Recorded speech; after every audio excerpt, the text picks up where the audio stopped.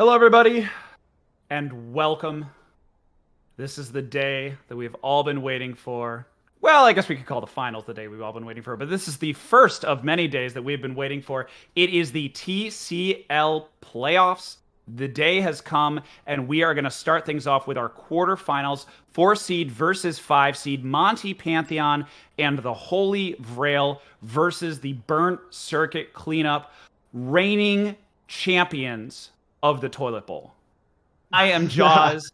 So excited to join you alongside my main man, Mr. Bully. I hope I'm pointing in the right direction. Yeah. But hey, Mr. Bully, we got a best of five. Honestly, a bit of a revenge match going on with Monty Pantheon versus BCC. Heck yeah. I'm honestly excited. This was definitely the craziest best of three we had in the season. And at the end of that, I think everyone kind of wanted a little more. I mean, it was pure content, right? We had steals galore on the objectives, not necessarily the cleanest gameplay, but some crazy back and forth team fights. Like, if you want an exciting series, you're probably up for one tonight here because the last one was insane. Now we get a best of five with these two teams. I'm really excited for it. Yeah, it should be good. And just before we get into it, because we have the teams we blowing up our chat, they're saying R. We are ready to go. Quick playoff picture. We've got the Mariachi Mullets taking the #1 seed, so they're going to be on a bye. And just wanted to confirm Blood Monies as well got the #2 seed. So the winner of this quarterfinal will be facing off against the #1 seed Mariachi Mullets. Tomorrow, we're going to have Pickles on Pizza facing off against What's a Win Con. Unfortunate second place, first runner up if we're looking at Miss America in the Toilet Bowl. So What's a Win Con versus Pickles on Pizza tomorrow. But today, I had the fortune or misfortune, depending upon definitely fortune. I thought it was awesome. It was 3 50-minute games. All 3 games went down to the final team fight. It was wild. It was a little controversial, but it was a whole lot of fun. We saw Tryndamere mid lane, and I'm just here for it. There's a lot of stuff going on, a lot of different storylines that we're excited about. But honestly, I don't want to keep them waiting any longer. I think we get roll. Let's get rolling. But we got a lot going on here and a lot of people to play for. And honestly, I think it's going to get a little personal. Yeah, I know actually before this matchup, in particular the bot lane, those two players like to go at it. Toasty messaged me saying he is, all caps, going to put Luciv in the dirt. I think this is really hype rivalry between the two. All right, and let's go. Honestly, I think if you look at the winner of this game is going to be the underdog for the remainder, right? Like, barring a massive upset tomorrow, you got to figure the final 4 teams will be 3 #1 seeds and the winner of this game. Right? Yeah. And there's a lot to play for in that, right? I think a lot of people thought Monty Pantheon would be sort of up there contesting for the top. Maybe same as well with the Burnt Circuit Cleanup. Okay. So it is going to be really hyped to see who wins here. As we see that Tryndamere is out of here. If you saw the last game between these two, you know that that was pretty influential. Don't deal with that again. Flip side, Fiddlesticks banned from Sword. That always happens. You got the Corky pick from Sandy. I loved it the other day. And Zach again from Sword. Same deal. Yeah. First pick Nautilus. Okay. First pick Nautilus. Denial from Bush. And just to wrap up the bans, there's the Leona pick, Bush League's favorite. He is fantastic on that champion. Vel'Koz, Lux, and Tryndamere, 3 straight bans targeted right at Braille as Trundle is grabbed. So we've seen the flex. We've seen the flex in the Trundle. That's been very common in the TCL meta. So let's see how they respond. I'm a huge fan of this Trundle pick. I think it's super effective into the Nautilus. Obvious synergy. He hooks in. You can pillar him to keep him here. You can block the hook with your pillar. When he goes in and gets that Aftershock proc, you can ult him immediately. So effective and a flex pick. Flip side, we have Jarvan, obviously. Not really a big surprise here. Awesome power pick. So already, for the side of Burnt Circuit Cleanup, we're seeing a lot of engage. I'm a big fan of it. Maybe see like a Toasty Sivir here. Could be kind of cool. He's loved the Aphelios, so I think he might be doing that. Something I did want to call out, and you and I were talking about it beforehand, with Swordmaster and Swordmaster Wally Warp, there's the Aphelios. Hey, Toasty put up 70,000 damage the last time he played Aphelios against this team. Yeah. And however, and I'm gonna and we'll watch for this, Luciv grabbing the Ezreal. This is something we talked about, and before, and there's so many storylines I don't even know where to start as the second wave of bans roll in. By the way, if any of y'all want to help us while away the extremely long 3-minute spectator delay, feel free to jump in. Law One will pull you in. But I did want to talk about the jungle matchup to start. We were talking about Swordmaster and how we're going to watch for him and his ganking.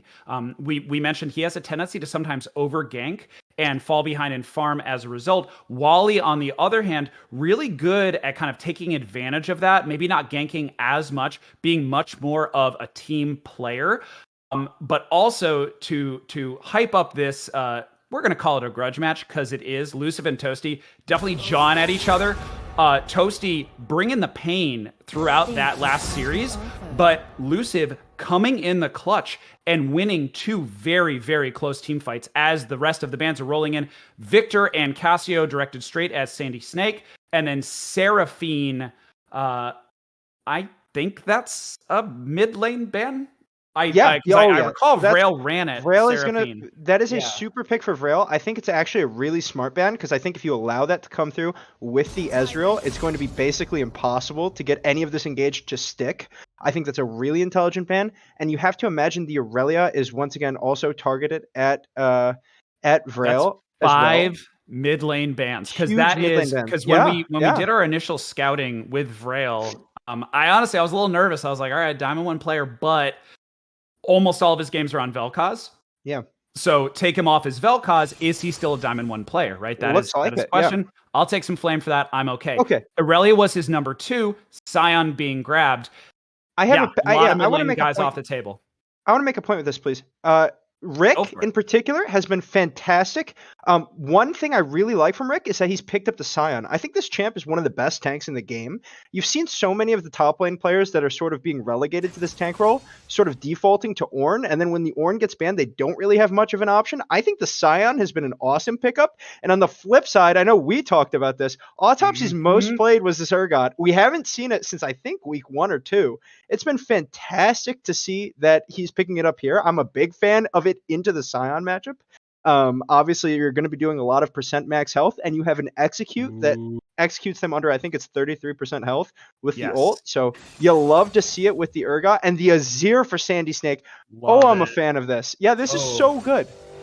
Okay. Okay. Whoa. I hate this Sylas pick.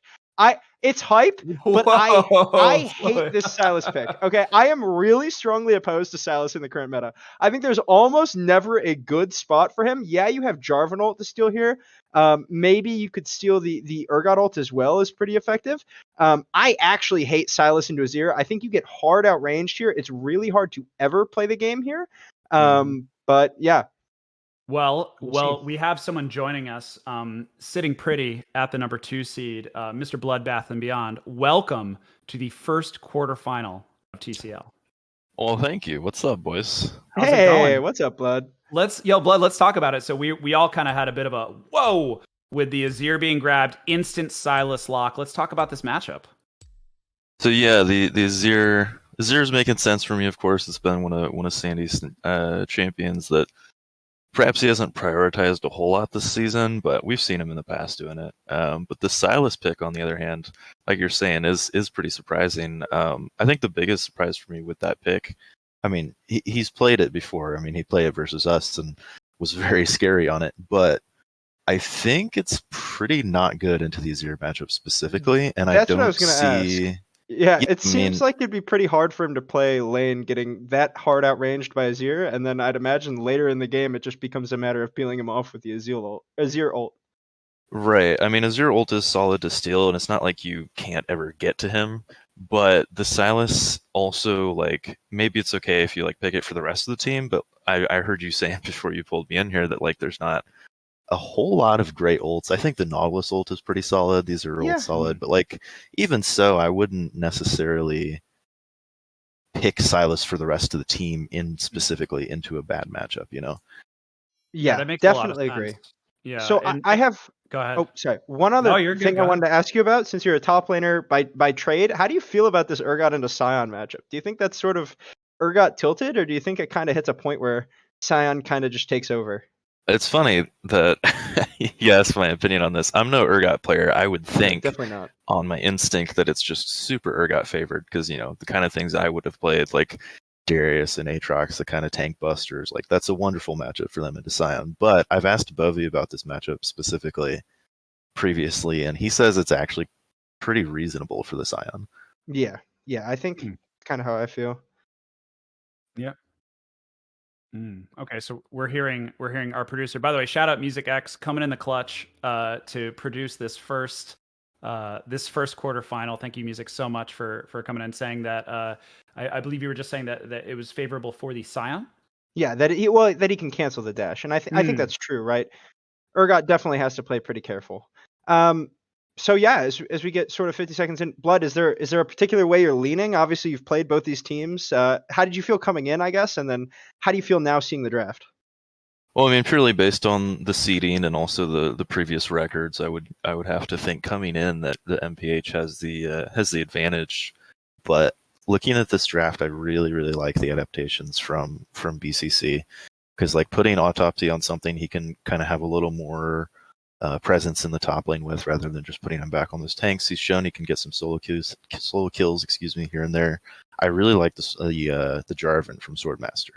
I don't think we've seen that from him at all this season, but it's something that I think really fits his playstyle. He loves to go in. He loves to have those solid ganking champions. He doesn't necessarily farm as much as some of the other junglers because he's more focused on the ganks and stuff. I think the Jarvan's great for that. Azir is another good fallback pick for Sandy in the middle, and then the bot lane. I like the Aphelios Nautilus, and it's a matter of keeping that Aphelios safe. And if he gets big enough, Toasty will definitely be putting some DPS out. So I really like the BCC adaptations. That makes a ton of sense. Blood, thank you so much for hanging out with us.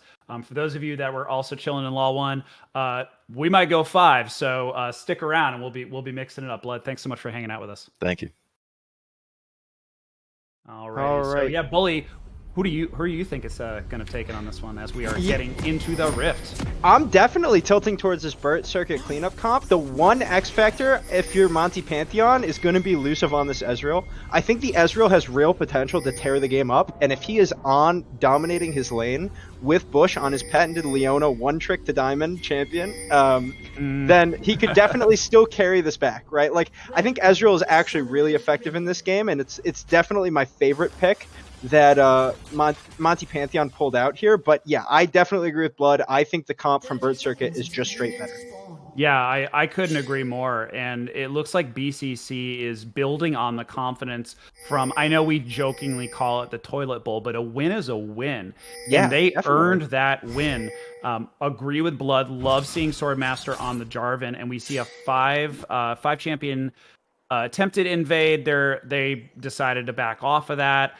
And it is interesting that we are definitely getting, I'm personally getting flashbacks of their last series where we had Toasty on the Aphelios, Luciv on the Ezreal, and Toasty was fairly dominant for a large majority of that series, but Luciv just picked his spots. Something else we didn't really mention because we're talking about the carries themselves is the supports. Bush League, well-known Leona player, highly drafted by Monty Pantheon in the Holy Grail. But we got to talk about playoff Droid. Droid has been in TCL all of the seasons, and he always just seems to show up when it counts.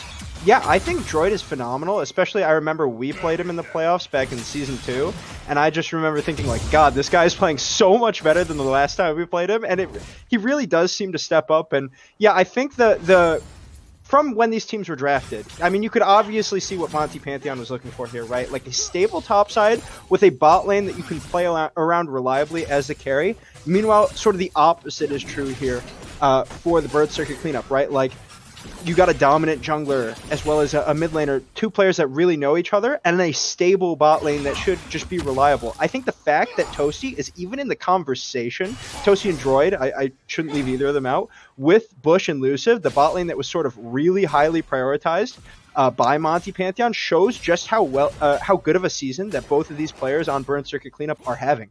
Right, I think Toasty and Droid have been like huge standout players. They've got one win, but there have been a couple series where it very easily, one or two things goes differently, and they get a win in that series, and then all of a sudden the standings could be completely different, right? So definitely don't sleep on this bot lane from Bird Circuit cleanup. No, absolutely not. And I think it's fair to say Toasty's playing with a bit of a chip on his shoulder. Oh, and yeah. He's definitely got something to prove this season. Both Luciv and Toasty, former TCL champions. So we got a little bit of pride, got a lot of ego. And you know, never count out someone who's playing and has a little bit of an edge, a little bit of a chip on his shoulder. It can be that competitive fuel.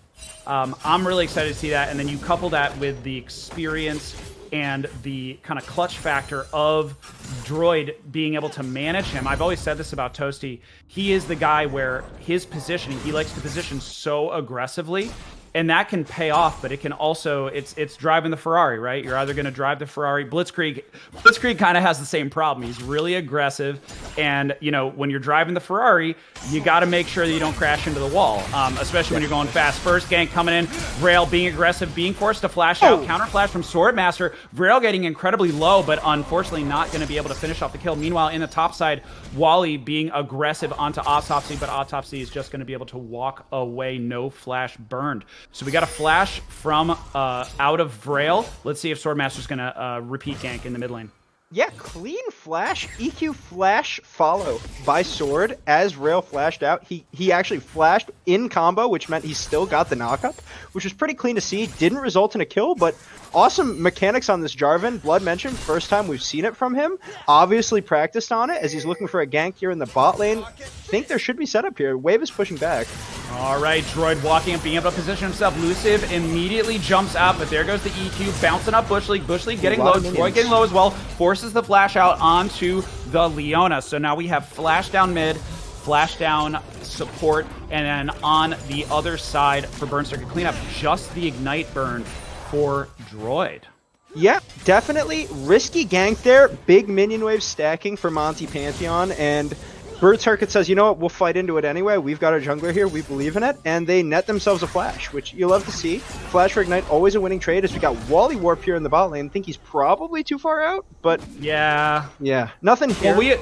Well, that's something, Bully, you had mentioned, and I feel like we had like half a cast before we even started because we had a little bit of a delay getting moving. But you had mentioned before that one of the things we need to watch for with Wally is the decision making. How efficient is he with his time? Now with Swordmaster, it's almost like you know what you're getting. You know, as we flash in from Autopsy, pause that counter flash, microscopic Rick able to get out of there, but Autopsy being super aggressive with this Urgot, which we love to see. He plays like a bully. Yeah, you gotta E, so you can E flash and you'll get the pullback on the Urgot. He did it exactly as the minion wave died. Fortunately for Rick, he was quick on the draw with his flash in return, and ultimately I would have to think a trade flash hard benefits this Urgot in the lane. Urgot is gonna have that ult and should have kill pressure, especially very early on. You love to see it. Obviously very comfortable on the pick. It's good to see it from him. Yeah, it is, and it looks like he's actually forced a back from Rick. So now in the top lane, we're going to see Autopsy forcing the teleport, and he's going to be forcing Rick to farm under turret as we see the Vrail rolling into the top river. I don't know if he's going to necessarily be able to do anything. Okay, little vision, love that. I love the pink-green combo. That's one of my favorite things to do, especially as a mid laner. Just give your jungler a little bit of love, and I know you as a jungler really appreciates that. Yeah, on the flip side, though, I hate that pink ward by Sandy. Dropping it in a bush you know he's in, you're just giving him gold. But you know what? Yeah, I love the early topside vision is going to make Sion feel a lot better shoving out these waves. And yeah, on the flip side, before we get too far away from it, we were talking about the jungle matchup. One thing I really want to see from Wally is I want to see him moving and actually... I think oftentimes he's actually in the right places for the fights. It's just his mechanics in the fight, maybe his decision-making within the fight is not the best. If he can clean that up here, he can actually be a pretty solid piece for his team, and I think he really has an opportunity to punish as we get a fight in the mid lane. Yeah, we're going to see the first test of that 2v2. Vrail actually going to be able to get out of there.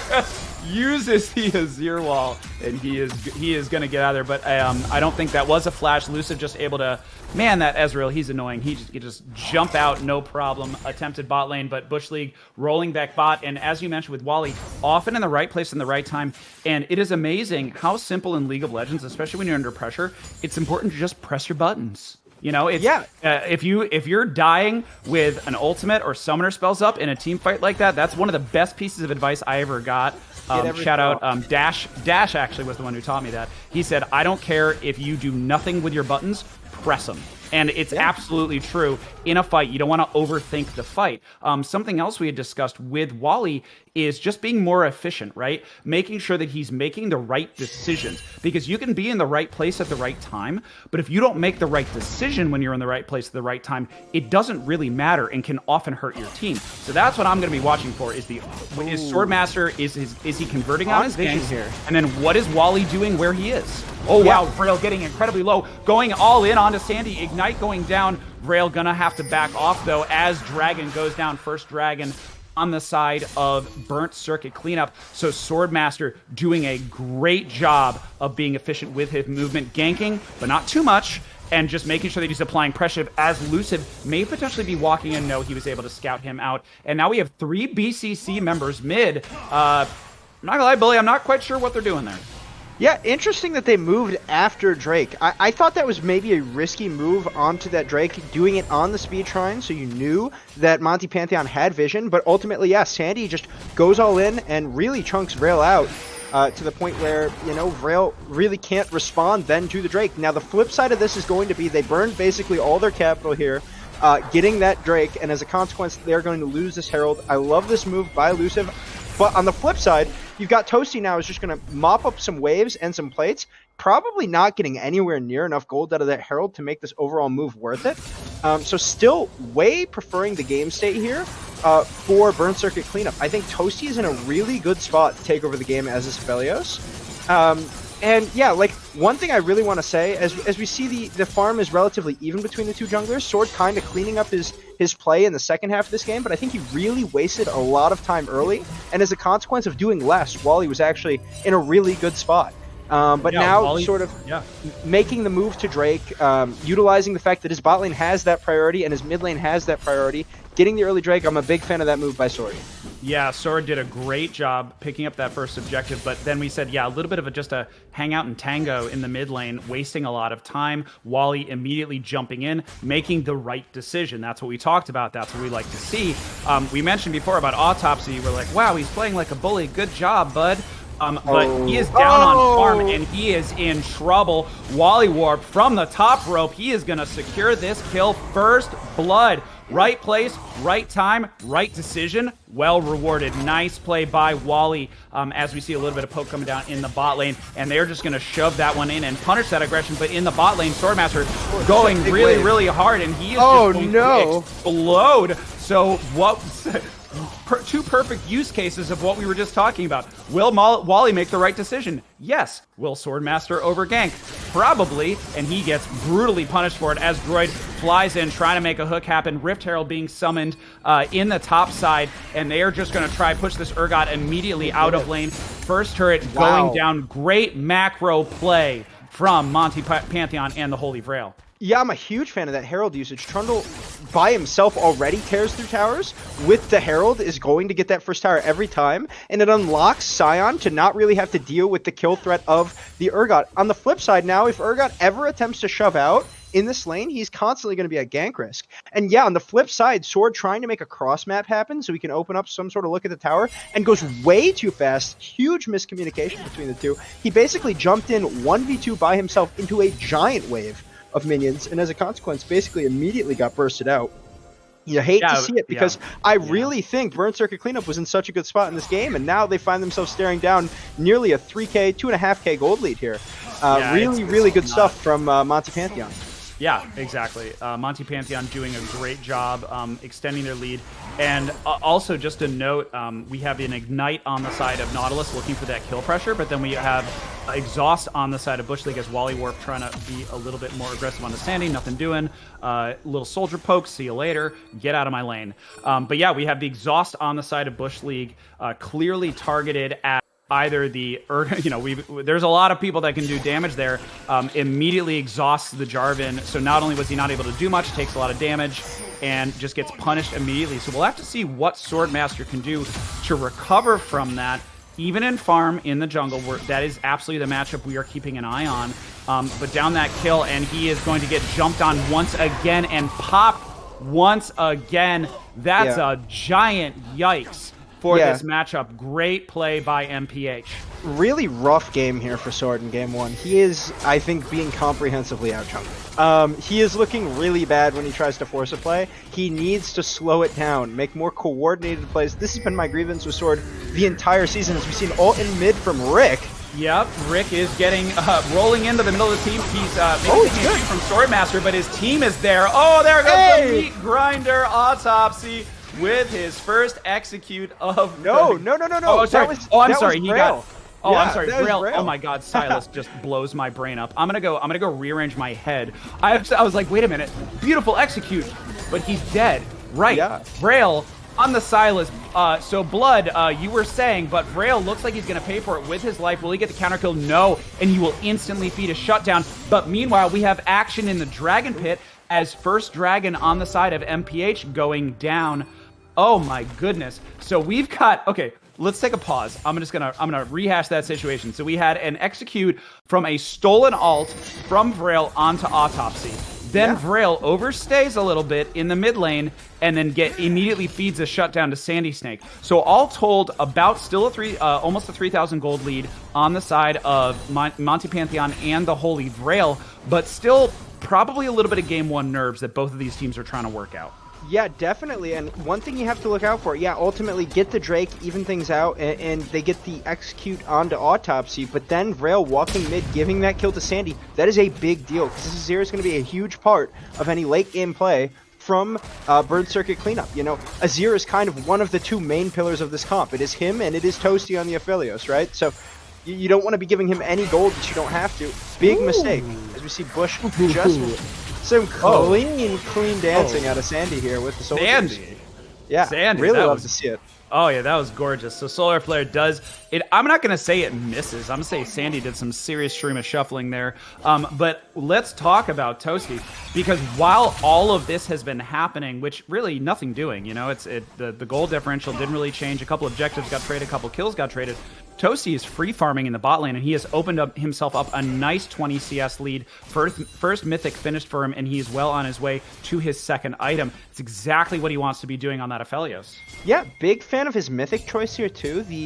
I think the Gale Force is going to be pretty effective for him dodging out of a lot of these champions, and I really think if this Leona and this Silas engage doesn't initially hit, all of a sudden you have a very disjointed comp for Monty Pantheon, right? You have the Ezreal that kind of, you know, can maybe go forwards and fight, but more often than not is going to want to be cutting back with a bunch of champions that are maybe a little disjointed in that way. So I think the Gale Force is going to give him a little bit of extra mobility and could really be effective at stuffing this comp, as we see an engage here on the bot lane. Yeah, engage in the bot lane, forcing the actual flash out from Luciv, not his fake flash that he gets up every, 20 seconds or so. 21.74 seconds to be exact. Other side note, Wally continuing to make great choices, knocking down another Rift Herald. Objective control clearly on the side of Monty Pantheon and the Holy Grail. They've got a tower, they've got 2 Heralds, they got a Dragon, and they are in the driver's seat here. However, this is what happened in their last series, and BCC took it to 50 minutes. So, you know, I'm not gonna say anything to jinx this one, because I'm gonna be honest. If this one goes 50 minutes, this is gonna be Burn Circuit Cleanup absolutely stomping the game, because their comp hard outscales, I think, in this one. And second time I've seen it now. I gotta just say, Luciv has been, for a champion that is pretty safe in this 1-on-2, completely disrespectful. He's blown his flash twice now because he's just pushed a little bit too far when his support is not with him, and there goes the heal as well. I really need to see him playing a little bit more careful. I think a lot of this season for him, his struggles have been just sloppy, arrogant play, and I'd like to see him clean it up in the series, because he definitely has to be a performer. If any, we talked about it already, the Ezreal's kind of the crux of this comp, I think, as it gets to the mid and late game. He needs to be on his game, putting out maximum DPS, and if he's losing flash, losing heal, it's going to hamper his ability to do that. Autopsy, no! Well, a kill will certainly help that, as we see Rick choo-choo knocking out Droid, and then also in the mid lane, I didn't see it on camera, but I believe Wally solo Sandy? It was either Wally, it must have been a gank. But we have Monty Pantheon and Holy Grail making plays across the map. Rift Herald drops mid, so mid outer is going to go down, bot outer is going to go down, and they are well on their way to cracking this game open. 4,000 gold lead, 7 kills to 1, a lot of objectives, and that Rift Herald knocking on the door of mid inner. Wow. Yeah, I mean, we can talk all we want about comp advantages, but at this point, Monty Pantheon is just playing better in the team fights and in these engages than the flip side of Burn Circuit Cleanup. Burn Circuit Cleanup has made a couple just mechanical head scratchers, and like we've kind of been highlighting the whole game, Sword looks absolutely lost. I mean, Sword needs some help in this game. I was gonna say Autopsy just walked by that. That was a sneaky little steal from Luciv, stealing the red buff away, and that is totally fair. And I was actually gonna, before that fight happened, I don't really know if it was a fight. It was more just Autopsy kind of got caught out of position.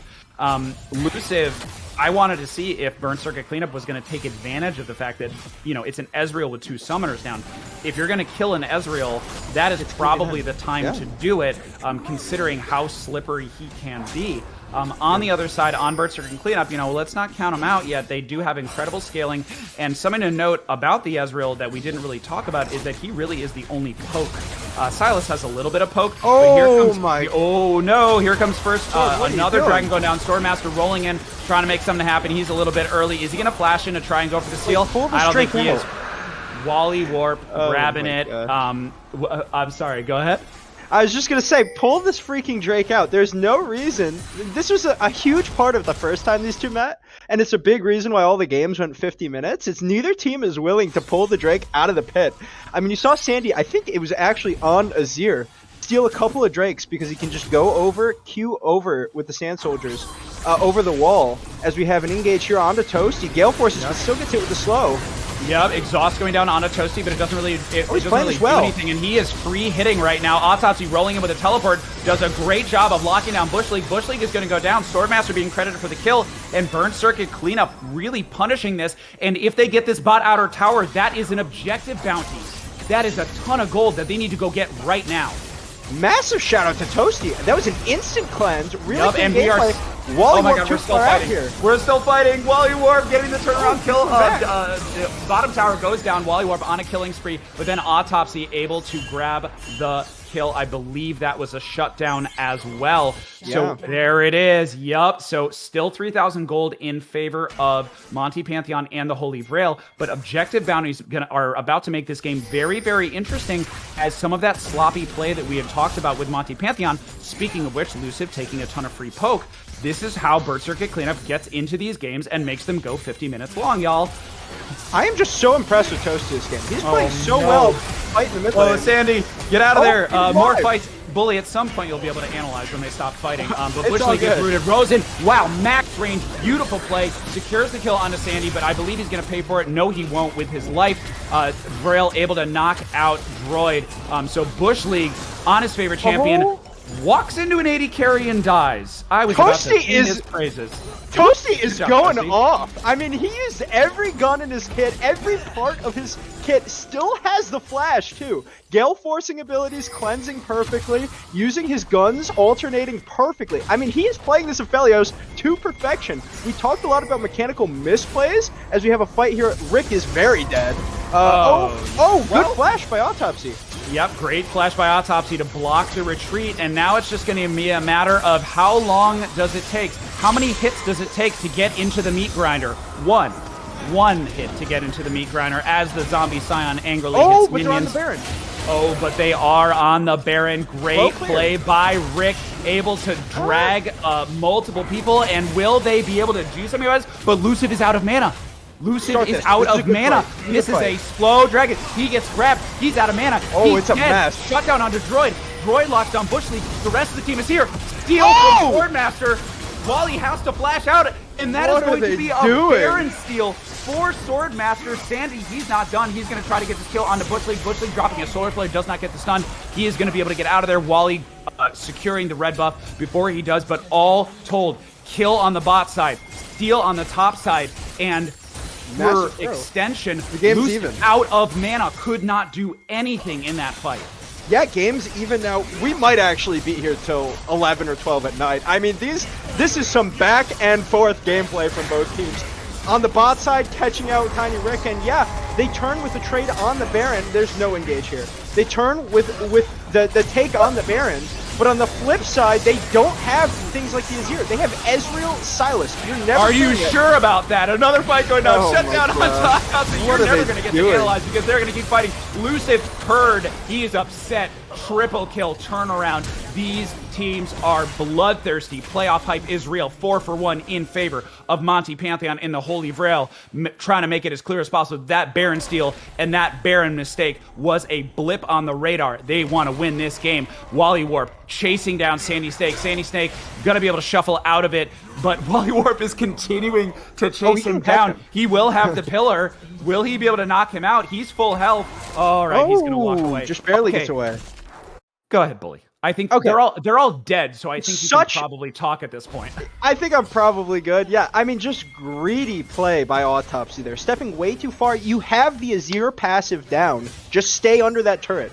You have no reason to step up, and quite frankly, I don't understand the play call broadly. Just back.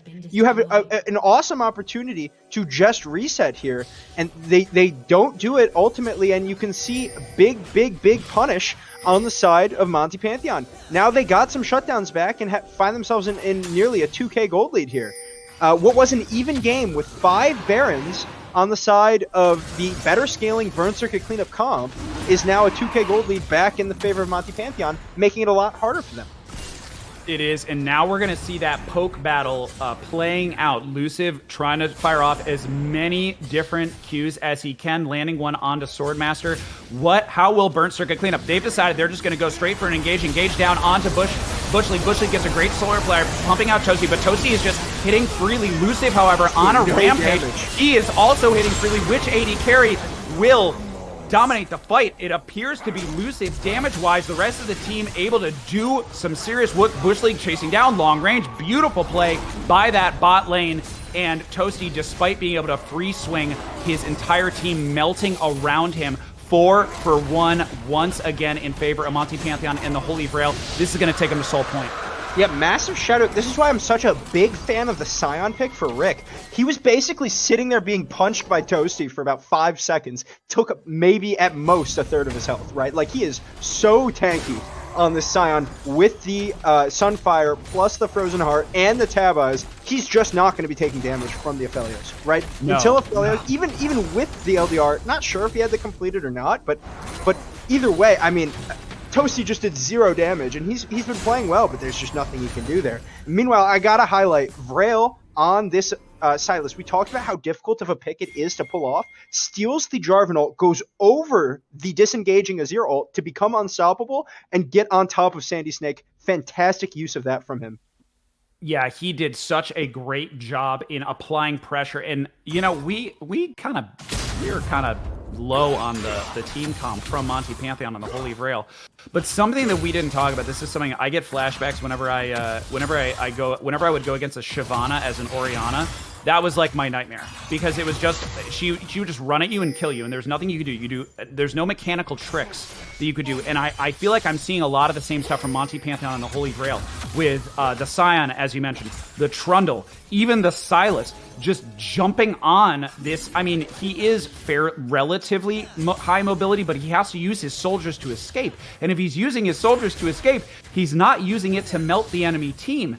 And that is what I definitely saw in that fight, was Sandy Snake just getting the crap kicked out of him by a bunch of beefy boys. And then, like you said, Toasty effectively hitting a wall.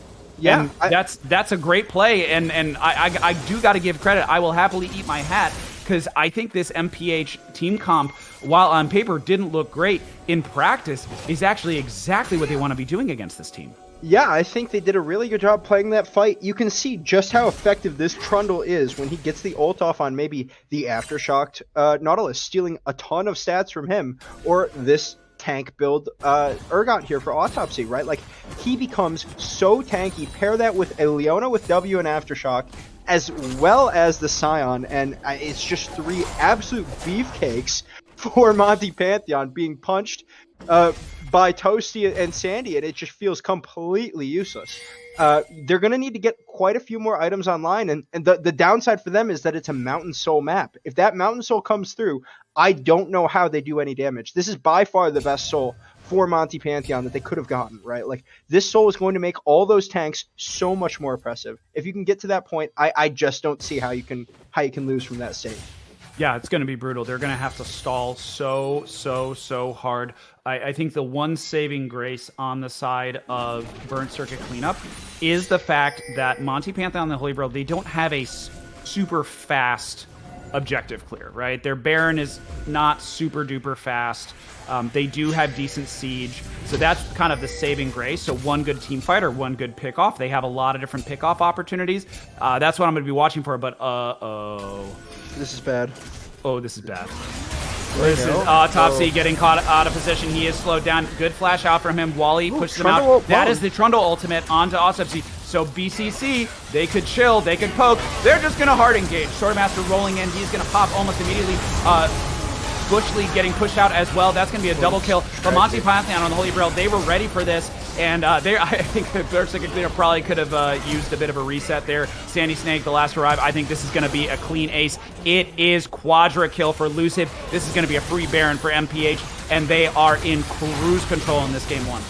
All right, forget what we said about team comp, because this Monty Pantheon comp is just walking into Burnt Circuit Cleanup, taking 0 damage. It seemed like maybe they had gotten an optimal fight off as the Trundle ult went down a little early, but really just doesn't matter.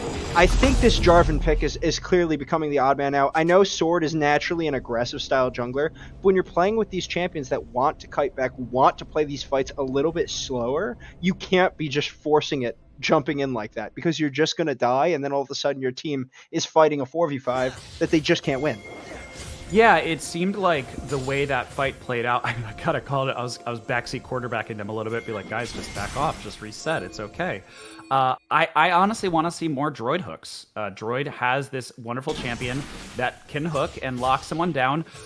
A big part of their damage is a very slippery champion that has to get popped in the Ezreal, so I really want to see more pick-off opportunities and a little bit less front-to-back team fights, because as you mentioned, with Mountain Soul coming in, looks like we're going to potentially fight in a jungle. Wally Warp forcing out the Emperor's Divide. Lucid, legendary long-term snipe onto Sandy Snake, and yeah, this is not looking great for BCC.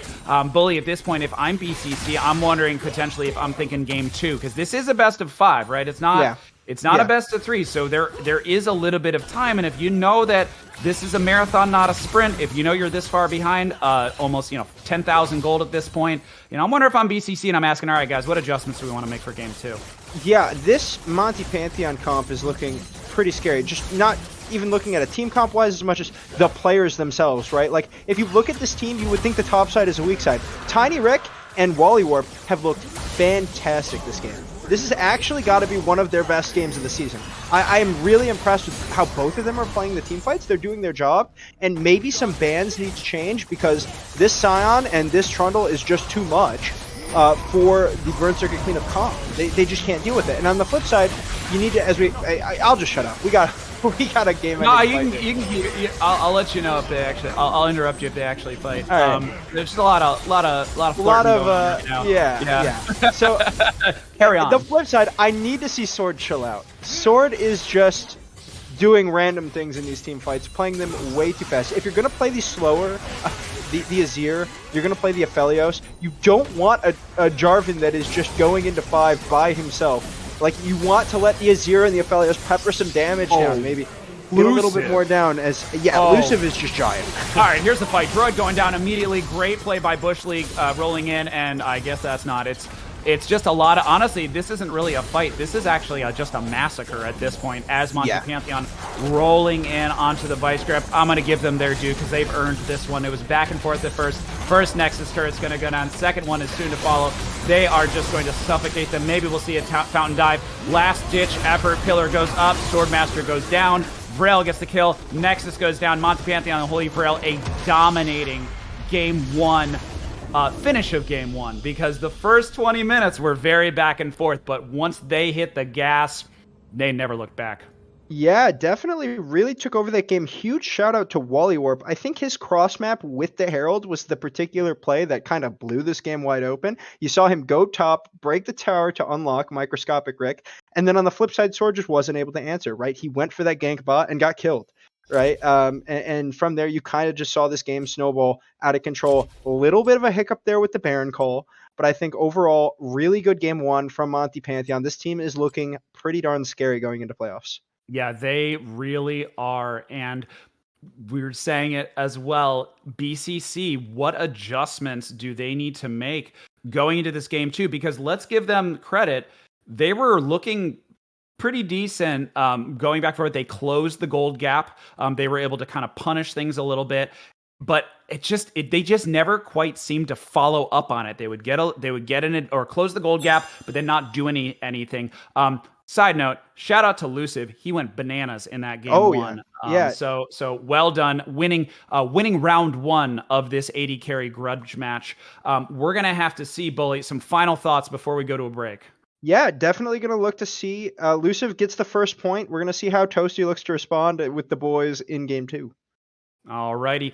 Well, don't go anywhere. Grab some water if you need to. Water, food, bathroom, and we will be right back with game two of Monty Pantheon and the Holy Grail versus Burnt Circuit Cleanup. Monty Pantheon and the Holy Grail up 1-0.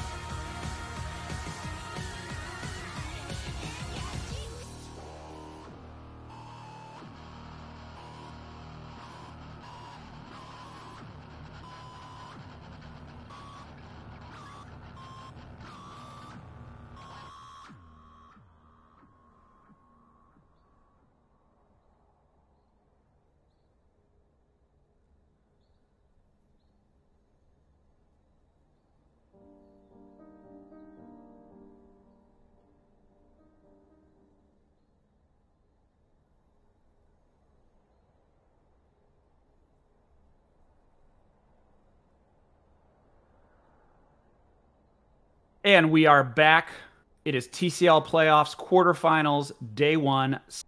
4 seed versus 5 seed. Monty Pantheon on the Holy Grail versus Burnt Circuit Cleanup. Monty Pantheon and the Holy Grail got a little dicey around the 20-minute mark, but able to just blow the game wide open with 2 or 3 clutch team fights. Luciv playing like a man on a mission. If Toasty has a little bit of a chip on his shoulder from some of the comments Luciv may have made, Luciv has a chip on his shoulder from some of the comments that everybody else in the league has made. So he is absolutely out to prove it. And you know what? You know what I love about talk? It doesn't mean anything if the actions don't back it up. So props to Luciv backing up the talk. I'm Jaws. It's game 2. Mr. Bully, let's talk about it. Yeah, look, I think Luciv I think both ADs played really well, but Luciv really showed up where it mattered. And, I think the story of that game was just better, more coordinated gameplay from Monty Pantheon. They were jumping in. They clearly had one idea of how to play the fight every time. Everyone on the same page. Jump in at exactly the same time. Turn with their front line in front of them. I can't think of a time where they took a fight where it was, Luciv is the one being engaged on, right? Or it was, the Silas getting caught out. Like, very often these fights were starting with the Scion or the Trundle being the ones eating the front line, right? Being that bruiser front line they want. And if that's happening, right, you gotta love their odds, right? And on the flip side, if you're Burnt Circuit Cleanup, they got to be more coordinated. That was their real downfall in that game. You have Sword jumping in way too far, and the rest of his team is just not in a position to back him up. You can change that in both ways, right? You can look at that and say, like, look, guys, you got to be with your jungler. And on the flip side, you can say, like, hey, jungler, you got to be with the rest of your team, right? So whatever they want to do here game 2, it's going to be interesting to see how they adjust. I want to see Sword on something maybe a little bit slower, or Sandy and Toasty on something faster. Maybe take away the Ezreal. Ezreal can kind of flex in with damn near any comp, right? Maybe we see something more like a Corki, a little bit faster, but still a hyperscaler in the same vein as here. True. The but they could. You're right. They could take it away. Although they are on red side, so I don't know if that's necessarily going to happen. We'll have to see. Something else. Luciv Ezreal is one of his go-to comfort picks, and comfort is king in the TCL. So I love the idea of an Ezreal ban. Get Luciv off of something that he's comfortable with. Something else I wanted to mention that we haven't really talked about is that Silas and how the way that champion kit works just seemed to wreck BCC's day. He was swiping ults left and right, and it just really felt like he was the pebble in the shoe that set the rest of his team up to succeed. And I'm honestly expecting some similar bans here. Just a friendly reminder, in game 1, BCC fired 5 bans at Vrail. Yeah. And even Blood said, ooh, not so sure about that Silas pick. And he made us eat our words, and I'm all about it. I love it. Yeah, I gotta say, there it is. Yeah, okay, cool. So that's interesting. Toasty, obviously a prolific Ezreal player himself, just saying, you know what? No, we don't want it. We're just gonna ban it. That could be a huge edge. If Ezreal is much more of an only Monty Pantheon pick for the rest of the series, that could just be a ban that's created off of that awesome performance by Luciv in game 1, right? Like, maybe you just don't give it back to him. And I love this adaptation. I was wondering where the bans were on the Scion and the Trundle, because I think those two picks really tore it up in game 1.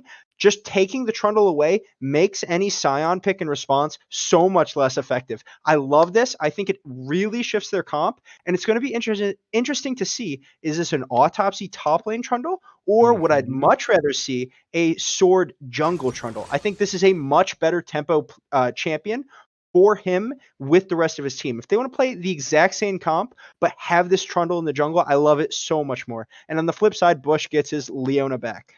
Yup. And Bush was fantastic on that Leona. Even when he wasn't landing perfect solar flares, he was getting the slows that he needed. Oh my goodness. Oh. That's a jungle Graves, I believe. Yeah. Am I crazy? Is that a jungle Graves? So actually could be a lot of places. Okay. Graves. Tell me about that Graves. Where can he go? Graves can definitely go top lane and jungle, and some players like to play a mid as well. I think that's sort of fallen off a little bit, but with the lifesteal build, you can definitely get away with it depending on what Sandy picks. So could be a true flex pick. I would not ever picture Wally or Rick playing it, which is why it's weird. I would be really, really surprised if it's a Rick pick. I've seen Wally play it, I think, but definitely not one that I would think of him for. So I would have to bet it's probably a Vrail pick, but maybe the illusion at least of a flex pick here, as we've got Nautilus and Ornn in response. for Bird Circuit cleanup. Big fan of this. Get yourself a there's the tanky boy Trundle. in the top lane. So yeah, that is definitely a Trundle jungle. 3 beefy boys in the front line, and oh baby, we have a Vayne for elusive. Yeah, so if Aphelios is the Ferrari, Vayne is the Lambo. Yeah. And Luciv has decided we're going driving today. As the Yeah. second wave of bans roll in, just friendly reminder for those of you who hang out in Law 1, sit tight. Once we lock in these comps, we'll pull y'all in. So as we mentioned, Trundle going to Swordmaster. It's hard to hard engage in gank when you're a Trundle. So he's kind of going to be forced to slow down the temple a little bit. What you mentioned before with the Graves, could this actually be a mid Graves? And now all of these mid lane bans are completely wasted. The ban's such a precious resource for both of these teams.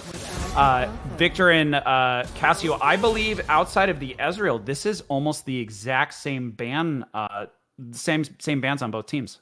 Yeah, I think the exact same bans here. The Victor might be a new one. But yeah, I think the Cassio pick is really effective versus this type of comp. Something like a Vayne would really struggle into either. But yeah, I think it's going to be interesting to see where we go. I want to talk a little bit more about this Vayne pick, as that is a Maokai for Tiny Rick, which suggests to me, by the way, that this could be it's either a jungle or a mid lane Graves. I think it's probably a mid lane Graves, which is interesting because I would have to imagine that absolutely sucks into his ear.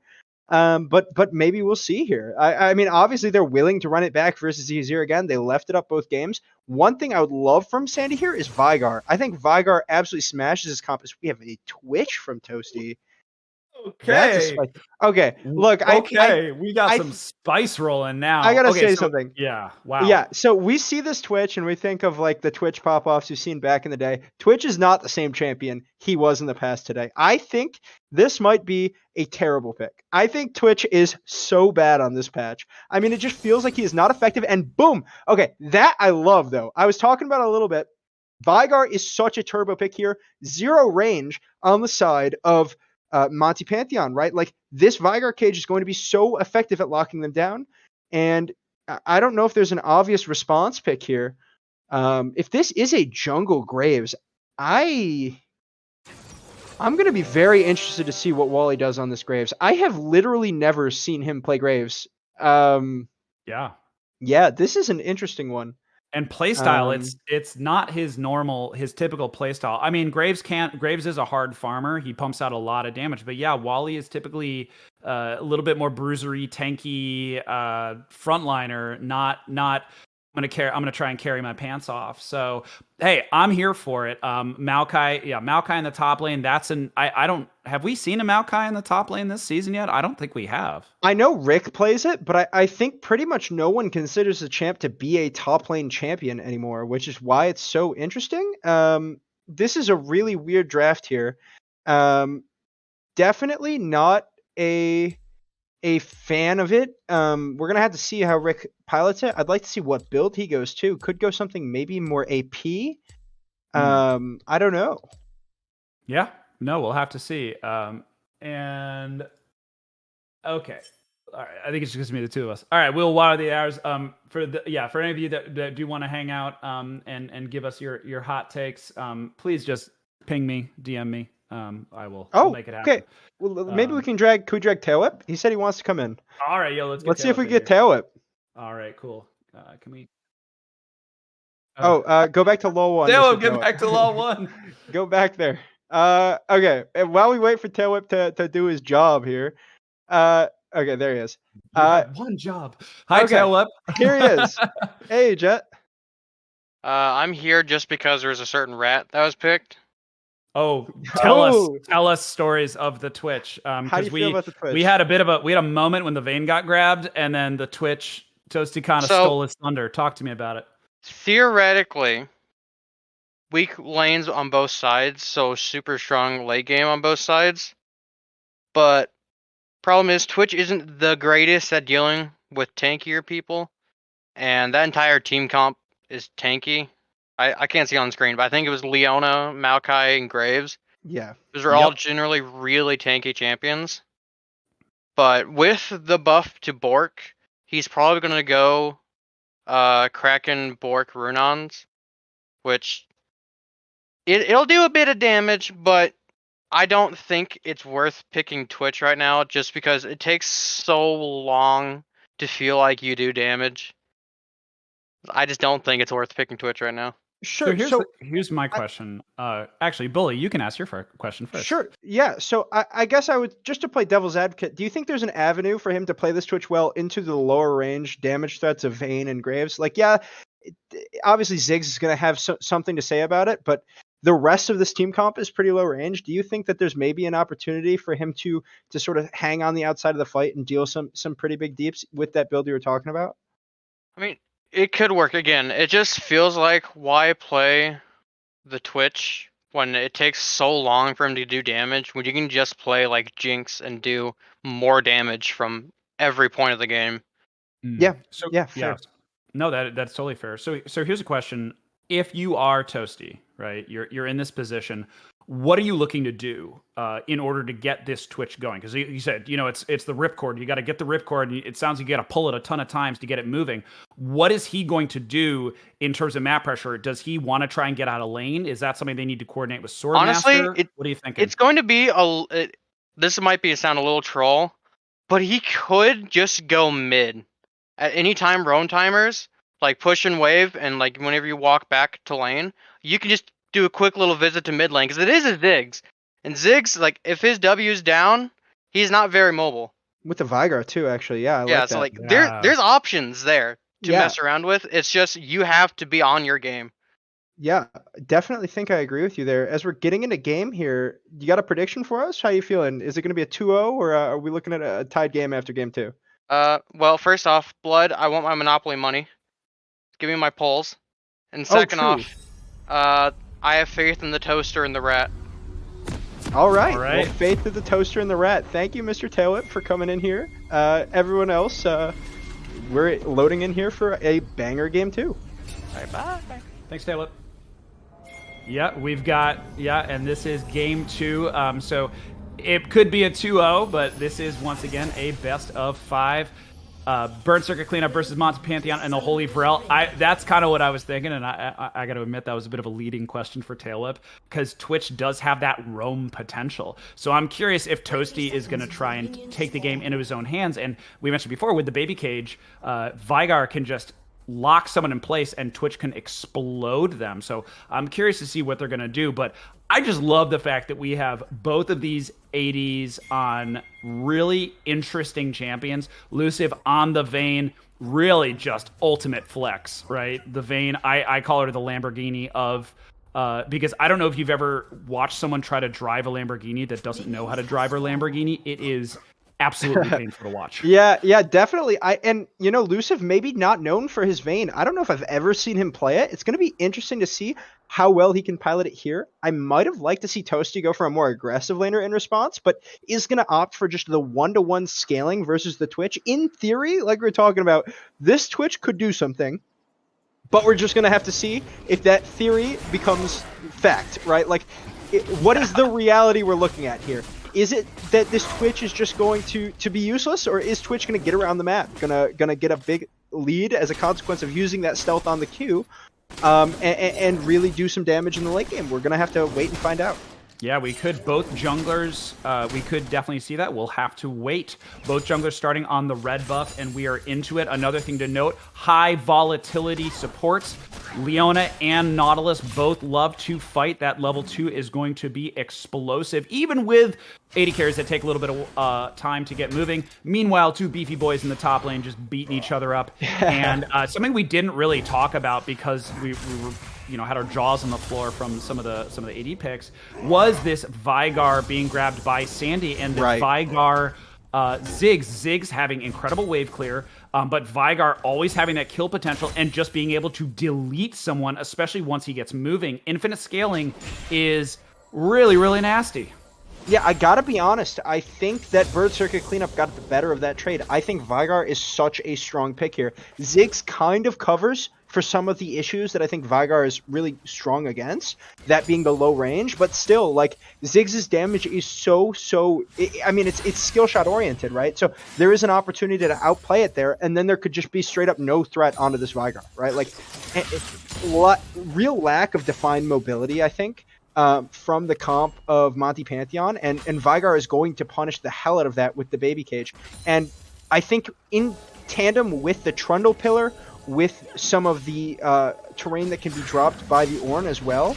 It's gank on the here we go. Yep. Droid goes in on Bush League, and then Wally Warp is right there, and Droid says, "No, thank you. I'm gonna flash out immediately." Meanwhile, in the top lane, Autopsy getting the better of a trade against Microscopic Rick is in the middle of the minion wave, so he needs to be careful, taking a lot of free damage. Well, Rick's got to be careful.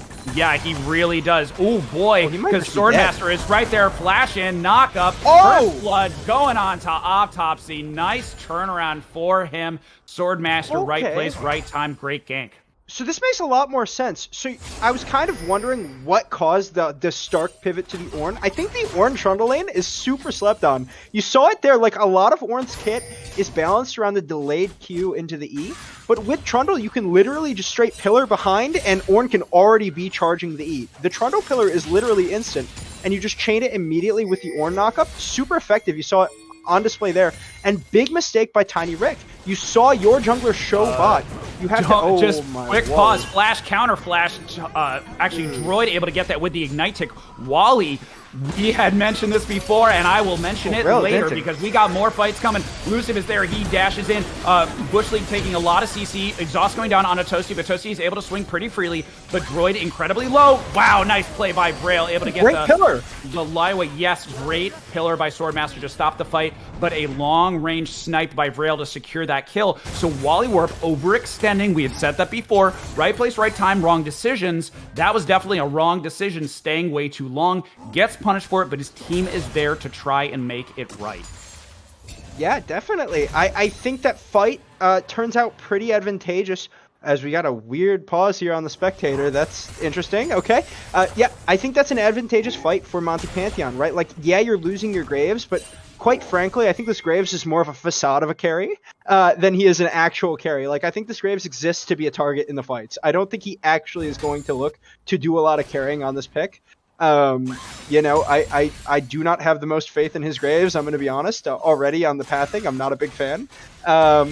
And, you know, but the flip side of that, I believe Luciv is the one that cleaned up that kill. That's going to be a big deal. And two very greedy flashes from the side of Burnt Circuit Cleanup. Both Toasty and Sandy flashing over the wall to get a kill that was automatically secured by Droid's Ignite anyway. They could have just saved them, not had the fight in its entirety, but here we see Toasty maybe trying to look at mid, doing some of the same thing, but, you know, nothing there.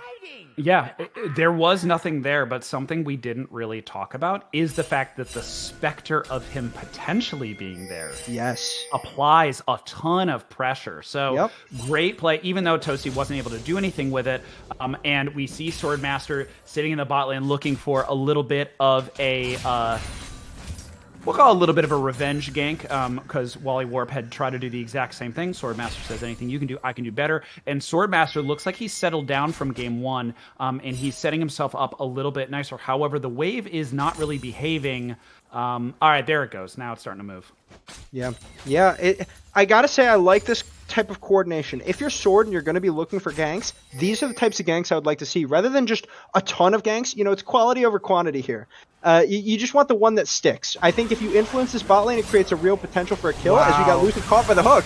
Yeah, great hook by Droid, able to knock Luciv down. Luciv is going to need to get out of there. Long range Ziggs ulti, though, turning the fight a little bit and forcing BCC out of it. So good pressure by them. And by the way, Luciv did not have his summoners, so that was a great gank attempt by Swordmaster. Still had his flash off, though, so good summoner discipline from him. Yeah, one thing I want to highlight, though, is the lack of cleanse on the side of Luciv. I think that's a huge blunder. I think sometimes Luciv does more of a traditional way of doing things, like running the heal, running more old school builds, when I think the cleanse is honestly going to be pretty needed here. You're going to be dealing with the Vigar cage as well as a lot of other CC coming down. I think the cleanse would have been pretty effective at countering a lot of that. I think that could be something to look for as we get later into the game and the CC becomes more of an impact in the team fights. Yeah, it's interesting. We're seeing now a bot lane assisted invade with Wally, actually not an invade. They are just going to start a party top lane. Autopsy going to try to get out of there. But now we have 4 members of Monty Pantheon and the Holy Grail dogpiling onto Autopsy. Autopsy pops the Ornhorn too little, too late. He is going to go down. So kill by them, and it looks like we got pinged for the Herald. This is 2 games in a row we've seen the rotation for the early Herald at the expense of the early Drake. And you know what? You gotta say, it's... love it or hate it, it's a coordinated play, which I think we don't see enough of in the league, right? Like, they have a very obvious understanding of how they want this early game to play. It looks like they've probably rehearsed it. I like to see this a lot, right? Like, they've moved Luciv up both times to just contest this early Drake, or this early Herald. You know, maybe you give the Drake for it, but you end up buying yourself so much lane pressure that I think it is ultimately a pretty big win for Monty Pantheon. And it shows good coordination between this team. You love to see it. Absolutely. Something else that we hadn't really mentioned was a really sneaky little trick by the bot lane to set their wave to slow push. So by the time the dragon was finishing, Toasty actually had to leave early to go run back, and I believe he missed a couple of minions. So even though Luciv and Bush League left the bot lane, they didn't really lose a whole lot. Toasty able to get a 10 CS lead during the time they were gone, but it seemed like they were able to roll back in, so they're I guess they're happy. Although now here he goes. Okay, he's getting a little bit more, but I just like the fact that they set up that slow push. It was a really nice, nice little subtlety of the intricacies of wave management. One of my favorite things. Yeah, a consequence of Toasty going to actually help with the Drake is he's not able to shove the wave back to punish. Therefore, Luciv doesn't really miss much. He's going to eat this wave up. Yeah, he'll be down farm, but I think that was more of a pre-existing thing than it was a consequence of that play. And now they just net themselves a Herald for Drake trade, which honestly, too, the Mountain Drake for the Herald, I would favor the Herald. I think the Mountain is going to be pretty ineffective, in particular when you have a champ like Vayne spitting out true damage. Don't think it really, those stats are going to mean as much as we see the ult forced out by Tiny Rick. I think that's a little premature, but you know what? He's just being safe. Yeah, he went a little early on that, I think, but that's okay. Wally Warp was hovering around, and I was hoping we were going to see a 2v2 between the two. Swordmaster seeing Wally able to grab the Scuttle Crab and get out of there. A bit of a bump. The mid laners are there. Baby Cage down onto Wally, so Wally going to be able to take some poke, but he's going to be A-okay. Yeah, just barely getting out of there, but you know, not really any kill threat on him, and it's going to be interesting to see how Wally pilots his Graves. One thing I gotta say is, this Graves, I feel like, should be way further ahead than he is, especially given how much time Sword sat in the bot lane. So really not a big fan of the way he's piloted it, as we have Sword ganking into a giant wave. Alright, I mean, I guess you get the Leona ult out there, but I gotta be honest, Sword's gank timings have not been the best. I mean, if he's going to be, and it's not all him, right? Some of that is, why is there this big of a wave being allowed to be stacked into you? You know, why aren't you stepping up and maybe thinning the wave out a little bit so that, you know, there is a realistic opportunity of a kill threat? But a lot of times, Sword is ganking into 1.5, 2 waves stacked, walking in, and you're, you know, even if it's a 3v2, you're not winning that. That's so much minion aggro to eat. I'd like to see more of a look when the wave state is just slightly pushing into his team, right? Like, when it is coming back, but it's not so much that it's just going to straight kill you when you walk up the gank. Yeah, that seems to be the tail of the tape, is Swordmaster just not quite able to find anything. He was able to get that early kill in the top lane, but not able to do the same thing in the bottom lane. I do have to say, there is nothing more satisfying than seeing a perfectly on ult. Luciv. But there's the forced flash out onto Luciv. Once again, loose with his summoner spells. Will he be punished for it? As the Ornhorn comes down in the top lane, it looks like this could be a solo kill for Autopsy. If Microsoft Drift isn't careful, there goes the flash. Counter flash out from Rick, and he is going to get away. And in the mid lane, it looks like the strategy is very, very clear, but the jungler and support are going to have something to say about the Bush League flash over the wall. He's going to go down. Exhaust on the Swordmaster will not be enough. Droid getting credit for the kill, and the rest of the team is on the hunt. Wally Warp trying to get the kill, does succeed. Sandy Snake with a turnaround kill, and now we're going to see BCC potentially pushing down this mid turret. No. Although You should just Vrail, leave. very low, may have something to say about it. You gotta just leave here. I don't like that what Toasty's doing here. He's greeting way too hard for this. Needs to go back bot. There's a wave stacking he reasonably could have threatened. You have a Drake spawning in a couple of seconds here. I really don't like this overchase. Great play in response, but one thing I want to highlight, this trade looks a lot better than it actually is for Burnt Circuit cleanup. That tower, the reason why the Herald was dropped here is because Ziggs has that ability with the satchel charge to just straight execute, as we got a fight here between Toasty and Luciv, yet Toasty never wins that. But one auto attack fight. Handshake. This tower mid lane should absolutely be dead here. I think you're about to see the satchel charge go off and execute it, which is going to be in complete control here. As Vrail might have overstepped. Okay, a little sloppy on the execution. A little sloppy on the execution, but the tower is down, which should mean way better positioning for this Drake. And that's one thing I want to highlight, right? Like, they prioritize the early Herald, knowing that they can use it to set up positioning for this next Drake, so they're not going to be facing down Soul, and Sandy is super caught. Yeah, he is caught. The Leonal does not Drake might kill anybody. Sandy is low, but he's taking some Drake hits. I don't know if he's going to be able to fight in this. The pick and kill potential on the side of Burnt Circuit cleanup is real, but absolutely, there's the Rift Herald able to open up the mid lane, and now they're gonna. It looks like they're gonna just get this dragon for free after a misposition, probably a mispathing from Sandy, being forced to flash out. He's out of the fight. That's Drake -- 1 for Monty Pantheon on the Holy Grail. Yeah, could we get a quick check on the gold? Because I'm not even sure. Did Toasty back before that at all? It'd be X. Yeah, so. It looks like he did back in, oh no, he just actually spent. So yeah, I think that's really a consequence of the over-aggression on the mid lane. If they had just backed immediately after getting those 2 kills, rather than push for plates you're just never going to get, I think it would have looked a lot better. Rick, hello? Autopsy fighting in a minion wave? He's gonna die anyway. Oh man, Autopsy, nice play by him. Droid going for the mid lane. Gank, roam as a support. Sandy Snake is there. Baby Cage goes down. Vrail gets low. Vrail is going to die. There is the execute, but in the top lane, Autopsy gonna probably get punished. Jungler and support are there. Will he be able to get the turnaround kill? No, he will not. Wally Ward able to knock him out. So 1 for 2 in favor of Burnt Circuit cleanup. Droid doing a little bit of ward duty, and Sandy Snake starting to hurt. Yeah, Sandy Snake is in a really good spot to take over this game. I'm a huge fan of the Everfrost, too.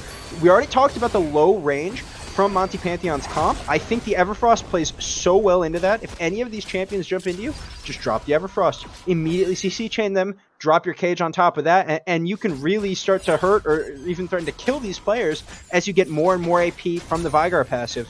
Really love that itemization from him. And yeah, I mean, you just see Autopsy kind of taking over this matchup. This is why I was a little skeptical of the Maokai as an answer. I don't think it's a good answer at all. I don't think Maokai really works in the top lane anymore. Really only a niche support pick in my mind. But you're starting to see Autopsy really get to a good spot where he's taken over this tank lane. And should be providing a lot more, especially as his Ornn passive items come online for his team in the later stages of the game. Yeah, Rift Herald being taken now by Monty Pantheon. They have been utterly dominant when it comes to the Rift Herald. 2 Heralds now, 1 turret, 1 dragon, but on the other side, that actually has been the difference outside of any kind of kill and gold differential. 2 Heralds for Monty Pantheon. As Wally Warp caught a little bit out of position, he's going to take the Blast Cone and say, see you later. So let's just take stock. This is actually, I would argue, has been a bit of a slower game compared to game 1, which was pedal to the metal all day long as top outer goes down. 6 kills to 4, about 1,000, actually not even 200 gold lead separating these two. But one of the major differences that we're seeing is the turrets, which turrets have been taken on the side of Monty Pantheon and the Holy Grail, mid outer and top outer going down. So they're going to have that passive lane, those passive minions pushing in, not going to get that passive wave clear. And one of my favorite things to mention about towers, they're denying vision. Towers are giant wards, and losing them loses you vision. Yeah, definitely. I mean, the map starts to look darker and darker, and you have to maybe step a little bit too far. I think that's the recipe for victory if you are Monty Pantheon, right? Get this early pressure lead. That's why you saw them prioritize both Heralds this game, rotating their bot lane up again to get the early one, and then securing this one again.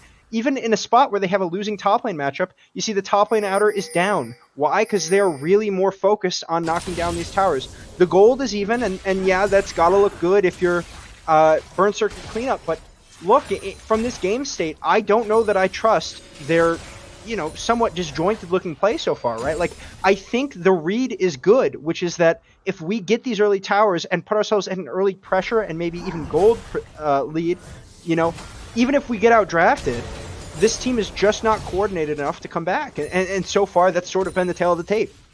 Yeah, that has been the story so far. Monty Pantheon, the Holy Grail, setting themselves up for incredible objective control with the Ziggs, being able to demolish 280 carries. I mean, Graves is kind of a bruisery 80 carry, so he's kind of a hybrid, but a lot of auto attack damage going down onto these turrets. Dragon is about to come up, and I think fairly subdued, mostly skirmishes. I think we're going to see our first team fight right here.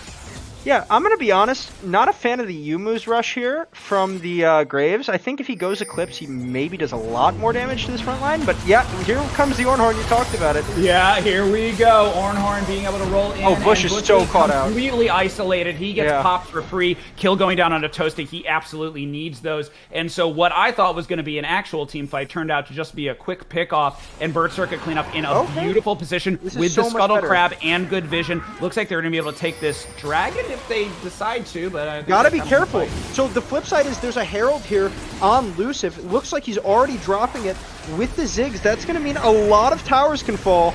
This is at least one, probably two, maybe not. Okay, so they're gonna have to back off, which means maybe they get the charge off here on the second one. Doesn't even look like they'll get that. So ultimately, I would call that a win. For Burn Circuit cleanup, you get yourself a Drake. You're stacking those already for the early lead. As you see Toasty going in here, forcing the flash out of Microscopic Rick. And yeah, this comp for Burn Circuit cleanup is a slower one. It is a scaling one. And yeah, they've lost quite a few structures, but if they can get some of these back here, I think they're in a really good spot to take over the game. Yeah, there's an interesting note here with Burn Circuit Cleanup's comp that they are a pick comp. They want to pick people off. So Bush League isolating himself, they want those isolated targets. And I'm going to be curious to see how they're going to set those fights up. Are they going to want to fight in the jungle a little bit more? Are they going to want to play the vision game a little bit more? Microscopic Rick coming around. He does not have his flash. He is going to jump through the baby cage. Okay. Great play by him, but there is the pick potential of this Burn Circuit Cleanup squadron. They can absolutely delete someone instantly, and that is bad news if you are a Vayne. Yeah, they're just playing this sort of mid-game really well, honestly. They're running around with the Twitch and the Trundle and the Vigar. We talked about how effective these champions are versus the low-range Monty Pantheon comp, right? Like, those champions just naturally are going to have to get closer to you. When they're closer to you, you just drop the baby cage. You drop the pillar even to set up the baby cage, right? Like, it's so easy to get these picks off, and all of a sudden, Toasty, I got to shout out, using this Twitch stealth really well. Maybe not doing the most damage yet, but he's just constantly menacing around, and we talked about the shadow threat that is Twitch, right? Like, he could be there, right? And the fact that he could be there just makes you play differently. He's using it really well. I'm honestly a fan of the way he's played the pick so far. Yeah, he really has done well, and you cannot overstate the psychology of this game. You know, there is a certain physical demands in terms of, concentration and all that stuff, but like mostly it's mental and emotional management. How do you manage your stress? How do you manage your, how do you manage so many different parts of the game? And a Twitch stresses you out. So when you're stressed out, you're not going to be making as good decisions. I did want to make a quick AP check on Sandy Snake. Sandy Snake at 170 extra ability power from Phenomenal Evil Power. So his Qs are popping for 475. He's got 391 total AP. And his ulti is popping for between 543 and 1087. So he is blowing people He's doing up. damage. Oh, yeah, and you got to figure if that Vayne, this is why I really hate the decision to go heal over cleanse. If that Vayne is ever caught in the cage, there is no opportunity for life. Meanwhile, if she had the cleanse, can cleanse out, use the ult, and maybe stealth away, get a little bit more. Wally is dead here, by the way. Oh my goodness. Oh my goodness. Oh, he is shut down. Yeah, maybe don't do that. That's a bad call against that was intense.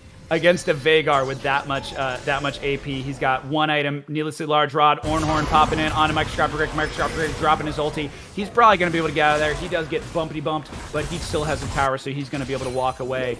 Yeah, and something we haven't really discussed is the Ziggs pick, right? Good long range, good objective clear, decent, pretty solid poke, but yeah, it's really interesting with BCC. I think we had kind of gone back and forth about this comp, but it is interesting.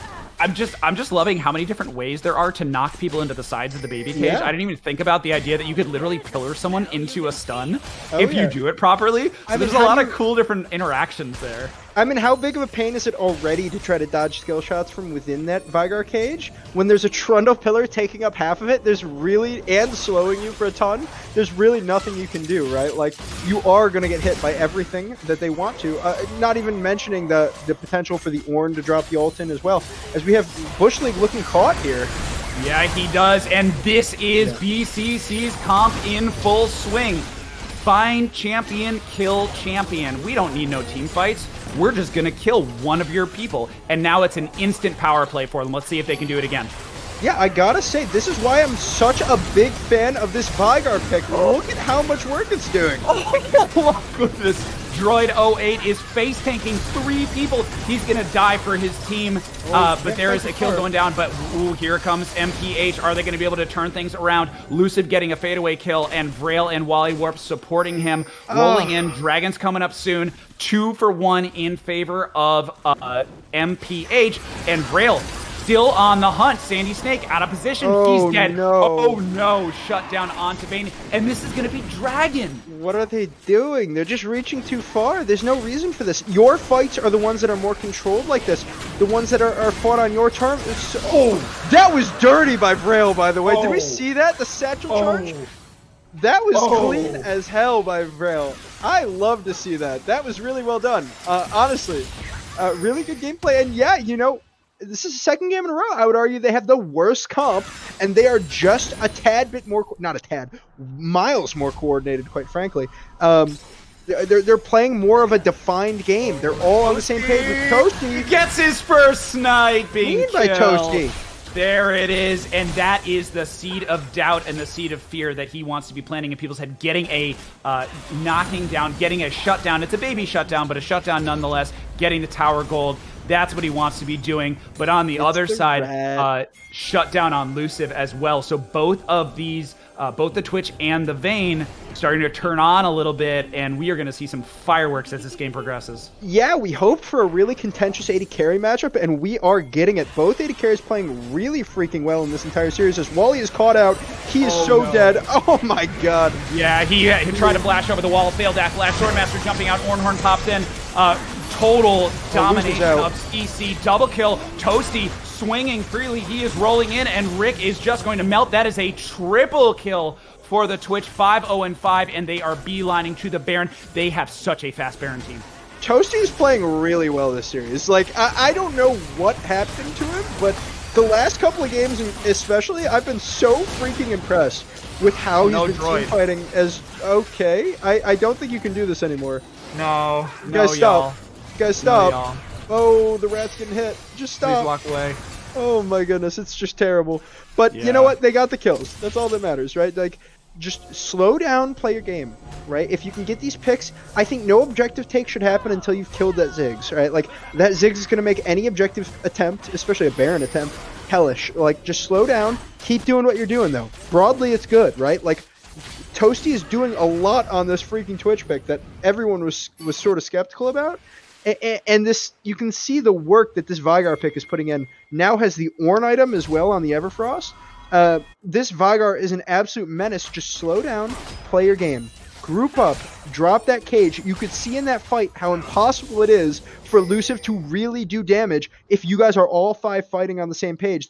Between the Vigar box, the Trundle pillar, and the Ornn ult, he was completely zoned out from doing any damage. Meanwhile, Toasty free hit and got a triple, right? Just slow down, play your game. I can't say it enough because it's so freaking true. It's so and true. You will win. You will win absolutely. This game. Hey, Bully, I have a question for you. Sure. So Vigar just bought Rabadon's. Guess how much AP he has? So I'm gonna cheat because it's on my screen No, right don't now. cheat. It's on my Oh. screen right All now. right, Yes. fine. 724 ability power on that Vigar. 223 bonus from Phenomenal Evil Power. So he is just exploding people. Yeah. Something else that I'm really hoping happens more of as Toasty actually. Wow. Okay. Be careful, here. Toasty. Swinging, he's but dead. gets immediately popped, my shut down. Oh, the long-term kill from Autopsy. Long-range Ornhorn, able to secure the kill. I don't think it's going to be enough, though. Satchel Charge goes down, knocks him back. He's just going to try and buy time for as long as he can, and that is going to be a dead Ornn. So what we were hoping was going to be a good turnaround from BCC, they are just starting to feed their pants off, and I think this is going to be a free Baron for MPH. Yeah, first big blunder we've seen out of Toasty, going for that play. We see Sandy is porting in. They're going to go for a contest. And yeah, the Vayne damage is a lot, but not necessarily the best Baron clear here. There is potential for a fight here. If this Vigar box comes down, it is very hard. Oh okay, yeah, my! that is Sandy already... Snake.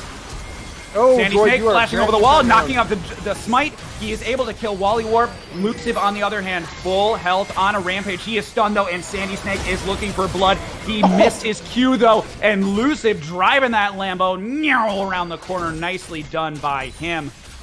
Wow, I like his tier, though. 503 on Toasty the is thing. here. Oh, Look but at Toasty is Toasty. here and gets the One shot. down kill, but he is rooted up and immediately gets popped. Braille there with clean up duty. So all told, a very messy 3 for 3, but a little bit of a gold lead for BCC. But most importantly, they stopped the Baron. Yeah, definitely gonna be happy if you're a BCC fan. How you get out of that play, I don't really understand. But, you know, ultimately, all things considered, got the turret gold for the bot tower and got a couple of kills there on the Baron take, including a massive shutdown on Luciv going over to Toasty, I believe. So you love to see that. Puts them in a really good spot for this game. Now, can they get back in time for this Drake? Toasty down for 10 seconds. Probably not going to be the best. Droid, please don't go for a hook here. Okay, yeah, just gonna back up. And yeah, I think this is probably gonna be a Monty Pantheon take on this dragon. Yeah, Oh, it maybe is. not. Attempted pickoff onto Microscopic Brick, but he is starting to get this is looking pretty good. beefy. Autopsy rolls in. Good Ornhorn zoning the rest of the team. He's got a bit is of a not 2-3 here. rolling, but Luciv not there. Now he is. Sandy Snake kiting back. Good play by him. Swordmaster able to not get the kill for Bush League, but Braille on a killing spree, and here comes Toasty. What else is he going to do? There he gets a double kill. So that's a 4 for 1 in favor of BCC. Dragon is up, and it is about to go down. There it is, soul point for BCC. They are not out of this yet, quite the opposite. I'm not sure if Luciv was just respawning that late or if he backed or something delayed, but really, really weird fight. It at first honestly looked uncontestable for the side of BCC, but then you realize the Fed Vayne just isn't here. And just overchased a little bit too hard, nearly had the assassination onto Sandy, but just couldn't quite finish it off. And on the other side, Toasty just swoops in and wipes everyone out. Doesn't look like we're going to see an objective still here. Okay, Yeah, it drops good, to 200, but, you know, whatever. He gets the smite. Yeah, we'll take it. Okay. Yeah, Baroning versus Ziggs is a little difficult, but, you know, it's, you got out of there okay. So, Baron... I was getting some flashbacks, honestly, because it seemed like Braille doing such a good job of just making their lives miserable while they tried to take down Baron. Thought that was going to happen, didn't. Great play by BCC. That's a Dragon Baron swing. They're looking pretty good, 4,000 gold up. Yeah, 4,000 gold lead out of nowhere. What was, up until this point, a very even game. They are now in the driver's seat, and you're starting to see how well this comp can perform in these team fights, right? Like, one thing I really want to shout out is they've been way more coordinated in their fights. Had a couple that get a little bit skirmishy, but they had that last game in basically every fight. This game, they've looked a lot more coordinated. How many times have we seen them 4 or 5 man stacked with a stealth Toasty running in and a Sandy Snake walking up and just dropping the box? I mean, it's been fantastic to watch the evolution here as we see an interesting build by Toasty. I want to point out he's building Titanic Hydra Fourth. That's going to make him a lot harder to kill.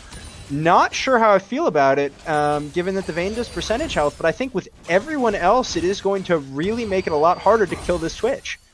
I'm trying to remember, because Tailwhip had mentioned the build. He had said Bork. He said Bork, Runeends. I don't remember the third item. Did he say Wormfall and Sacrifice? He said Kraken, Bork, and Runeends. So that's what we got here. Okay. Yep. Yeah. That's just going to be the Ornn upgrade, but yeah, I don't know that I've ever seen the adaptation here that he's gone for, but I mean, honestly, it doesn't seem like the worst thing in the world. And quite frankly, it doesn't really matter because the Vygar is the real star of the show. Like, as much as we want to highlight Toasty playing this pick really well, the real star of this show is how much this Vygar can do. This Vygar is an absolute turbo pick. We called it out even before it was picked. We wanted to see it, or at least I did, and now we've seen just how effective it is versus this comp as Rail is caught by the cage as soon as we say it. Good night and good luck. That is a dead Frail. No more poke for you. They were probably getting sick of getting hit with Ziggs bombs. Sandy Snake is not done. Even on the super tanky microscopic brick, he's able to take out a quarter of his health with one rotation. No ultimate necessary. Hook going down. They're going to go for the pickoff. Flash out for microscopic brick. He's out of his own base, and BCC are on the hunt. Flash coming in from Swordmaster to secure the league, secure the kill onto Bush League. Autopsy, tanking turrets. They've got Baron. They're walking in, and I think they want to finish this game. Lucid trying to make something happen, looking for some last-minute heroics, but I'm sorry, sir, your team is dead. First Nexus turret going down. Microscopic brick goes down. Second Nexus turret goes down, and ladies and gentlemen, we have a series. BCC takes game 2. Yeah, great gameplay by BCC. Really had still a bit of a slow early game, but that's to be expected with this comp. And then you could see once the items came through, once they were in a spot to really fight, they used these champions fantastically well, pivoting around the map, using the Twitch stealth to the maximum effectiveness, using the Vygar cage to absolute perfection in this game, just ultimately making it too hard. Yeah, we saw some heroics by Elusive, got pretty darn fed in this game, but just nothing you can do here. You can see the damage charts here. Vrail putting in some deeps a little bit quietly from behind, but ultimately the combo of the Vygar and the Twitch with an awesome supporting cast around them, just too much to overcome. And it seems like the pick comp style really, really works for them because Droid had the go button. And that's something that we mentioned where Swordmaster maybe forcing some of those fights a little bit game 1, him on a little bit more of a follow-up and chase seemed to work incredibly well. But Vrail doing a good job in that game 2, but against a Vygar with 1100 AP, he just got exploded, and there were so many different ways to do it in terms of being able to pick him off. Rest of the team not able to respond. Toasty doing some serious work on the Twitch, getting in his opponent's heads, which is exactly what he wanted to do. Bully, any final thoughts before we take a breather? Because we are best of 3 for their berth in the semifinals. Yeah, definitely. One last thought I want to have is that if this Bird Circuit cleanup team can keep looking this good on some of these unique champs, we could see some real struggles for Monty Pantheon in this next draft phase. Might have to start looking at some bans here. Yeah, we're definitely going to see some different bans in this game 3. 1 all burnt circuit cleanup, completely halting Monty Pantheon and the Holy Vrail's momentum. Quarterfinal number 1, winner gets the Mariachi Mullets. Take a break, but don't go anywhere. We'll be right back.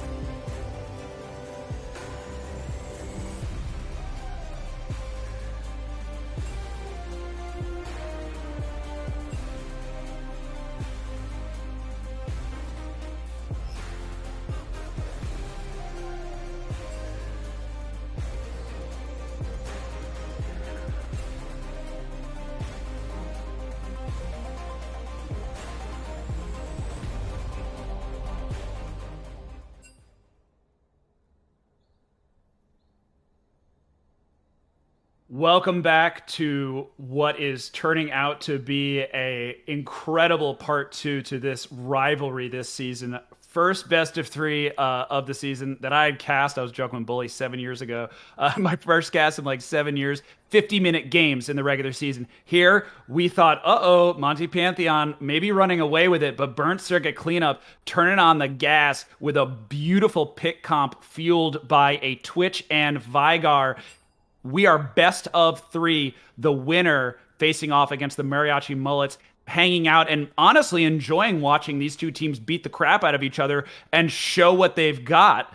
Wow, Bully, what you got at this point? Because there's a lot.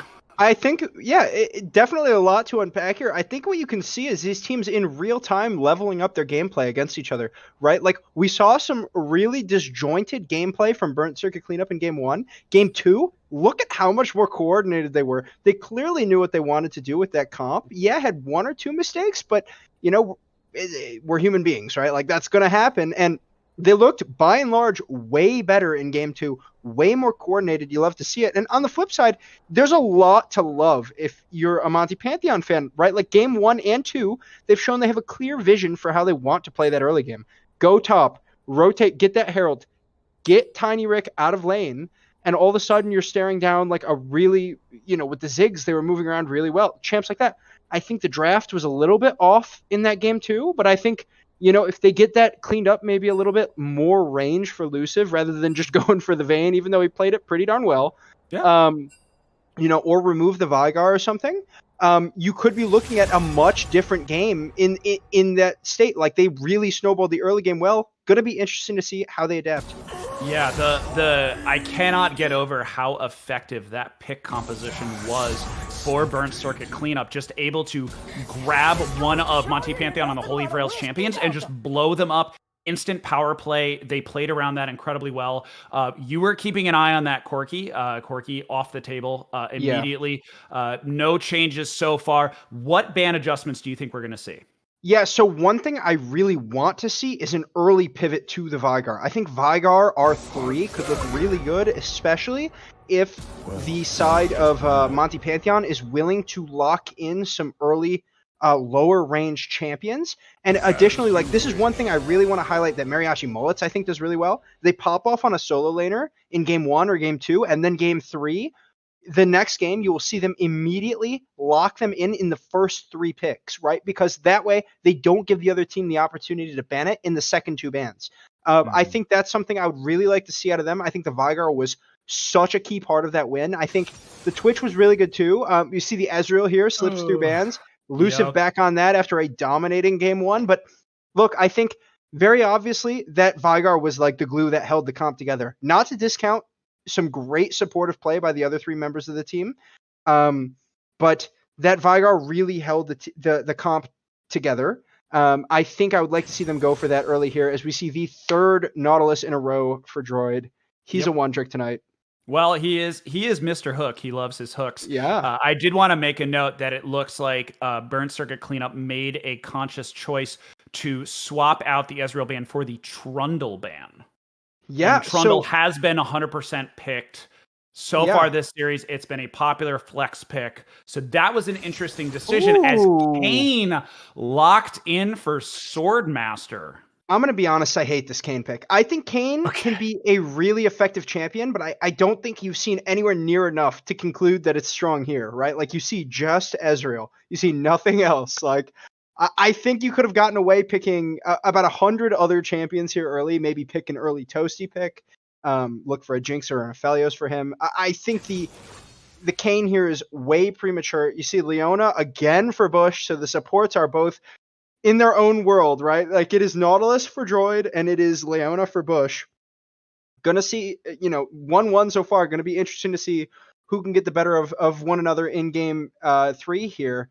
Gonna be interesting to see what we get here for Vrail. Okay, so picks the Aurelia before it can be banned on the second rotation. I love to see that. One of his, what did we say? It was his second most played champion here. Yeah, it was Vel'Koz for days, and then when he didn't get the Vel'Koz, he seemed to lean on to the Aurelia. Something interesting to know about the game, definitely not Swordmaster's traditional playstyle, but does play nicely into a pick composition, able to zero in on one champion and pop him as we see the Zig stolen away from Vrail. Not really stolen because Vrail already showed the Aurelia, but this is actually one I believe that we've really seen the mid laners picking it later after the second wave of bans, and this is one of the first times where we've seen those mid laners prioritizing those picks. Well, not to hold you to account too much here, but I'm not so sure that's a mid lane Ziggs. I think there's a greater than 50% chance that this is Toasty Ziggs.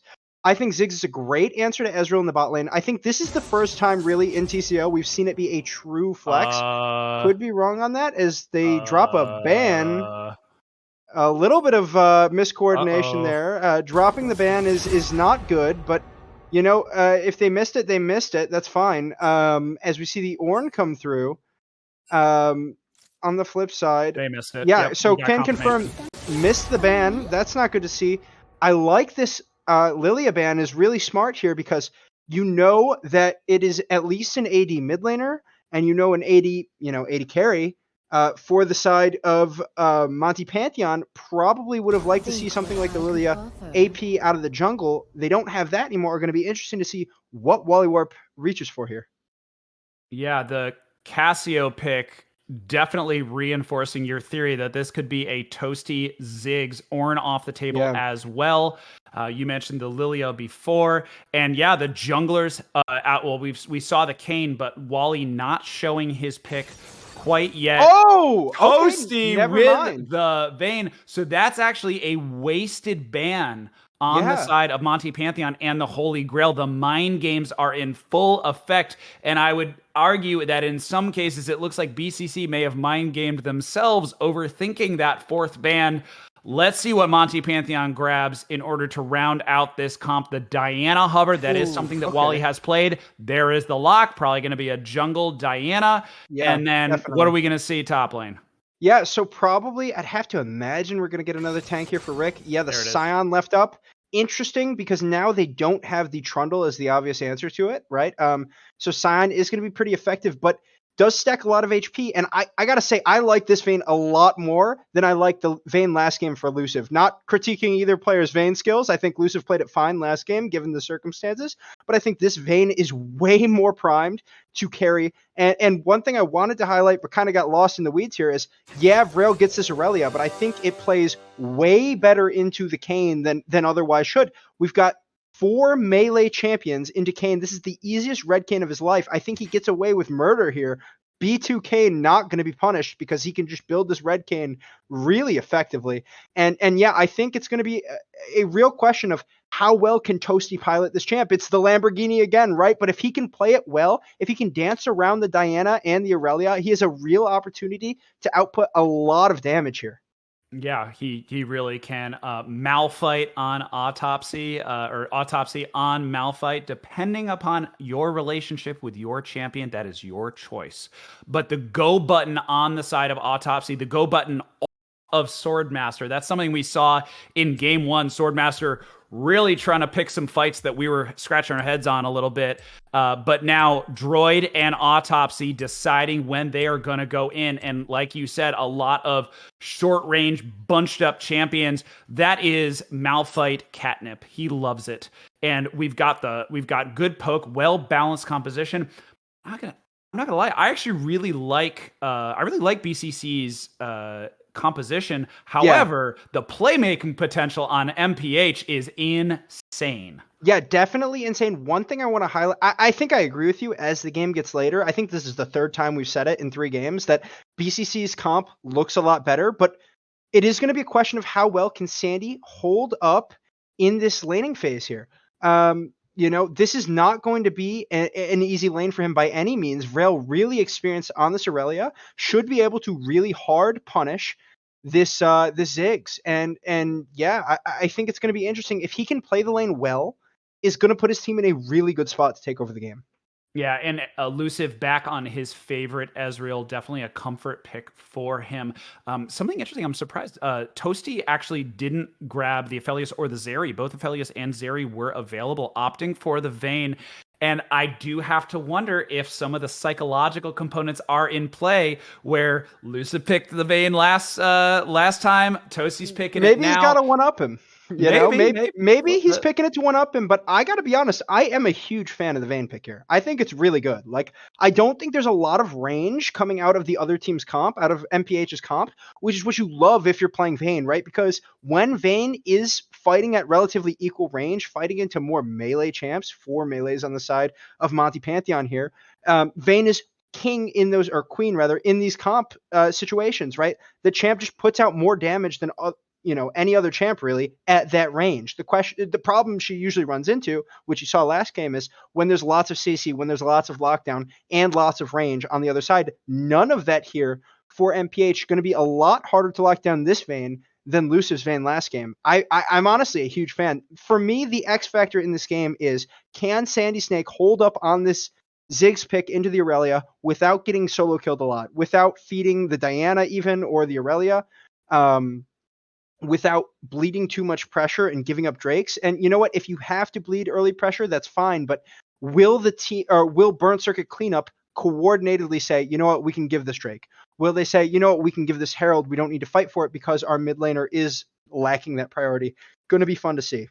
Yeah, and something about the Diana sometimes going a little bit more bruisery, and the Vayne able to melt that, Scion stacking health, Vayne able to melt that. The level 6 jungle ganks are going to be explosive, and I am here for it. But yeah. Diana she's hard farmer, both, her and Kane can hard farm. But yeah, I'm really curious to see this jungle mid matchup, because that seems to be what is the opportunity. Both bot laners fairly mobile, relatively safe. I mean, Vayne's got a bit of a shorter range, but we'll see that. But and in the top lane, it's a rock and a zombie hitting each other. So I'm not really expecting a whole lot. But this mid lane is going to be a whole lot of fun, especially once the junglers get involved. Yeah. Definitely, the mid lane is, I think, the lane to watch. But one thing I want to highlight here real quick is, we said it in the first game, right? Luciv is the X factor on the Ezreal. It's the same thing here. Luciv on this Ezreal has a real opportunity to kind of patch up any issues with this comp.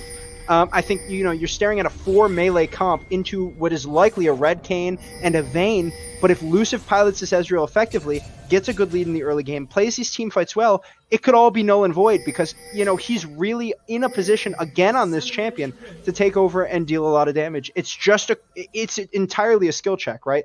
This Vayne as an answer to the Ezreal is entirely a skill check. It's going to be interesting to see who wins out in this game 3. All right, who takes it, Bully? I'm definitely in the corner of the BCC comp. I think Toasty's been playing out of his head these past couple of games. He's playing so freaking well. I trust him on this Vayne. But you know what? There's definitely an opportunity, like I just said, for Luciv to take over, or for Vrail to just slam Sandy, and then all of a sudden we're staring at a 2-1 for Monty Pantheon. But my vote, definitely with Burn Circuit Cleanup. I'm gonna be a contrarian. I think Vrail's gonna pop off this game, and I think Wally's gonna feed him. That's what I think is gonna happen. It's totally fair. One thing I want to say, Wally has not looked anywhere near. I think he's had some real games that you could point to and be like, that was kind of a stinker. But these past 2 games have not been egregious from him. Like, I've honestly been pretty happy with what he's done. I think he's kept up well with Sword, and I think he's looking really competitive in this jungle matchup. Mm-hmm. Yeah, I couldn't agree more. He has been rock solid as the blue buff starting off for the side of Swordmaster, and then Wally starting to red buff, so both bot to top pathing.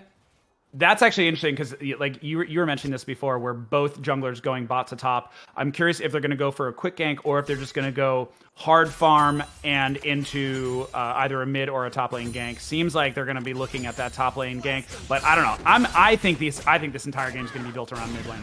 As wow, nice poke coming down from Sandy Snake onto Vrail.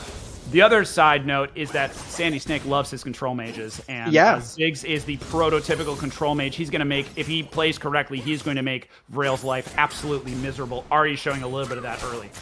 Yeah, Sandy is really proficient on these mid lane mages. Ziggs definitely fits that bill. I remember back in Season 2, my team scrimmed his quite a bit, and this Ziggs was a real problem for us, right? The champion, very effective. He is very good at piloting it.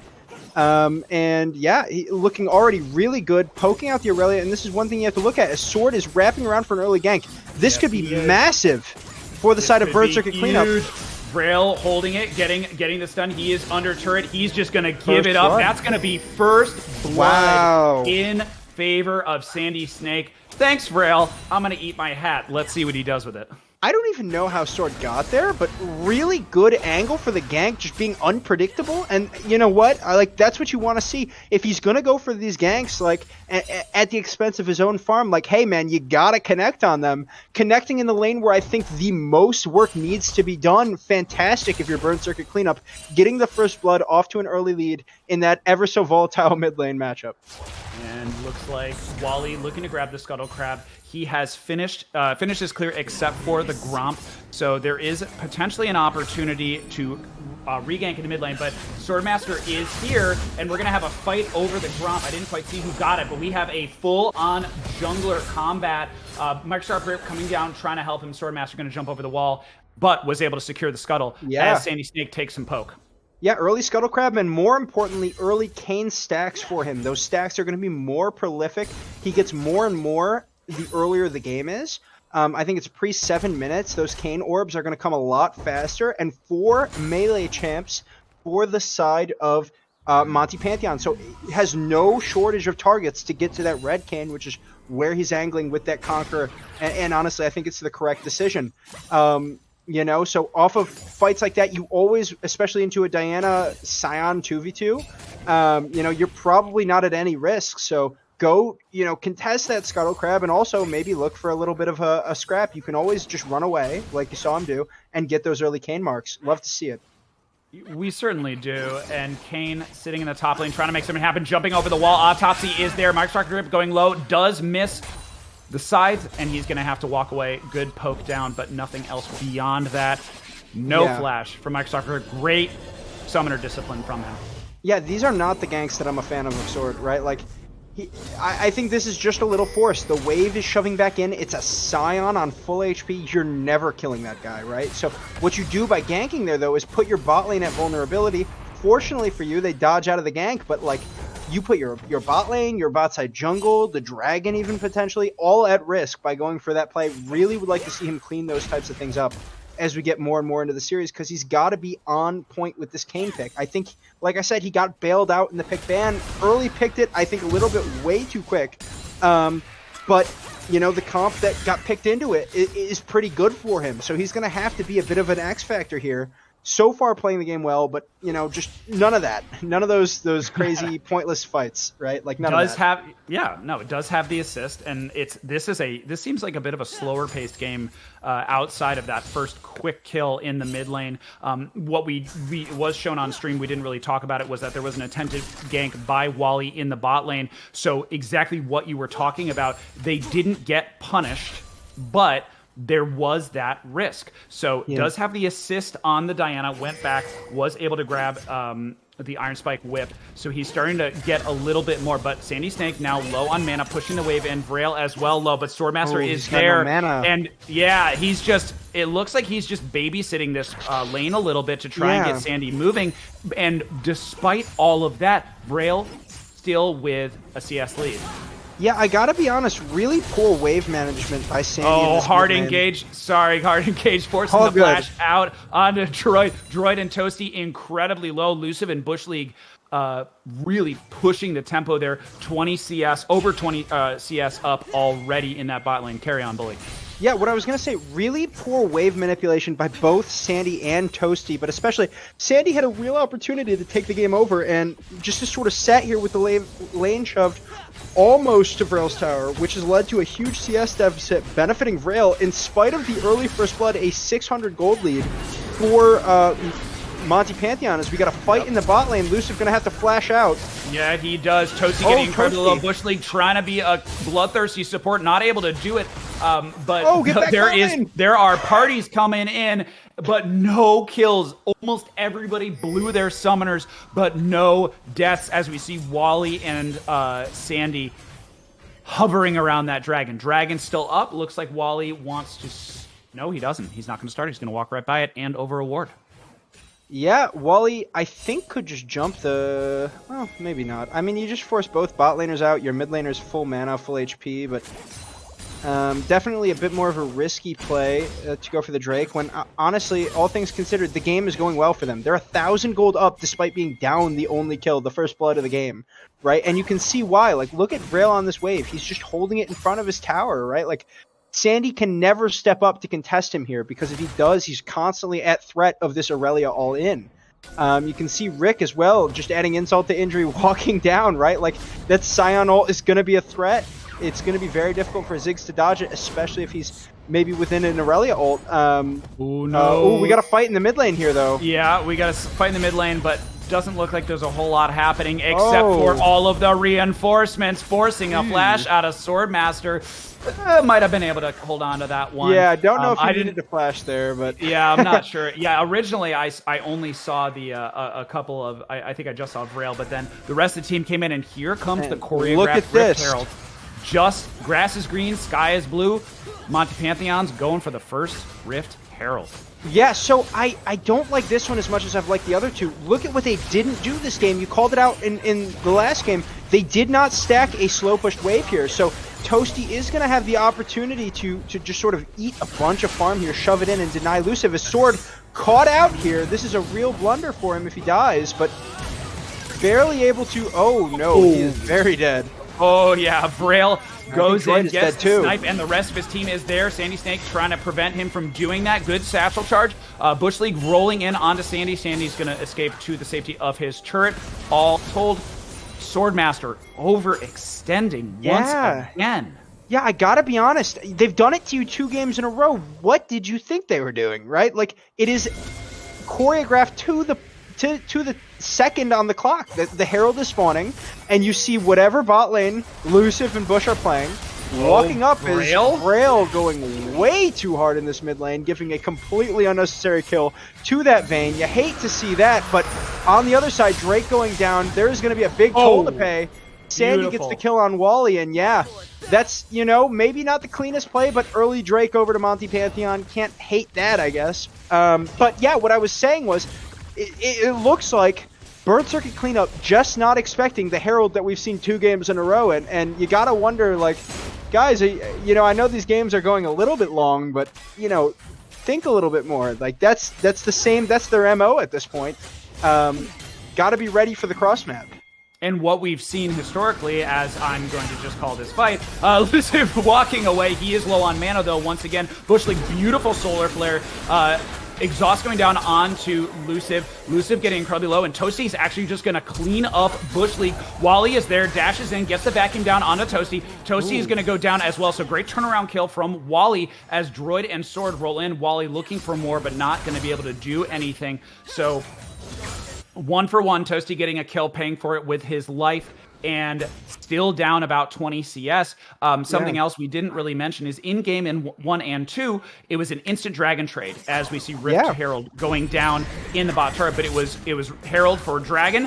Then now in this case, it was Herald, dragon, and now bot outer turret in favor of Monty Pantheon and the Holy Grail. I'll take that any day. As Cyanol rolling in onto Autopsy. Autopsy needs to walk away and get out of there. Microscopic Rick is big. He's beefy, and he is enjoying this very one-sided fight as Autopsy able to finally get away. But there goes another turret. Man, MPH is playing the objective game beautifully in this game 3. Yeah, you know, I think the adaptation to move for Herald has really paid some dividends, but more than anything, it just looks like Bird Circuit Cleanup just not coordinating, not looking for a play, not being proactive, and you know what? Like, we can credit them all we want for the coordination, but on the flip side, you got to wonder, how is this not being predicted, right? Like, how is this not being anticipated going into the 3rd game in a row where they've made the exact rotation on you? Why is that Drake not instantly being jammed as you see the Ezreal go missing, as you see the Herald spawning? Really a head scratcher for me, but yeah, Toasty, we got to talk about, we got to fight. Sandy Snake may be caught here. No, not going to be damaged. Oh, Flip side. was that the 200 IQ bait? Bushly getting knocked up, being forced to flash out, but he is going to get picked off. Toasty, nom nom, 3 kills now on this Vayne, despite being down in CS, and he is only 400 gold down from Luciv. BCC continuing to find their stride when they're picking people off. Yeah, you know, just sloppy play. Thought they had a pick there in the mid lane, but never going to be damaged to kill there between just the Ezreal and the Leona. And yeah, they just ultimately turn around, blow a lot out of Luciv as well there. And yeah, kill Bush through his own flash. So you love to see it if you're a BCC fan. Battling back only just under 2,000 gold down. I think their comp definitely scales better. So provided they pilot it properly, they are in a pretty good spot, all things considered, given the disaster that kind of was that early game trade Herald for nothing. You know, love to see it. But meanwhile, we got a gank in the top side. Just going to ult out. Yeah, you're good. You can keep talking. Oh yeah, no problem. No problem. I can't. Yeah, well, the last game was, I think, a fight every 30 seconds. Yeah. So it's, you know, carry on. 2,000 gold, a little bit less than 2,000 gold in favor of Monty Pantheon and the Holy Grail. And another thing, just to kind of keep you moving, is the kill differential in favor of BCC, but the objectives continuing to be really dominated by MPH. Yeah, I think part of that is just showing that they have a real script for the early game, right? Like, they've very obviously rehearsed this early game, and a large part of that as well is comp as well. Like, you can see sort of the early game prowess out of these champions, and on the flip side, the Burn Circuit Cleanup comp is probably looking to seed some of these early things, and give a little bit more.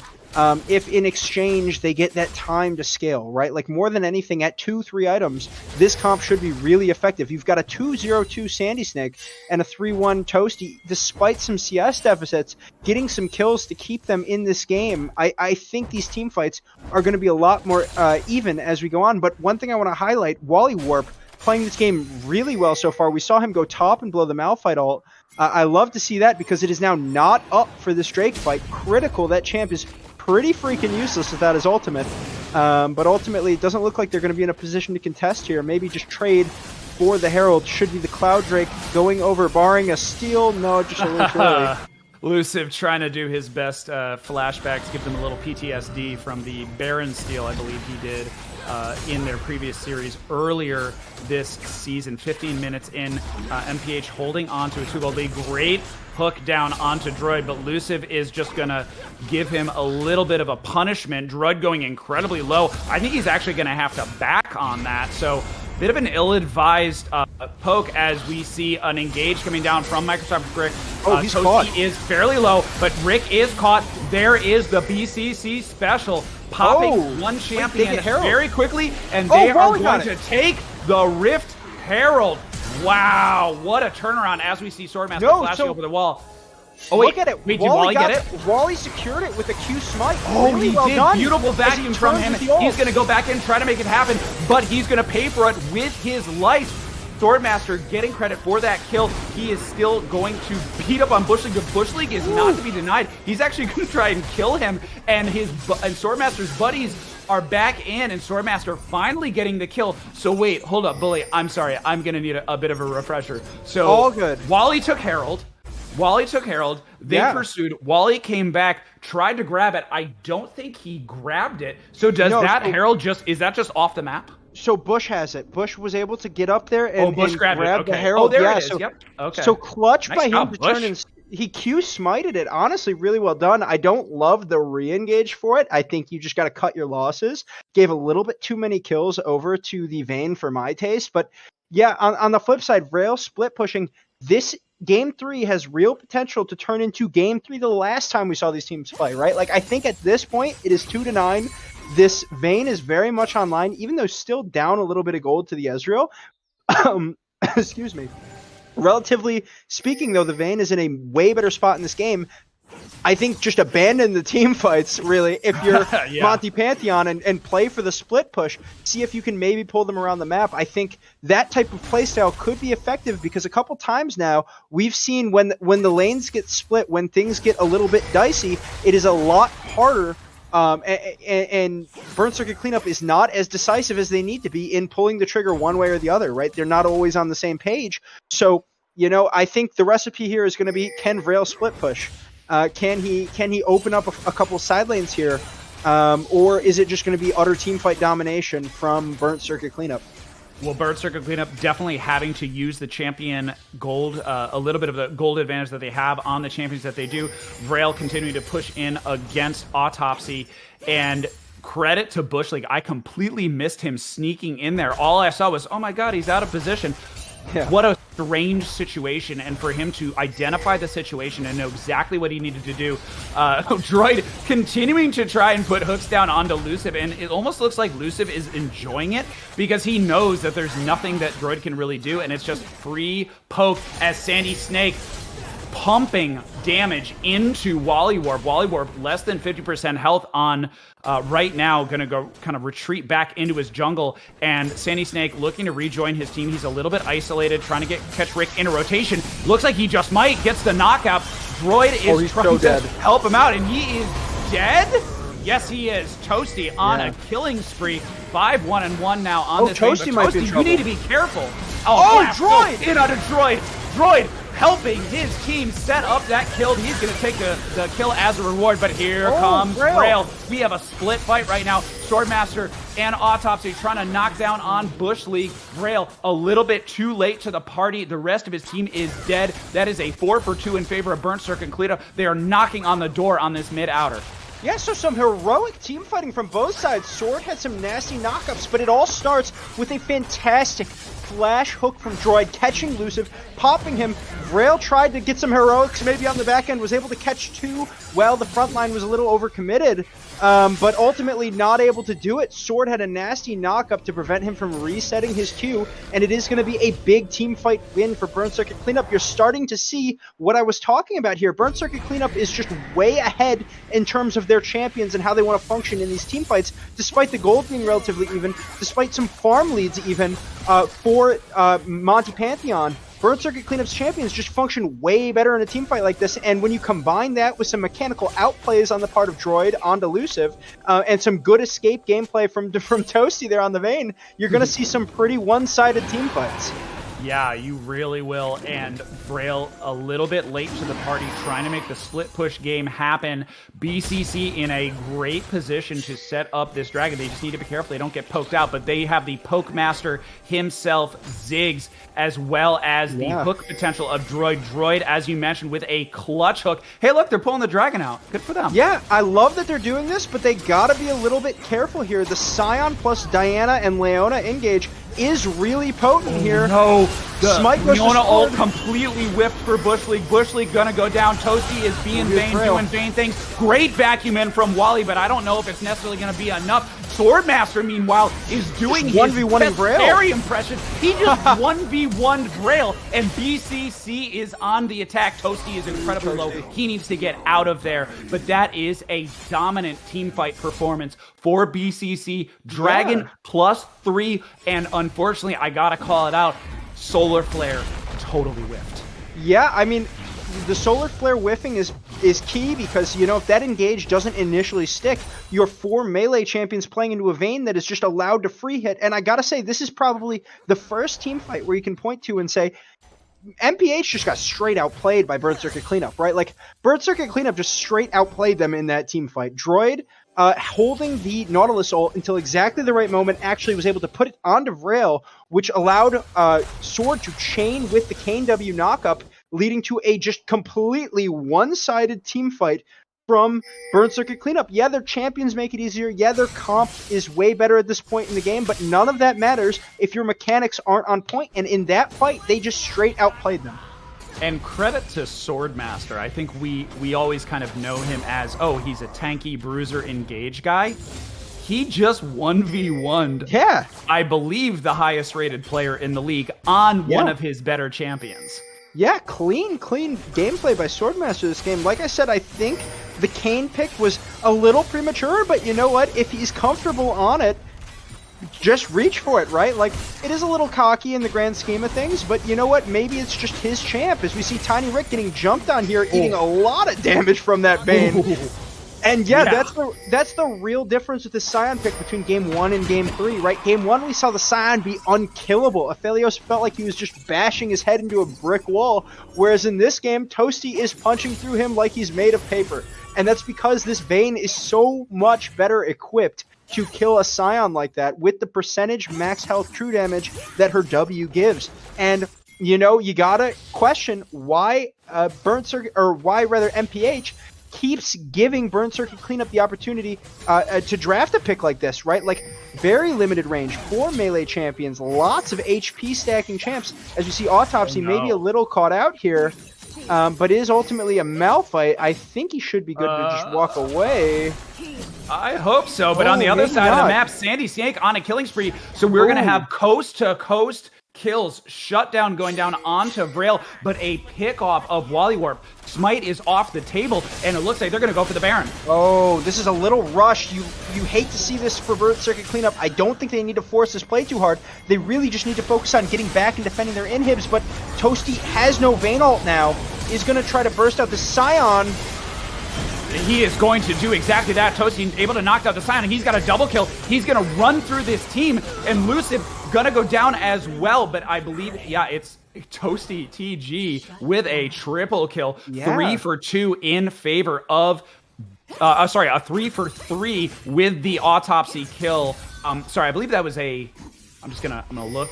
Yep, because Wally went down before the fight started. Autopsy went down before the fight started. And then I believe it was a 3 for 2 in favor of BCC. Triple kill for Toasty. Well done by him. But yeah, they took a lot of free Baron damage. And that seems to be BCC's Achilles heel. They make something happen, and then they don't make the right follow-up choice. Yeah, Autopsy just has to be a little more careful, I think, in the side lane versus the Aurelia. No reason to contest that wave. The only way Monty Pantheon can come back in this game is through that split push. We've talked about it. We've beaten it up.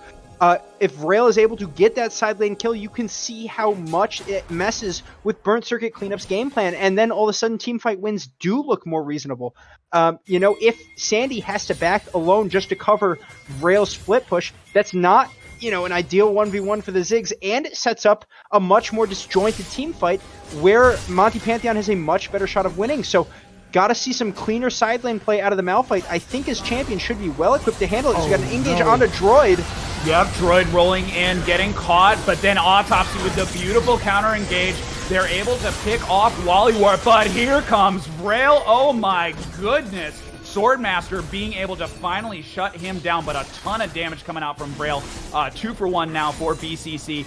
Dragon is about to come up, so BCC in a great position to do that. Smite off the table. This is going to be Soul Point if they can secure it, but we've got Luciv there as well as the Solar Flare. That's going to be a really, really annoying Dragon take if Luciv keeps landing those skill shots. Yeah, Ezreal, Luciv here has a real potential to make this a tough contest, but I think without the ultimate here for the Leona and the Whiffed Scion ult, yeah, this is an easy Drake take, and maybe even a chase down here onto Rick. The Kane W does miss. The Blast Cones here should be able to just leave. But one thing I want to highlight here, I've known Toasty TG for 6 years, a long time. This is probably the best series I've ever seen him play. I mean, he's playing out of his mind tonight. 10-2 on this Vayne, really quietly, just playing these team fights on the edge, which is exactly what you want to see as this Vayne, right? Dodging in, getting perfectly efficient damage windows. One thing I think he struggled with a lot as a player in the past has been proper spacing, right? You'll either see him step too aggressively and die, or too far away and just not deal enough damage to influence the fight. But tonight, in all 3 games, he has played it to the absolute perfection, getting, you know, pretty optimal spacing, which I think is probably the most important thing for an AD carry to do. He's doing it really well. Honestly, probably the most dominant performance I've seen from an AD carry this season, looking fantastic on the Vayne pick. Yeah, oh no, Vrail really taking advantage of the mismatch with Autopsy. Autopsy just does not have the ability to either deal damage or take damage from that Aurelia. Swordmaster being incredibly aggressive. He is feeling himself at this point, and Toasty doing work on that Vayne. And more broadly, BCC, they are getting stronger with every game that they play. that we joked about the toilet bowl, but the toilet bowl could have been the thing that gave them the confidence they needed after a winless season to go into playoffs and peak at the right time. And this would, I don't think it's unreasonable to say, this would be a massive upset if they were able to take out MPH. Yeah, definitely a huge upset potential here, looking to go to match point after this game, and I think they're primed to do it. Barring a big mistake, they're staring down Soul Point. As we got the Scion engaged, Toasty easily just able to queue out of it. Oh no, Frail jumping into the back line. He's able to, Luciv actually gets the shutdown onto Toasty, but Droid getting the turnaround kill onto Braille, so now we've got a 2-for-1, and the rest of BCC is rolling through. Ooh. But here comes Luciv. Triple kill. He has that ability when the stakes are high and it counts. Luciv coming in the clutch. 2-4-3 in favor of MPH. It's got to be said that wasn't a 5v5 fight. The behind team actually getting the win there in a 4v5 while Wally is splitting in the top lane. This Diana extremely effective at taking down towers. It's not just Vrail that is the split push threat. And yeah, great engage. It looked like Toasty initially was able to get out of it, but a great solar flare by Bush, chained with a some Aurelia combo there, and ultimately able to bring Toasty down. And without Toasty, this fight does a lot, is a lot less good looking for Burn Circuit Cleanup. He is a lot of the reason why these fights have looked so one-sided. And it was a beautiful flank by Vrail, setting his team up so well. Toasty needs to watch out for that. And in terms of itemization, that is probably going to be something he's going to have to look towards. He looks like he's about to finish his third damage item. But after that, assuming the game goes this long, he's going to need some kind of survivability, because that is not the first time Vrail's going to done that. And that is certainly not going to be the last time, as Wally jumps in onto Droid, trying to punish him. He's just going to be able to walk away. I will actually give credit. I just want to give quick credit to Droid. Droid turnaround kills Vrail every single time Vrail kills his carry. So good job, Droid. He's doing a good job locking it down. He's saying, you know what? If we can't beat you, we're gonna avenge him, right? Like it's Avengers style here. Droid has done a great job of, at the bare minimum, hooking Vrail after he jumps on the backline. Fantastic gameplay. You can see why they're prioritizing the Nautilus for him so much. Yeah, Droid doing his best. He's got the locket finished, so he has been he's been pretty clutch with his hooks. But the vision control on the side of BCC needs to be stepped up in order to prevent those flanks. And you mentioned 1-3-1. This is how MPH gets opposing teams out of their comfort zone. Go for the split push, stretch them a little bit, and force them into weird team fights. That is what they're doing, and they've earned themselves a little bit of a lead. However, Soul Point, Dragon's coming up. Big soul. This is a big soul. It's really tough for Monty Pantheon to fight into a Mountain Soul here. I don't know that the flip side is true for Bird Circuit Cleanup, but you know what? They're the ones staring down Soul Point. If they get this, I think then it really does truly become all in on the split push, because team fights will just be too hard. A good poke on the side of BCC. Sandy Snake with the blue buff. He is having a wonderful time here. Comes the engage coming in onto Mark Sharp Rift. Mark Sharp Rift hits Autopsy. What happens when an unstoppable force hits an immovable object? Swordmaster getting incredibly low, but a beautiful Malphite ult as a counter engage. And Toasty is swinging away. Here he goes. Double kill for him, but then he is unfortunately a little bit too overextended. Gets popped. Luciv still in the back on a rampage. Triple kill for Toasty, but kind of crashed himself into a wall a little bit trying to be aggressive. Yeah, Toasty's a hype player. He plays a lot with his emotions, and if anyone who's ever played with him knows, he was probably screaming his head off in that team fight. I think he played it pretty well, but ultimately just got a little too excited. Doesn't matter. Luciv can't possibly go and contest this, and it is going to mean Mountain Soul for Burnt Circuit Cleanup, putting them in a really, really good spot to win this game. They've been down gold pretty much the entire time, I think, but with this Mountain Soul, with the way their comps function, I think now is just truly all in on the split push. Team fights are pretty doomed, barring, like, if you get the Elder Drake or something. You're probably not winning any team fights now versus this Burn Circuit Cleanup comp. Yeah, it's going to be a little rough. Luciv doing his best to salvage the fight, but a beautiful Malphite ultimate from Autopsy as the counter engage. He pressed R at exactly the right time, getting that 4-champion knockup. and BCC now really in the driver's seat. We had mentioned before they're in a great position, but it looked like it was getting a little dicey after that flank. But oh look, it's Vrail in the bot lane, split pushing. Yeah. This is where BCC starts running into trouble. They need to push the tempo. They cannot let MPH dictate for them. So, but look at this though, Autopsy responding. I think barring the one time he's been soloed, I've been really impressed with Autopsy in this game. He knows where to be. You saw in that last fight, he stepped up really instinctively to catch the Scion as we have a whiffed Solar Flare onto Toasty, dodges out of the Scion Unstoppable Force. Yeah, Toasty getting incredibly low. He's being pushed out of the fight. He does have the Ignite, but there's Vrail. Oh, beautiful going golden, but it won't be enough. Vrail incredibly low, but he is still alive somehow. It's 2-for-1 in favor of BCC. Swordmaster up, but there's Luciv with a backdoor kill, popping over the wall, being the Ezreal that everybody knows and hates.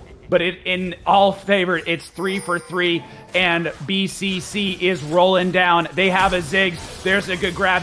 A Droid having to force a flash out. Wally getting low. Great use of his shield. Sandy and Luciv trading pokes, and BCC trying to make the right decision, trying to do something. Great Sassel charge. Will it be enough? No, Luciv just out of reach.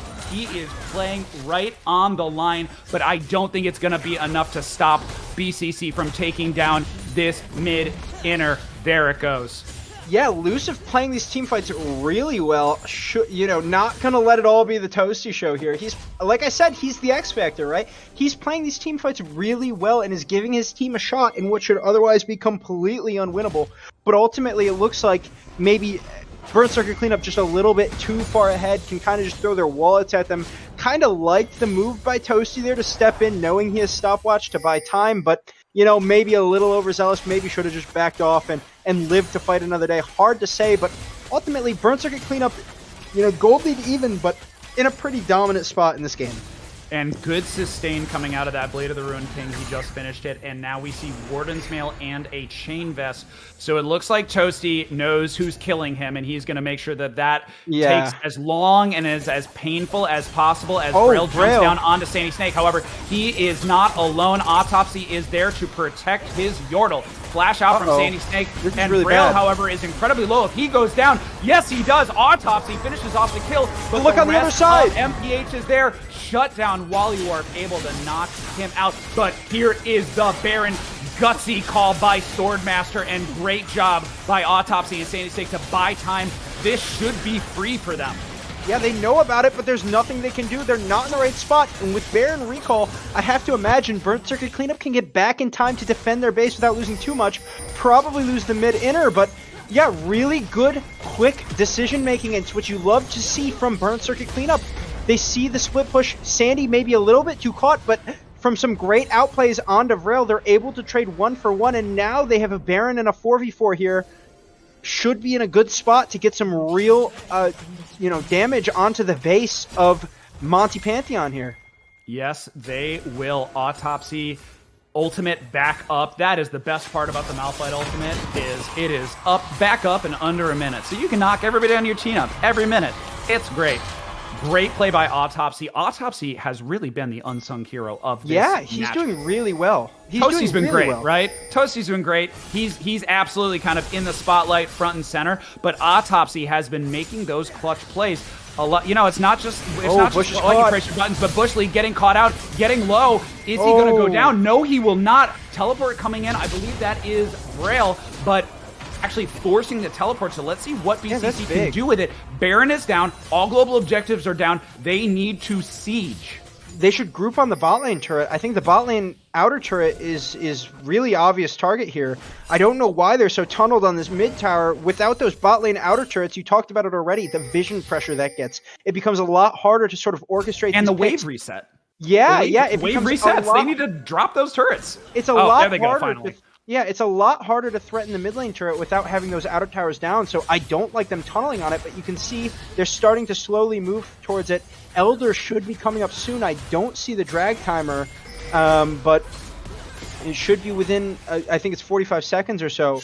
You can see the little hourglass over it. But this is going to be the deciding fight, right? If they lose Elder, all of this prep all of this sort of one-sided team fight winning gameplay from Burn Circuit Cleanup is for naught, because if they lose it, they're going to lose the game. Whoever wins this team fight, whoever gets this Elder Drake is probably winning this game. This is a true 50-50 here, and what has been largely a one-sided game is coming to a coin flip, through some good gameplay, unless they get the pick on the rail caught here. out. Exhaust goes down. He is on the run.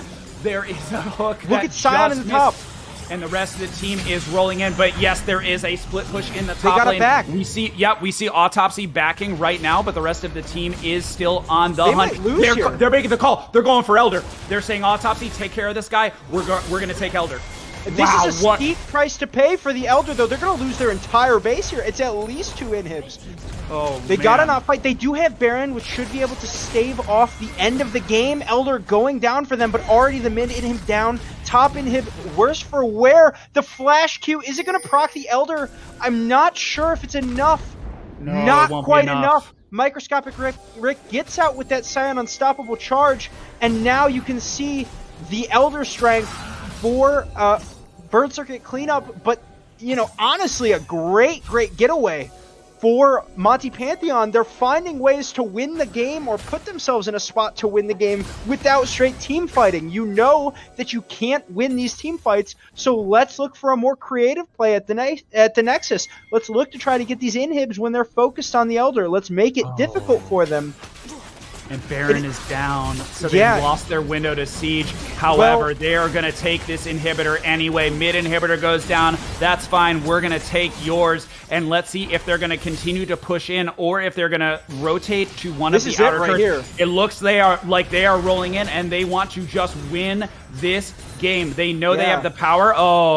They can't. Never mind. No wave here. They can't push in. Not great wave clear for the side of Monty Pantheon. We haven't really talked about that yet this game, but it is really just the Ezreal at range and really no wave clear for him. So it is hard for them to contest the wave, but ultimately they're not going to be able to kill the Nexus here without the Baron buff on the wave. So they are going to do, in my opinion, the correct thing and look for the bot wave, but I think you can kind of sense that they know this game needs to end. They know that the split push threat from Monty Pantheon is real, and if they just get caught sleeping, if they get caught with a bad engage, if they get caught even just fighting too long, even if they win, they could lose the game on the backside, as you see Autopsy going in with the Malphite ult. Yeah, hard engage, pushing Luciv immediately out of the fight. Dead. And Vrail is down. That is a big part of MPH's damage and their team fight. Toasty takes out Microscopic Rick, and Droid able to zone out Luciv, who is back with full health. First Nexus turret goes down. Second Nexus turret goes down. Droid able to land another hook. Toasty going low. He is going to stay alive. Beautiful Guardian Angel. There is the Nexus. That's going to be game 3, 2-1 in favor of BCD. Yeah, Burn Circuit Cleanup.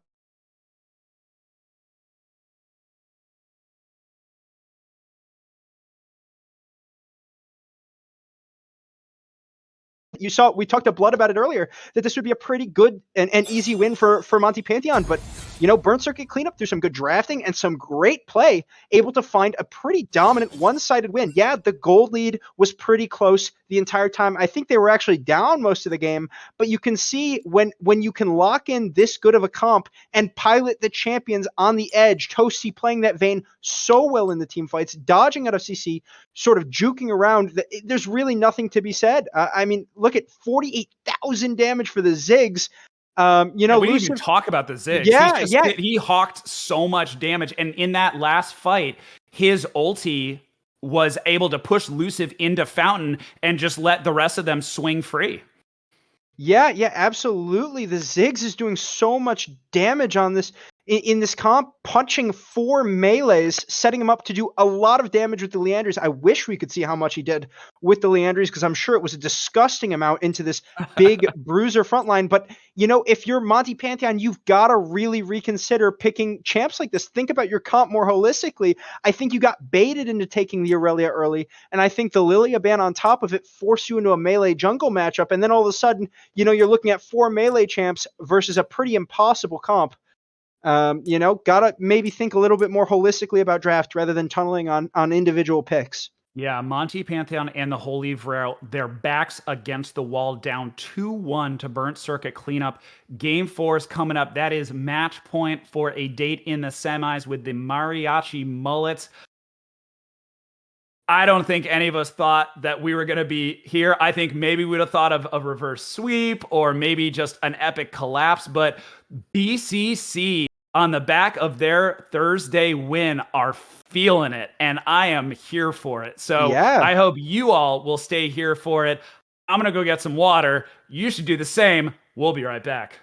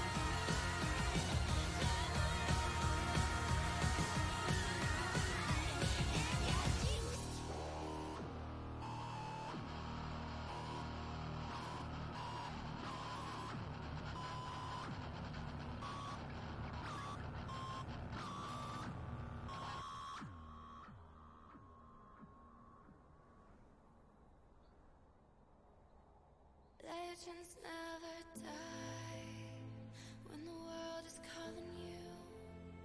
Can you hear them screaming out your name? Legends never die. They never lose hope when everything's cold and the fighting's near. It's deep in their bones, they'll run into smoke when the fire is fierce. Oh, pick yourself up, guys. Legends never die. Legends never die. Legends never die. Legends never die. Legends never die. They're written down in eternity, but you never see the price it cost. Scars collected all of their lives. When everything's lost, they pick up their hearts and avenge defeat. Before it all starts, they suffer through harms to touch your tree. Whoa, pick yourself up, guys. Legends never die. Legends never die. Legends never die.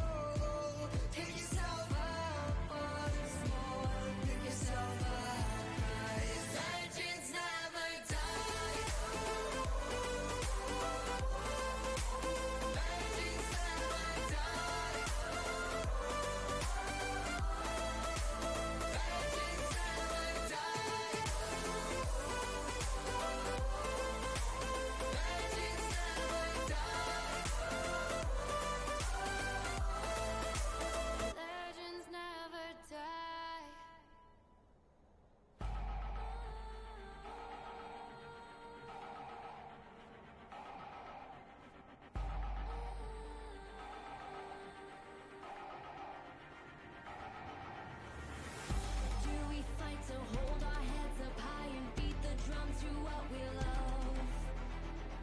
Risk the follow, we have felt it all come crashing down from far above. Stars are rising, countless worlds colliding, only one will take it all. Can we bring to fall the giants? Can we make the final call? We are the ones to ignite the darkest sky.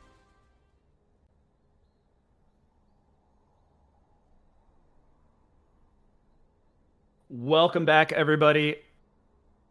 Burnt Circuit cleanup on the verge of an upset, 2-1. Both teams said, we're ready, run it back, run it back, run it back. So it looks like we want to get right into this game 4.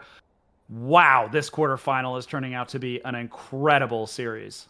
Yeah, definitely. I think after we all saw that week 2 matchup, I believe it was, between these two teams, we knew we were in for something pretty freaking special if they got to play each other again. And yeah, so far this series has not disappointed. You're right in saying, like, Vrail's team, Monty Pantheon, was in here instantly spamming, we're ready, we're ready, we're ready, let's start. They definitely wanted to get this game up and running. I think they're maybe a little salty over the way that last game played. I think it lasted a lot longer than, honestly, they had any business lasting in it. They put up a real good fight, despite what I would call a massive comp disadvantage. But, you know, I think they got out of it. They want to just run it back, get a new comp, get a new look maybe, and let's see what we can put up here. But thus far, bans staying the same through the first one. No surprise, the Vel'Koz never going to be seen by Vrail. And the Fiddlesticks is off the table for Sword. Tryndamere, same deal. And now we have Burnt Circuit cleanup getting that 4th ban on blue side. We saw them ban the Trundle in game 3, and I cringed a little because I thought giving Luciv Ezreal, that's a bad idea, but It almost they handled was. it well, and Toasty popped off on Vayne. Yeah, I think the thing with the Ezreal is it gives you a easy lane for the Vayne to kind of thrive in. Now here's the question, will the Trundle be response banned by the red side here? No, so this should be a Trundle blue 1 here, barring any massive shakeup. I'd be shocked if that's not what they go for here. Yeah, I figured they'd go for first pick Trundle. Yeah, there it is. Okay, yeah, there it is. I think he's 100% pick ban this season, or I'm gonna need some of our number crunchers to take a look at that. Trundle has been he's like the meat and potatoes pick of the TCL. Yeah, I mean, he makes his comp feel so free. He can just ult any of these tanks and turn them into just big balls of jello, as we have an Ivern response lock. Oh, that is spicy. Okay. For Wally Warp. Wally Warp is off his leash entirely this series, getting to play very obviously whatever he wants. He's locking Ivern. I think the champ has some merits into Trundle. Does provide solid utility without being a tank, right? So not an obvious target for Trundle to steal stats of. Still, you have the Leona. Should be a pretty obvious target. And boom! Corki got through the picks bans here in exchange for the Nautilus ban. We do see Thresh now, Droid, forced to play a new champ. And yeah, you said it, Sandy getting his Corki pick for the first time this series, dominated. What's a win con? And on the flip side, Vrail going to snag Seraphine before it can be banned in the second rotation. Some awesome draft adaptations in game 4.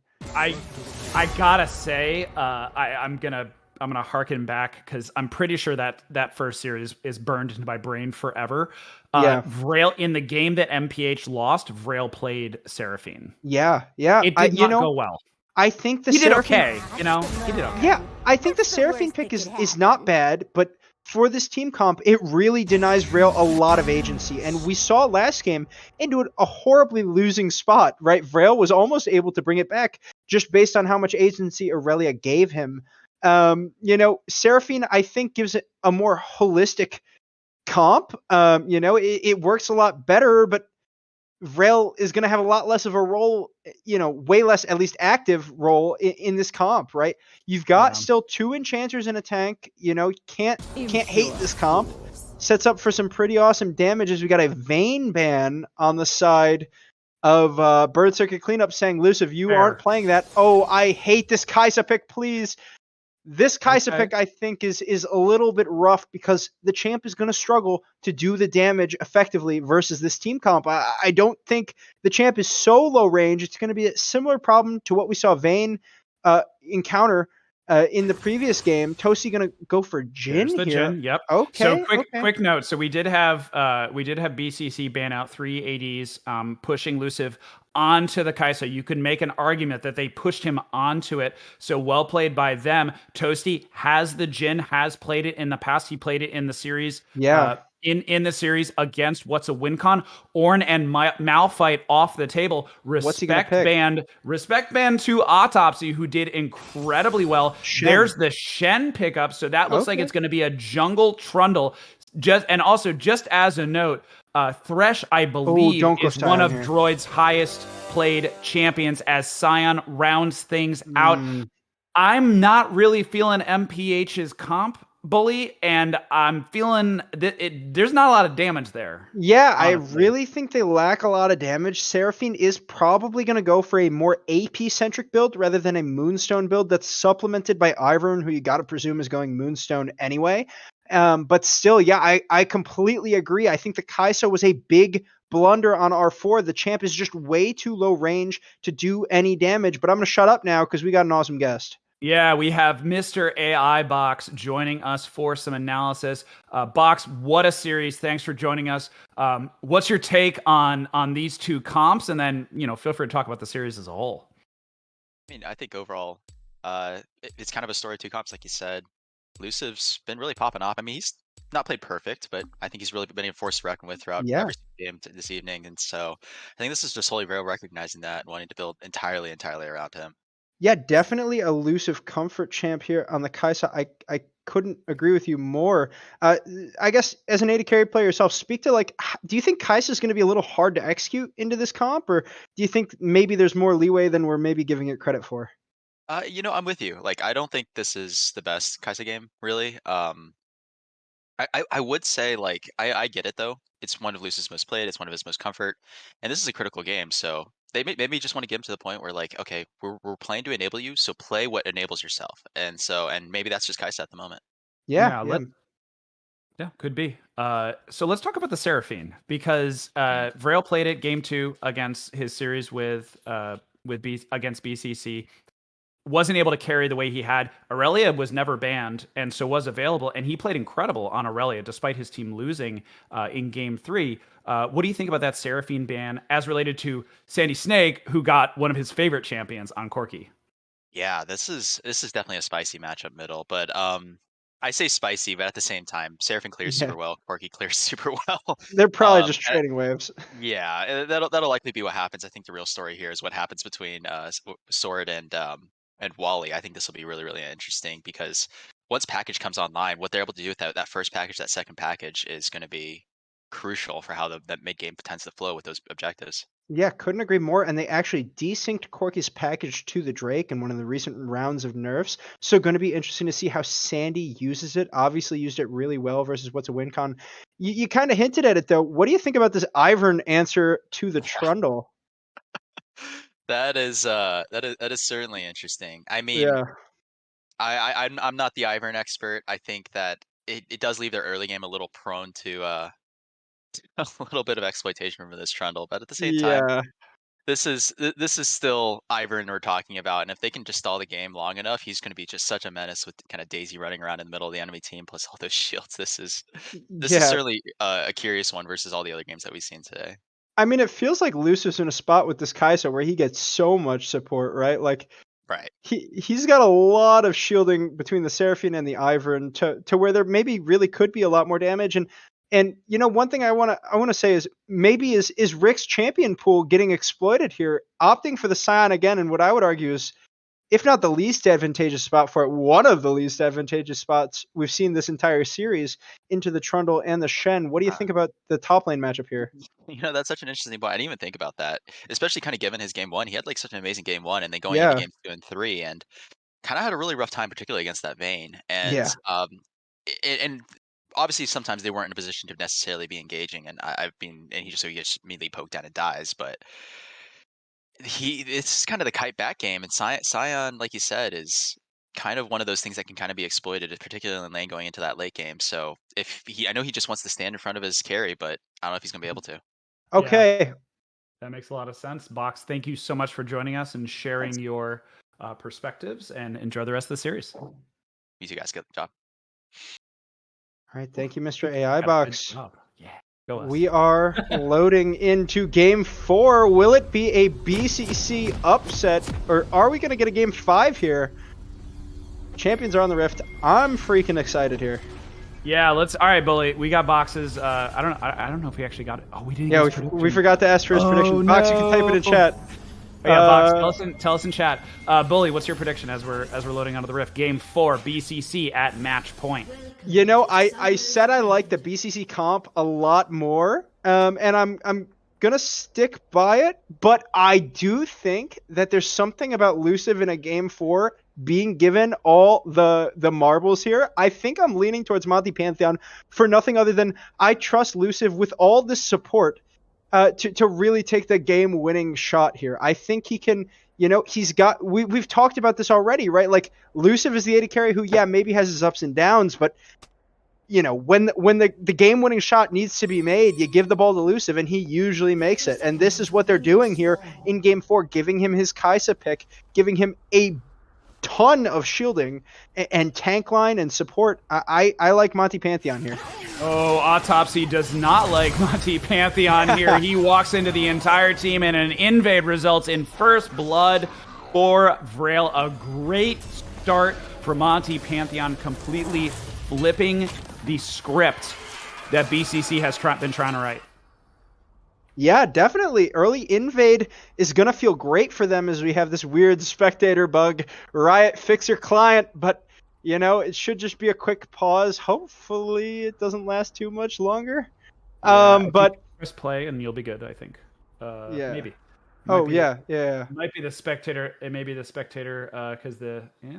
There we Okay. go. There we go. Hey! We'll speed up to the King. I'll do a little bit of a radio cast while we're getting moving. So you do a fast forward to get us to 126. You press the little plus button versus the pause, but we've got red start on the side of Swordmaster on the Trundle. Meanwhile, Wally Warp clearing a ward, and he is going to start blue side. Blue buff as the lanes settle in. Autopsy, despite that early death, able to get to his lane, no problem. Yeah, Autopsy does die early, though, and the kill goes over to Vrail. It is going to be a big factor in this game. If he can get that early lost chapter, maybe has a little bit more unnatural wave clear into the sort of organic Corki matchup, right? Like, with that extra kill gold, can he get maybe a first back lost chapter and just shove this Corki in, creating more early Drake pressure than we would otherwise see in a straight one-on-one where he doesn't get that kill. Going to be interesting to see how he plays it out, but obviously in a good spot in this game. And yeah, on the flip side, this bot lane has got to be the story, right? Like, this bot lane is everything in this game. Luciv has been given all the cards here. Yeah. Can he he take really over? has. Yeah. I will say I'm not a huge fan of single carry comps. I really like Yeah, me having neither. 2 or 3 threat comps. But as you said, Luciv has that ability to get ahead and really do what he needs to do with an advantage. So I'll have to see. Another note, just as I said before, Droid is he was kind of Mr. Thresh, so that is another consideration of in order to do that. So apologies, I'm trying to catch up to make sure that I'm actually like watching the same thing you're watching. All right, I think we're good. There's first hurt going down. Great root, and Luciv gets incredibly low. That is the power of the Thresh Jhin. Man, that is nasty. And a different take from Toasty as Autopsy whiffs on the taunt. Not quite able to make that happen, but Droid, known for his hooks, and Thresh is kind of his OG pick. Yeah, Droid is clean on this Thresh. I remember, this is a bit of a painful memory, back in Season 2, as they hit level 3 here, I'm going to shut up because there is a real threat onto Bush here. Great play by Droid. Oh no, he misses the hook. He misses it, and Luciv is going to try and take advantage, but the good root from Toasty continues to poke, and nothing doing. Everybody walks away, handshake, hit each other, and yeah, thanks, Droid. I was talking about how good your hooks were, and then you threw one backwards. You know, maybe a little bit of a caster curse. They have to be careful here. They're looking really aggressively for this all-in, but Wally is here on the Ivern. Can he hit the root? Great flash by Toasty. Yeah, has to flash out. And Luciv, though, getting incredibly low. So good wave from Toasty and Droy, able to push them out. And yeah, the roots from Toasty are going to be key. And I will continue to talk about the pick comp. BCC has found their identity. It is pick comps. So that's what's going to happen. And I'm here for it. I really love the style. I think it works really well for them, and it allows them a little bit more flexibility. As we see Swordmaster rolling in, gets a great pillar, forcing the flash from Rick. That's going to be enough for him, and he's going to walk right out. And yeah, let's talk about this top lane matchup, because Autopsy, aggressive. Shen, a great split pusher, but Microscopic Rick on comfort. Yeah, so Rick is on comfort. I think the matchup should be pretty tilted for the Shen in the early game. I'm going to shut up. We got an engage in the mid-lane. Another root. Beautiful hook. Oh. There he is. That's the playoff droid we were waiting for. Sandy Snake knocking out Wally Warp, but all the Jin root set all of it up as you see a massive wave in the top lane, and now we see the role reversal. You can't grab Herald this early in the game. And a great kill. They're making the right choice. Free first dragon for them. Yeah, so big thing in this game 4. This is probably the first time we've seen real early agency from Burnt Circuit Cleanup. Pretty much every early objective they've gotten has been as a trade for the Herald or a trade for a cross-map play made by Monty Pantheon. But in this game, their comp is just stronger at this point in the game. They catch Wally Warp out in the mid lane and can take a free Drake for it. You love to see it, and it is going to be interesting to see how Monty Pantheon looks when they don't have that early tower lead, when they don't have that early pressure and priority. You know, maybe they just completely fall apart. Maybe they look even better playing from behind. Who knows? But, you know, great early gameplay from Burnt Circuit Cleanup. And we don't really talk about the mental fatigue that goes into a best of 5. You and I were feeling it after that game 3. We're like, let's take a break. I need a break, because this is intensive. And then imagine playing it, right? You're constantly communicating. You're constantly strategizing. It is a mental and emotional workout. And Autopsy taking some hits from Microscopic Rick. Big wave pushing him onto turret. Sandy Snake is on the roam. But you said it best. Rift Herald not even up yet, and at this point there's usually a handshake. Oh, you get Herald, we'll take Dragon. But because of the early kill, BCC able to flip the script on its head less than 5 minutes in and start opening up almost 1,000 gold lead. Yeah, definitely early 1,000. Yeah, good gold lead here for Monty Pantheon. We've seen them kind of be the team that gets this early gold lead. A big chunk of it actually coming out of the Ivern, having a pretty sizable farm lead for a champ with a pretty defined clear speed. Kind of evident of the fact that Sword has maybe made some pivots, right? He did go for the top lane gank, did stop to take the dragon. One thing I will give Wally Warp infinite credit for is he kind of knows what he's got to do. He does a lot less, but he makes it worth more, right? Like, a lot of times you can see he passes almost predictably, but it's predictably getting the right things. He's not going for these really aggressive plays, but he is doing what he needs to do to get the farm, to get an early gold lead. And if you go for these early plays and they miss, or even if they hit, you can find yourself at a big deficit.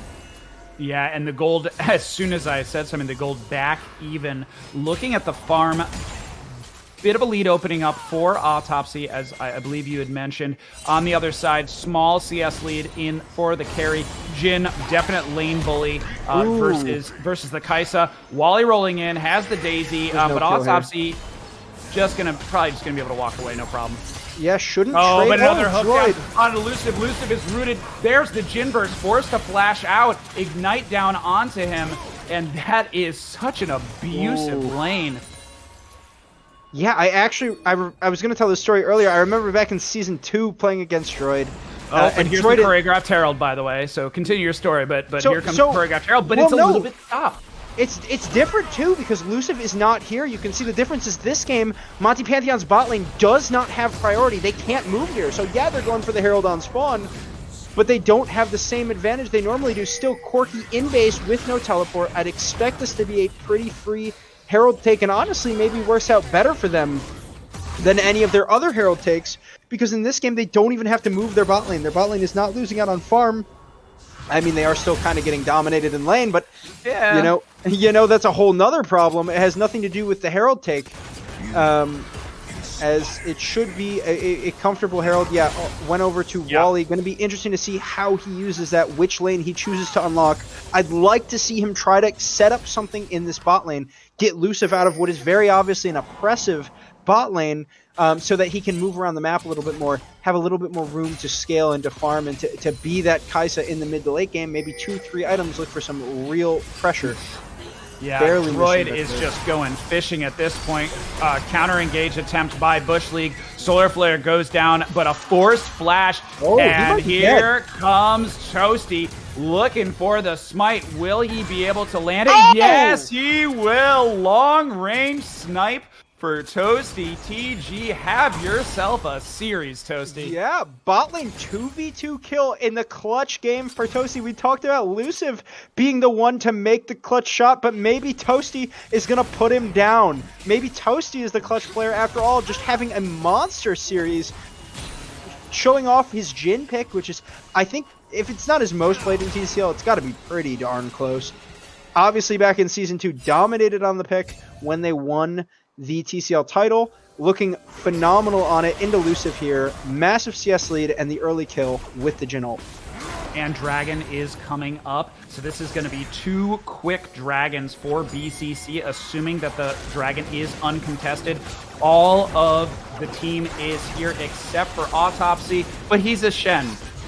He's never too far away. Free Dragon, that is Dragon number 2, and BCC are riding the momentum that is piloting them towards a semi-final date with the Mariachi Mullets. Yeah, and you got to start wondering, as we have a taunt under tower, don't think there's anything to be had here. Yeah, you have to start wondering at what point does tilt start to set in, desperation starts to set in. It's different when you're behind in a normal game in the regular season or even earlier in this series, but now you're staring down elimination in what was probably earlier considered to be a pretty easy win, right? They probably went into this thinking, you know, this is a series we've won before already. This team has 1 win overall. We can probably win it here, but you know, at what point do you start thinking, you know, getting pretty upset as we have an ult down on a sword forcing his flash? Yep, forces the flash. Good poke down from Sandy Snake, but Sandy Snake is a little bit low on mana and does not have the rockets, so he's just going to back off. A little bit of a CS lead on the side of Vrail. Vrail's going to push this one in. Wally has not dropped the Herald. I think that's going to change. So they're going to probably... might be I caught guess not, here, because Swordmaster is there. Package. Gets the good under it, and here comes package number 1. Package number 1 is going to turn into kill number 2 for Sandy got a Shen Snake. here, too. Wally is on the run. Continuing to poke is Sandy Snake. Sandy Snake gets rooted, and the rest of the team is on the hunt. Luciv, however, is on the hunt himself for Toasty. Toasty looks like he's going to be able to get away. Oh, no. Yeah. This is really bad if Toasty dies here, but Nah, he's does good. manage to get away. Yeah, looks like Luciv used all his rotation already to get him that low. But yeah, just a little bit over-aggressive there by Wally. Wants to get the Herald down, wants to get that plate gold onto his mid lane, his captain, but forces it hard and ultimately leads to a situation that baits him into death. Caught top lane as well.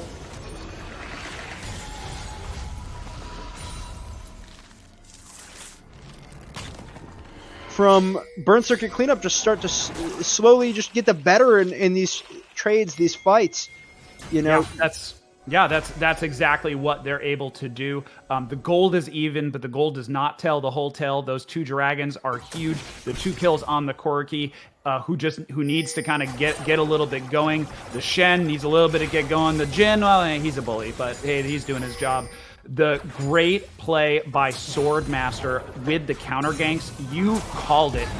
He is really at home on this Trundle pick, and we had mentioned it with Wally.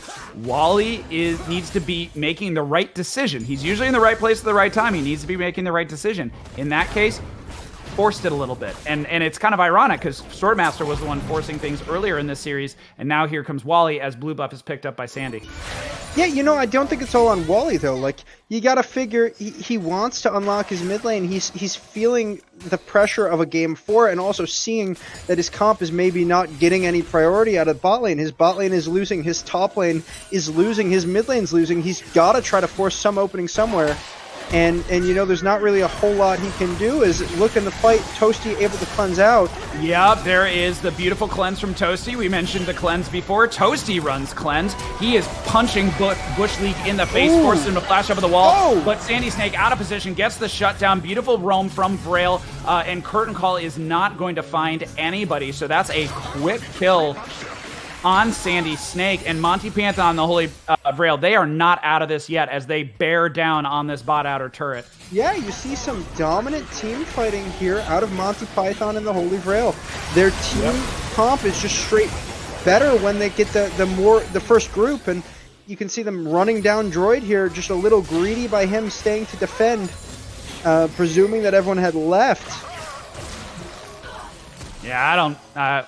I think they're just going to back off. But yeah, exactly. I think that's it. Yeah, Swordmaster doing his best to do something, but he's a little late to the party. And some chinks in the armor for BCC in this game 4, where we thought this was honestly going to be a bit of a rout based on how they were playing.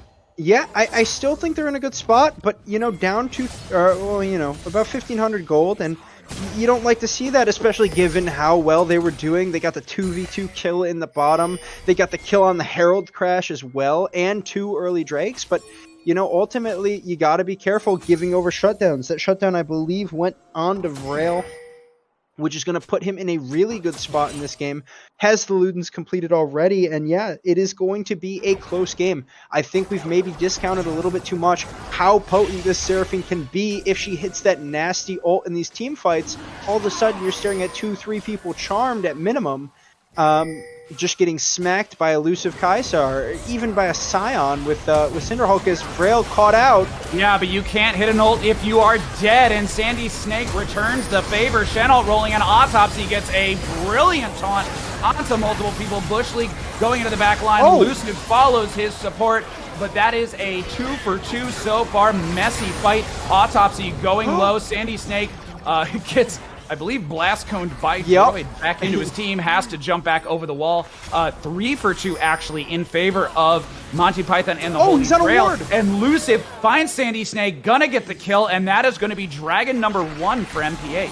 Yeah, don't discount him yet. We said it already. Luciv is great when the moment is required of him, right? Like, this comp is built around him, and with his captain caught out mid lane, he picks up the slack. And you can see Burnt Circuit Cleanup is really struggling to maintain their distance. They want to be playing these trades at longer range. They have the Jhin, they have the poke build Corki, but when that Scion is able to get right on top of them and land that CC, when Leona does the same thing, all of a sudden Luciv is able to dash in and outplay them, get some pretty nasty damage onto their backline, ultimately resulting in a 4v5 team fight win for Monty Pantheon. Yeah, great play to pick off the Seraphine, but Bush League going deep, and Luciv says, that looks fun, I'm going to do that.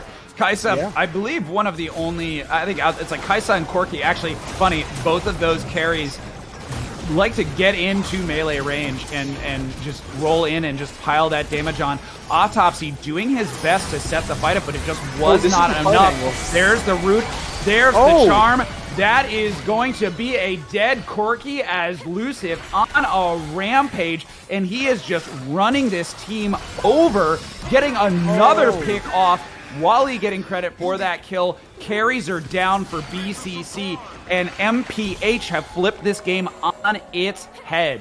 Yeah, fantastic. Seraphine ult catches Sandy Snake. He doesn't flash it, and as a consequence, isn't able to get the package off until it is too late, and he's already dead. And now you see Luciv is really in the driver's seat on this Kaisa. 4-0-5, has the Mana Moon completed, already has a straight Dirk, and yeah, Sword is just dead. If you get hit by any of the CC, the damage from Vrail is legit. He is an AP Seraphine. He's got the Alternator plus the Ludens. He's going to be doing a lot of damage. Yeah, he certainly is, and I always love being proven wrong, and I'm clearly being proven wrong with this Seraphine pick. I honestly thought he was going to go back to the Aurelia, especially with considering they wanted to go for the Kaisa. But Vrail doing great work on this Seraphine. Also has a CS lead. At this point, it's kind of whatever. But, it certainly helps. Sandy Snake trying to pick up this blue buff. That is something that they need to be doing. They need to be poking. They need to be cutting back. And credit to Monty Pantheon doing a great job of forcing the engages and making these carries uncomfortable. Yeah, they're doing a fantastic job. We talked about the separation required for the Jin and Corki to really function effectively as champions, and right now with these messy fights that are started by Monty Pantheon, they're definitely struggling in maintaining that distance, maintaining that strategic depth required for the Corki and Jin to do more damage than the Kaisa and the Seraphine. Yeah, and also, just a note, to add insult to injury, look at objective bounties. Luciv is building AP, by the way. Yeah, so the objective bounties are going to be a big deal. I am very interested in why Luciv is building this AP build. I think he needs to be all in on the AD. I know that's the Kaisa build that's pretty popular, but I think that's going to make them a little bit too AP focused. Not a big fan of that. But still, I think they're in the driver's seat here. They have nearly a 6,000 gold lead. I think this comp is pretty hard to lose with if you have control of the neutral objective river, right? Like, it's such a big deal when you have a Seraphine that just kind of dominates those fights in the choke point. When you have, an ahead Ivern that is just shielding up all your carries, if you don't have even damage, that Ivern is basically shutting the door in front of your face, right? Smashing it in your face. With those denial shields and healing from the Moonstone, making it feel impossible to kill anyone. And it offsets a lot of the poke, so that Ivern now coming in the clutch and just almost neutralizing, actually it is neutralizing a lot of the damage that BCC is trying to put out. Those Corki missiles don't really hit as hard when you got an Ivern shield on you. The Jin, but I'm looking at this BCC, and I want them to go back to their roots. I want them to remember what got them here, which is those pick opportunities. They have been so good in those moments, maybe not in those big bad team fights, but finding that person. I think they try to do it with the Seraphine. They just need to remind themselves what got them here, and they need to do it as we see MPH starting to hover around the Dragon. Baron is now on the table. BCC, credit to them, they're only a couple of objective bounties away from leveling this match. 6,000 gold down, though. They're going to have to get a lot of them. Yeah, definitely have to, but with the Herald, they have the potential to, as we see an ult from Tiny Rick. Yeah, ult from Tiny Rick rolls in. Swordmaster taking a blunt of that, but the carries are safe. Luciv They're might be in caught. the backline. They are low. Luciv is low. Luciv is dead. Autopsy gets the flash, shuts down. Curtain Call is rolling in. This is the kind of position that BCC wants to be in. Autopsy coming back, getting another smite down. Microscopic Break is tanking a ton of damage, but the carries for BCC are free swinging, and so is the Seraphine. So all told, 2 for 2. I don't want to say in favor of anybody, but right now it looks like MPH has priority on the Dragon. Yeah, MPH should have priority on the Drake, but doesn't really matter given that Bird Circuit Cleanup got the first 2. They are buying time. I think their comp should 2 for 3, ultimately... actually, sorry. That is a 2 for 3 in favor of BCC. So that their comp should eventually outscale. And yeah, first big mistake we've really seen from Luciv. I don't think the engage was actually bad by Rick at all. I think Luciv just dove a little bit too far before the follow-up could hit. And as a consequence goes down. If Rail gets caught here, it's really bad. Yeah, he didn't get caught, but his flash was forced. And Microscopic Grip teleports in, counter teleport coming in from Autopsy. Hook from Droid. Droid says taps the go button off. We go. He's going to get popped immediately, and Luciv is going to be swinging away. Both supports down, Autopsy down, and BCC returns the favor, gifting MPH a team fight win, 3 for 1 and Dragon. Yeah, I hate contesting this. There's no reason to contest this at all. And yeah, it really just doesn't make any sense. And I do love this, though. MPH has learned their lesson 4 games in. They've played 7 games versus this team, and they pulled the Drake out finally in Game 7 of their overall, season series. Finally do it to avoid any steal. Yeah, I don't love the decision to contest that. You know, I think you won the fight. Take your win. Your comp should ultimately outscale. There's no reason to fight it. You've got the first two. You're not even remotely facing Soul Point. No reason to make the hole that you're in any deeper, especially as you're just starting to get out of it. Well, this is one of the biggest things we've seen out of BCC is when they get behind, they kind of have one speed, and it is go. So they don't really have a stop button, and the only time they have a stop button is after they have fought. So that seems to be the story of the series, the story of their season, and we'll have to see if they're able to actually evolve. You know, we've been seeing them evolve throughout this series.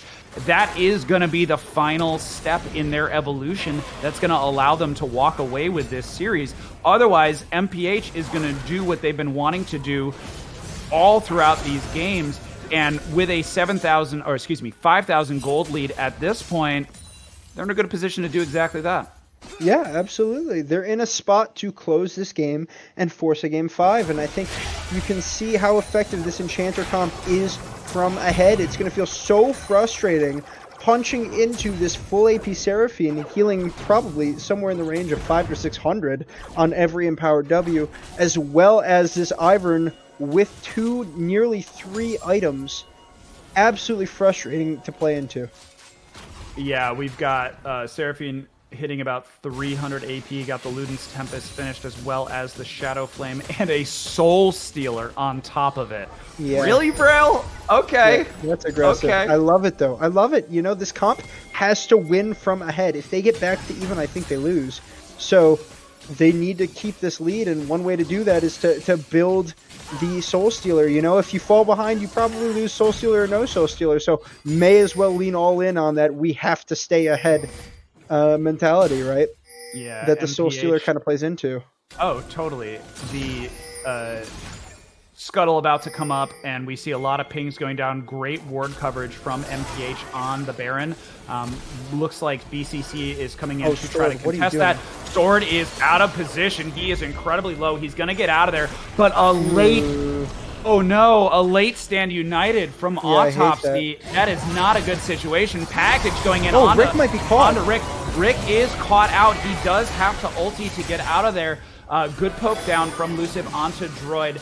So could be a handshake. Toasty, however, is coming in on the flank. He needs to be careful. Yeah, Toasty's got to be careful, but should be able to just back off as a Jhin. And yeah, those are 2 huge ults used by Monty Pantheon. No Scion ult, no Seraphine ult is going to make it a lot harder for any fight to, you know, if any fight breaks out. I think a Droid hook could be really bad. Oh, it hits Braille. Yeah, these gets Braille, knocks Braille out, and the turnaround kill onto Droid, and there is Curtain Call looking for more. Doesn't look like he's going to be able to find it. Braille down, Wally low.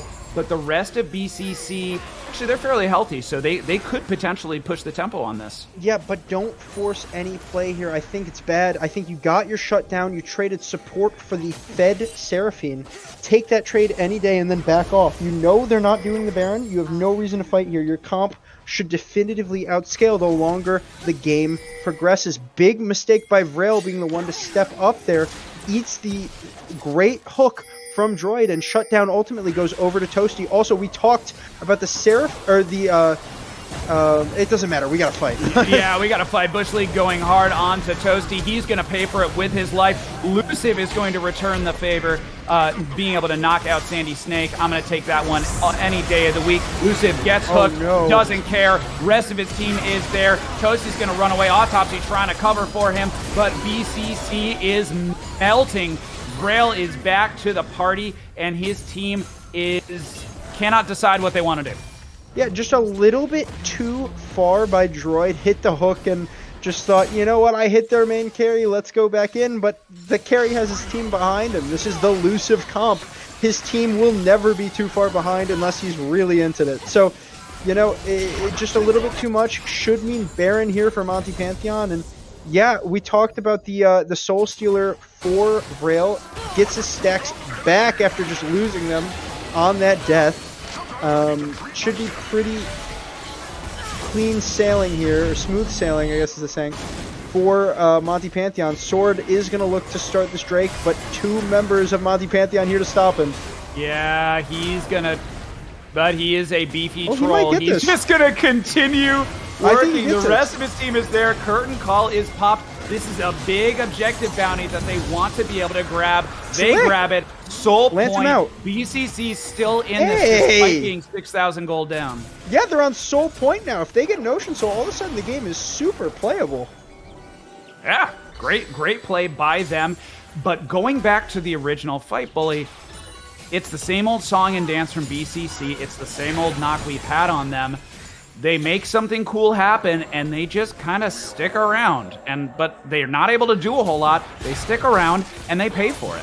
Yeah, they've given away a lot this game, I think, by just committing to fights for a little bit too long. There's no reason to take these long fights versus a comp with double enchanters. Just stay back, play at your range. You don't need to commit to one definitive look. You've got a lot of poke between the Jhin and the Corki, and your comp, again, I can't stress this enough, should really hard outscale the limited range, limited damage comp that Monty Pantheon has.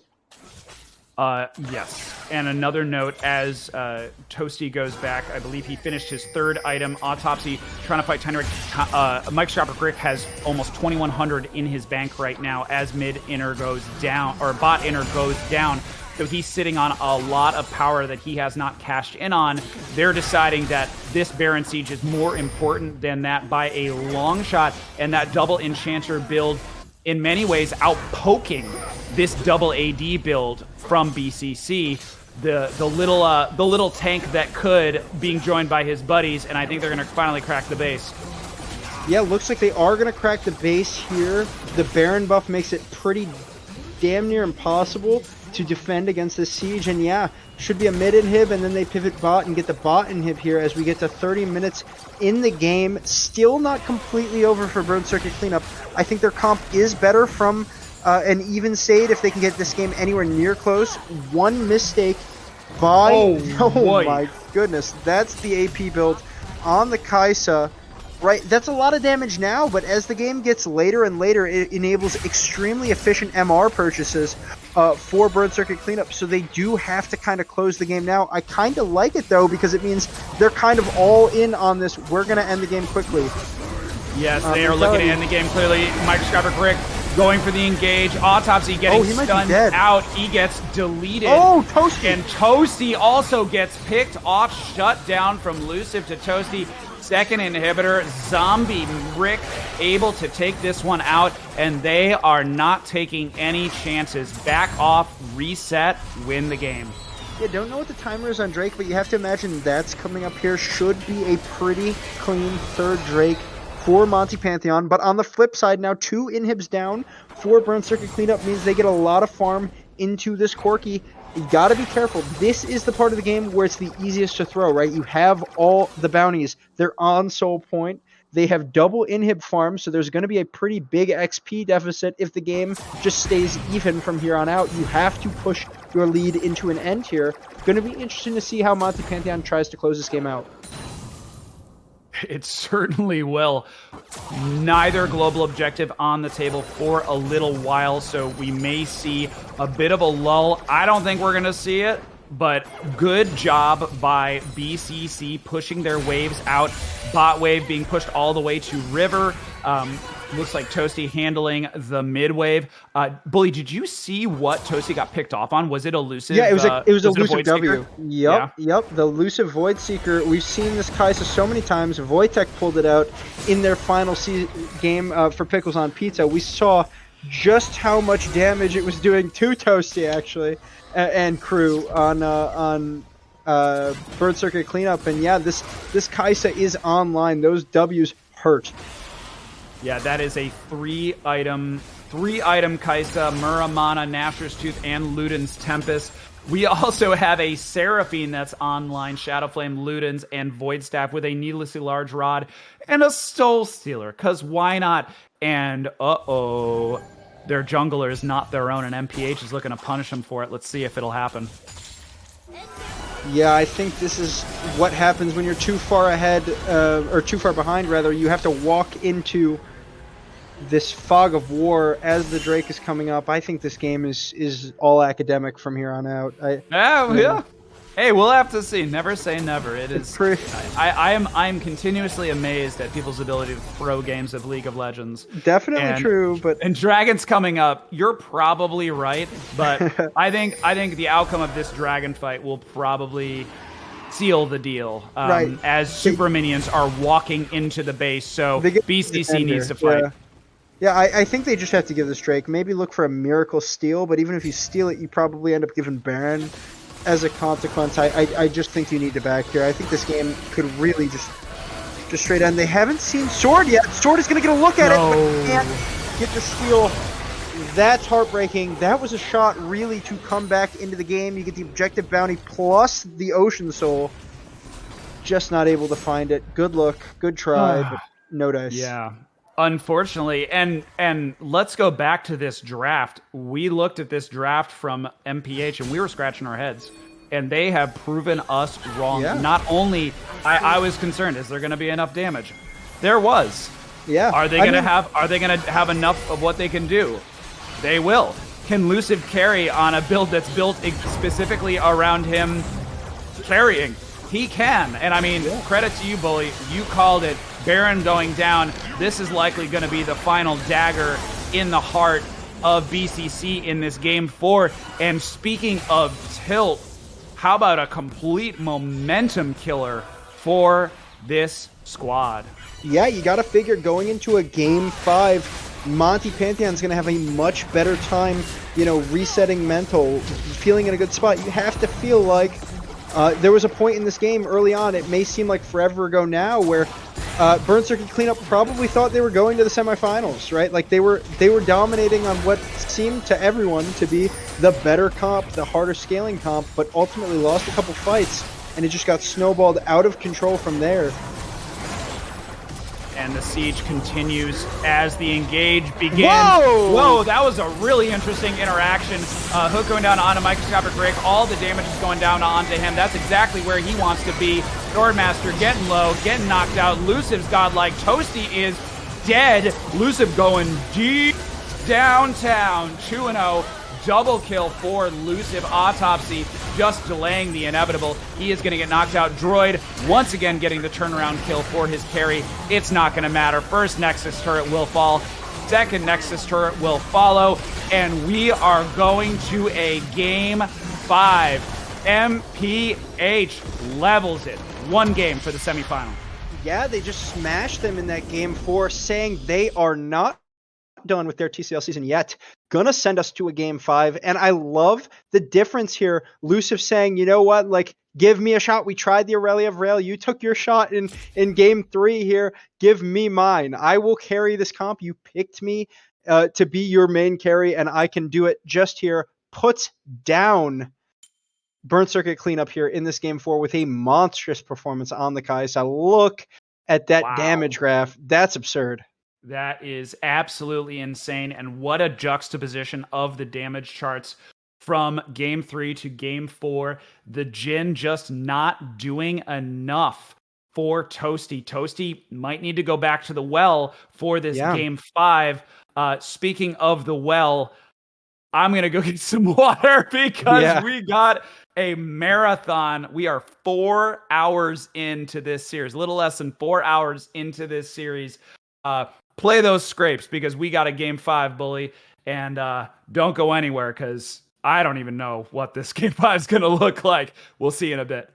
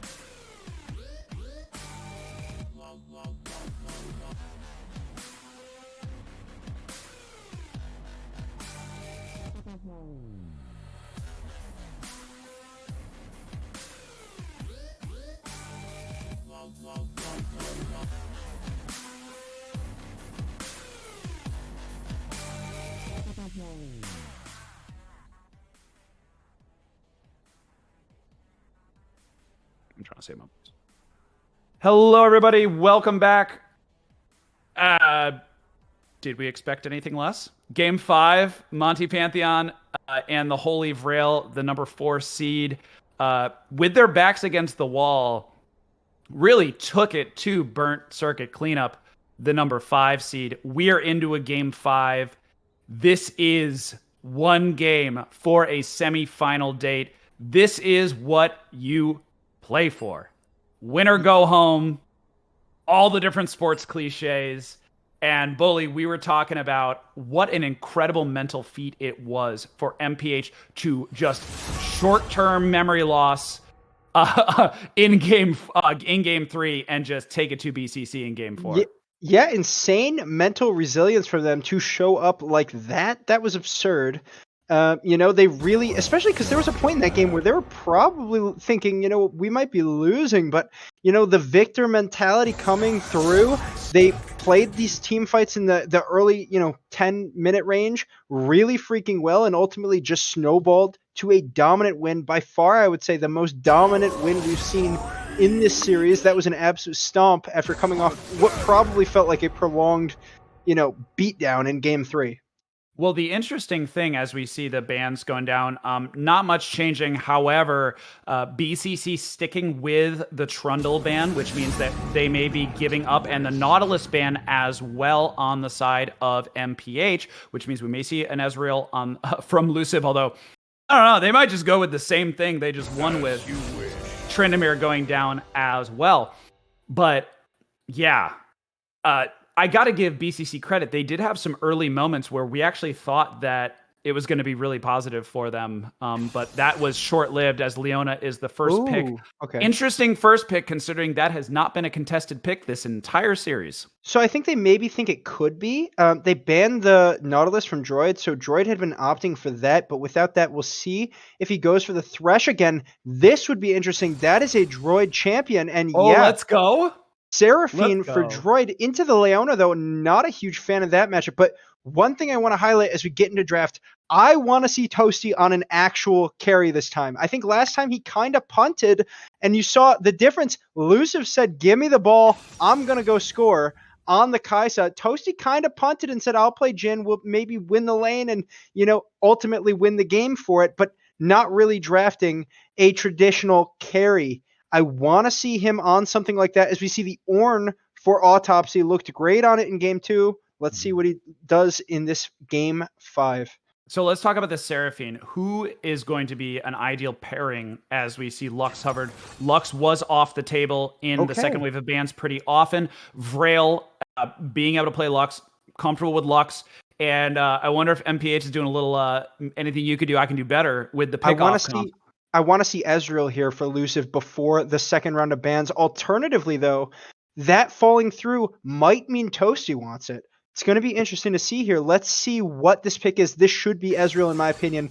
It is going to be Cho'Gath. Probably top Interesting. Lane. Yeah, definitely top lane. I think it's a good answer to the Ornn. I don't think it would have been banned or contested so far since we haven't seen it. So it's interesting that they prioritize that over Ezreal. I think this should be a Toasty Ezreal here. I think Ezreal is the obvious pairing with the Seraphine. Safe lane. You can kind of sit back and scale and put yourself in a position to be that carry in the later game. Let's see what they opt for here. They're thinking about it. What are they going to pick? All right, they're going for the Vayne. All right, he clearly listened. He grabbed the keys and said, "Give me the Lambo. I'm gonna go do some street racing." I do agree with you though because they have left the Ezreal. Just kidding. Okay, so they have a plan here. But yeah, the still a moderately safe lane, but a very important distinction. They don't quite have the peel that you're going to get out of a Thresh with the Seraphine. Although, I mean, she does have good shields, good CC, but not quite the same as Kai'Sa off the table. So two of Luciv's favorite champions down into the ice box, and then MPH returning the favor. So got to be honest, I'm not a huge fan of either of those bans in light of the Vayne pick. I think both of those would be considered winning lanes for the Vayne. I get that Luciv has looked good on both, but you got to wonder why pick this Vayne R3. I think the problem that MPH ran into in game 2 was that they went for the Vayne on R3 and got countered, but here's that Kayn for sword. We saw him dominate on it in game 2. Let's see how it looks here. I think these are two champions between the Vayne and the Kayn that are both easily exploitable with some B5 or B4, B5 adaptations here out of draft. Let's see what Luciv wants. Is it going to be Samira? It could be. That would be hype. Samira Leona is a pretty big kill lane. It is going to be Samira. Okay, this is an aggressive look for Luciv and Bush. First time I think we've seen Samira all season. Definitely a great pick. Luciv loves his champion. I think the champ has fallen a little bit out of favor, but is still extremely strong. Let's see if is Wally going to go for a Rammus. No I think this idea. champion is I will terrible. tell you, Samira, I'll need a double check No, don't go Rammus. from the community. But I believe Samira has been played before in the bot lane. I remember casting and being very confused watching her team fight. There's the Veigar, Sandy Snake going back to the well. Yeah. So a little bit of old, a little bit of new, a little bit of borrowed, and I don't think Kane's going blue in this team comp. That's really good, actually. Casting with a pro. Yeah, so definitely going to be what worked for them this entire series, right? With the addition of the Seraphine. You've seen the Ornn, the Kayn, the Veigar, and the Vayne for Burn Circuit Cleanup. All champions they won on all in game 2, just substituting in a Seraphine that I think gives them even better scaling. I think on the flip side, they have to watch out for some pretty rough laning. You may have heard me sigh. I'm not a huge fan of this Amumu, honestly. I think the champ is kind of just going to get steamrolled in the early game, and perfect to talk about it. This is an awesome segue. We have Diamond Jungler himself, Fruge, as a guest analyst to break down this draft. How do you feel about these drafts and the jungle matchup in particular? So I'm not a huge fan of the Amumu pick. I think there were some better options that they could have gone with, maybe like a Hecarim. I think might have fitted a little bit better, but no, it's okay. I think they'll be fine regardless. Everything's gonna be all eyes on the bot lane this game. Samira plus Leona is obviously a kill lane, and we're gonna see if Toasty can replicate another one of his Vayne performances. I think that's what's gonna decide this game 5. Yeah, Toasty having a great Vayne game, and Droid, bit of a departure with the Seraphine. What are your thoughts on that pick when, on the Thresh, he did okay, but he's really been known for those hook champions, now picking an Enchanter. Yeah, no, I definitely get why he picked the Seraphine, trying to take that away from Braille. But I think he would have been a little bit better suited on one of those hook champions. Plus, I think a Thresh would have been super valuable this game. I didn't see if it was picked or banned, but I think Thresh or Nautilus would have helped his case a lot more. And Droid's been making a lot of good plays this series. I would have liked to see him on a more proactive champ, but we'll see how he does on the Seraphine. Sure, and then on the flip side, I got to ask you about the mid lane matchup. Veigar into Lux. They do opt for the Veigar as the counter on R5. Seems like it could be a bit of a rough lane, though, outranged pretty heavily by the Lux. Not the same as in the previous game where it's Ziggs Vayne they're staring down. Still range for the Ziggs, but not as maybe easy of abilities to hit. How do you feel about that? I think Lux is going to really bully the mid lane very hard. Lux inherently is a lane bully, and I think Veigar, he's got great gank setup, don't get me wrong, and that could play a huge factor, but I think in a funnel, in a vacuum, Sandy's going to struggle a lot in that lane, and Braille might be able to propel his team to an early lead and might be able to be the reason they get a dragon lead or something of that nature. Yeah, Vrail really showing up in that game for Microscopic Rick, actually bringing out the Cho'Gath. First time we're seeing Cho'Gath in this series. Let's talk a little bit more about that top lane matchup. We can talk about it, the whole series, because Autopsy and Microscopic Rick kind of gone back and forth on the tanks. But Cho'Gath, a new look in this lane. Yeah, so I think the Cho'Gath is going to help a lot, obviously objective-wise, with his Ultimate Feast. I mean, these top laners have just been trading tank picks basically all day.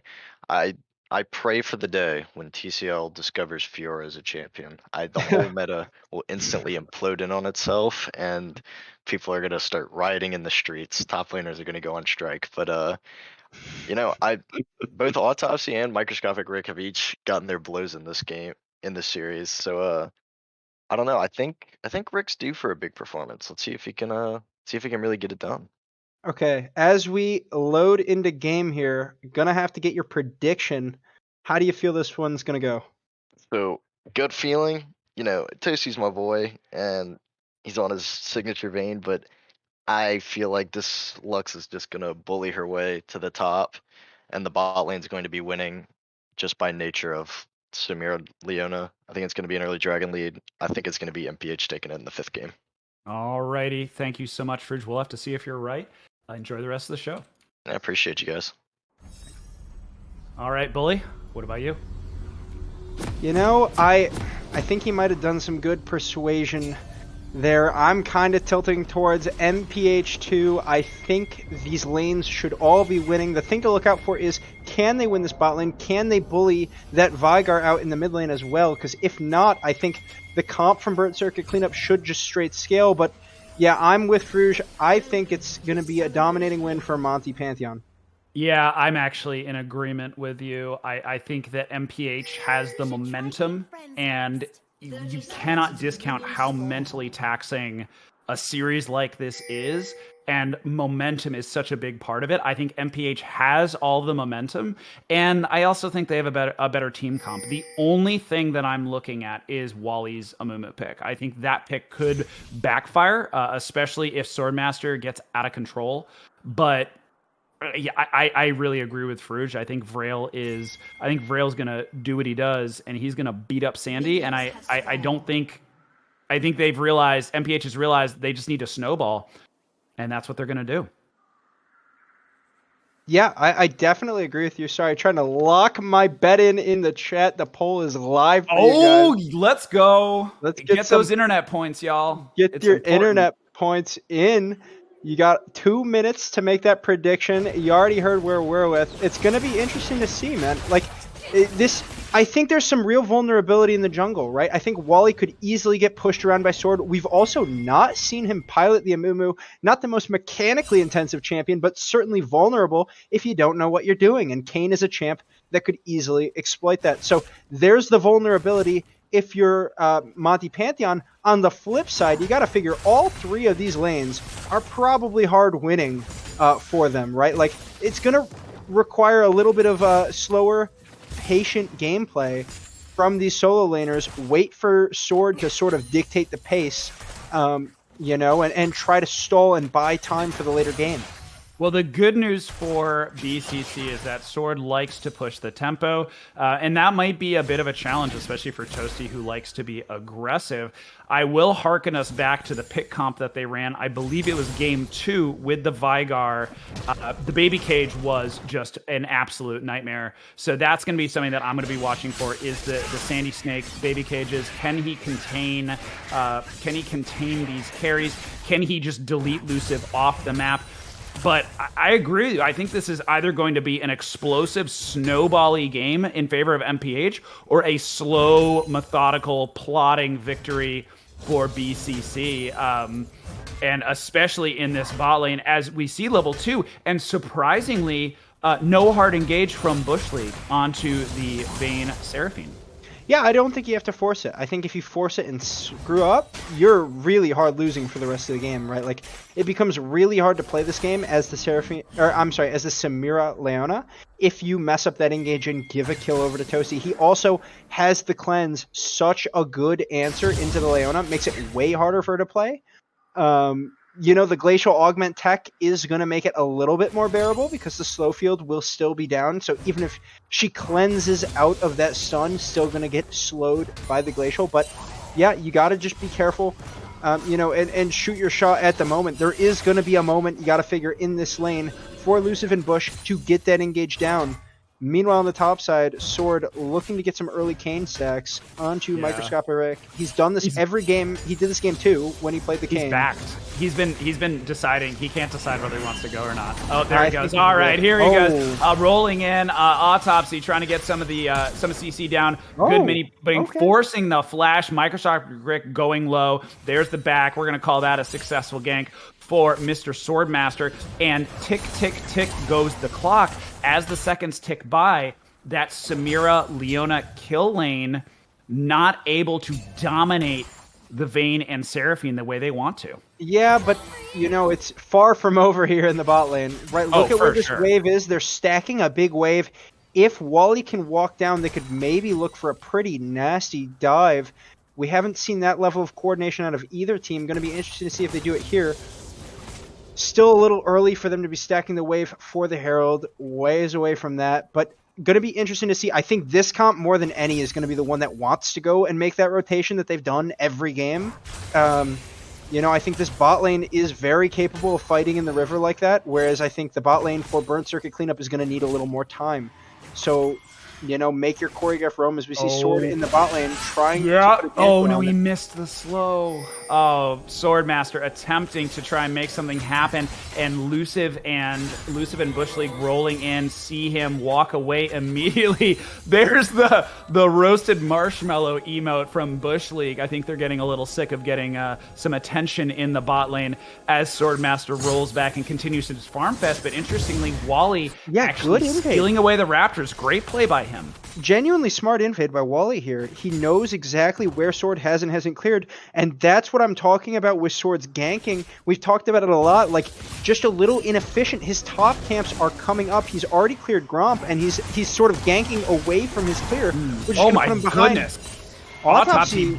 Oh, he's gotta Yeah. be careful though. He's here. Oh, He actually, he gets him now. flashes out, beating up Rick, and wow, a solo kill, first blood for Autopsy. Whatever. Flash, aggressive Flash gets the kill. Yeah, right as we criticize him, you got to give credit to Sword forcing that flash early on the gank. Sets up that solo kill by, from some great gameplay by Autopsy. Yeah, he didn't even have 6. And yeah, Microscopic Wreck did hit 6 during that trade, but still didn't have anywhere near enough HP or mana to stand up to that max health damage that Ornn does on the Brittle. Yeah, Autopsy needs to get out of there. Did force the teleport as well. He's got about 1,100 gold sitting in his pocket, burning a hole there, so he's going to want to get that at some point. Microscopic Rick dropping a ward down there because he's getting really sick of getting pushed around. CS dead even, and it looks like Autopsy is not done. Gets the knock up onto Microscopic Rick, and it looks like they're going to do a turnaround kill. Swordmaster there, getting the abusive camp onto the Cho'Gath. That is not a fun lane right now. Yeah, not what you want to see if you're an MPH fan here. The top lane, which should be a pretty winning lane, just getting dominated by Sword and Autopsy. The flip side here, though, Wally so smart going for the Drake here. I don't know if the Amumu can clear this without some help, but fortunately we talked about it. This Lux is pushing the Vygar around, has priority, is able to just walk over and secure it. As long as they can cleanly get out here, they should be okay. The baby cage does hit, but so does the Lux Bind. Yeah, flash and counter flash. Blinding lands, full combo does as well. Swordmaster's gonna go low. He's gonna go down. Grail's gonna get the kill. Late cleanse from Toasty on that route.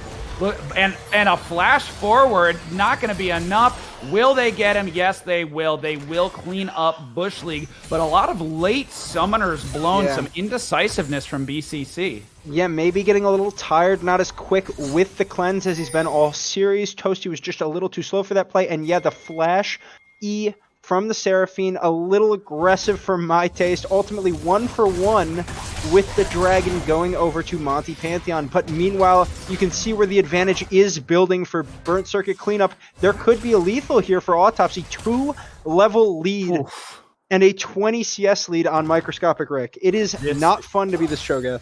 No, this is a battle Ornn and a massive gold lead this early in the game. Almost 1,000 gold. Gold across the board, dead even. First Dragon, as you mentioned, going to Wally Warp. It is a Cloud Drake, but a relatively subdued early game compared to what we've seen in the past. 1 or 2 kills, and looking in the bot lane, 20 CS lead from Onlusive against Toasty. That's pretty much what we expected, but not quite the kills that we were expecting as Swordmaster sits there, root going down. A little bit of poke, but nothing doing quite yet. Sword trying to make something happen bot lane, but just can't quite find the moment. Meanwhile, you see it again. How many times have we talked about it? This is the early Herald priority from Monty Pantheon, and they're going to get their 5th first Herald of the series. All 5 games they've gotten that objective, really showing in their early game stats. You can see they've pretty much always had the early gold lead because of getting that objective and getting the early plate gold that it provides, not even paying a cost as they already got that early Drake here in this game. All things looking good for them with the exception of this top lane matchup. The top lane matchup is probably the one you care the least about, though, right? Like, it's the meatball matchup. Those meatballs are only as valuable as the people dealing damage behind them, right? So, yeah, Autopsy is ahead, and that means something. But meanwhile, Toasty down some Baby farm. Cage, nice. Baby Cage forces the flash onto Elusive, and I did want to point out a great invade from Swordmaster, stealing away the red buff from Wally. Will Wally respond and take away Swordmaster's red buff? Otherwise, he's going to be a little bit behind in terms of that. But Rail potentially getting caught under rotation, flashes out. Wally is there for the counter engage. Will he go for the bandage toss? He's looking at it. Swordmaster is sticking around. Sword, you need to be really, really careful. There it goes, and there's the burst going onto Wally, and he just gets out of there. Once again, continued indecisiveness. Baby Cage prevents Wally from getting out of there. Man, this game, this best of 5 series really looks like it's doing a number on these players because we are seeing indecisiveness and just really weird decision making across the board. Yeah, gotta say though, love the flash from Wally, pulling the Kayn back into the team, forcing the response flash by Kayn himself. And yeah, that trade probably ultimately favors Burn Circuit cleanup. You saw Wally hovering around mid, looking to drop that Herald. I'm sure they planned out the Herald drop coming here since minute 1. They've been so good at coordinating around that objective, but chunking him out means he's not able to get it. I think if they can keep slowing down the Amumu, maybe you buy enough time to where the plate gold falls off itself. He does have to reset here. I don't see the game clock, so I don't know how much longer we have plates for. 11:30. 11:30. Okay, so yeah, they gotta hurry. This is going to be it for the Amumu, right? He has to go find a place to drop this to get the early plate gold from it. Otherwise, I think it's a big loss. As Microscopic Rick flashing on Autopsy here. Yeah, Autopsy just walks away. Good flash discipline from him. And while that was happening, Swordmaster actually securing his own red buff, completing his clear, and he is going to back off. So despite kind of a strange exchange in that bottom river, about 1,500 gold, that's going to be his first major purchase. That is going to be, Iron Spike Whip plus the hammer. Doesn't look like he's going to be able to finish off that first major item, but he's getting pretty close, and he's been doing solid work on this Kayn. Both games he's played him. He's looking good on the Kayn, right? I think it covers for a lot of maybe his flaws as a player, right? Like, he does tend to gank out of line. Well, you know what? Kayn is a really fast clear and can move through walls to accelerate that clear speed overall. Right, lots of mobility on the champion means he can go around and influence the map, and at the same time, Sandy Snake and low. Whoa! Oh, Rail's just Sandy caught. Snake turns around and punishes Rail. The Veigar is doing work, and that is going to set BCC up for their first dragon. Nicely done by them, and it looks like they might not be done. Droid is cruising in, leading the charge, singing a little tune. Solar Flare does absolutely nothing. So we're going to have, the shame zoom. The shame zoom. Come on.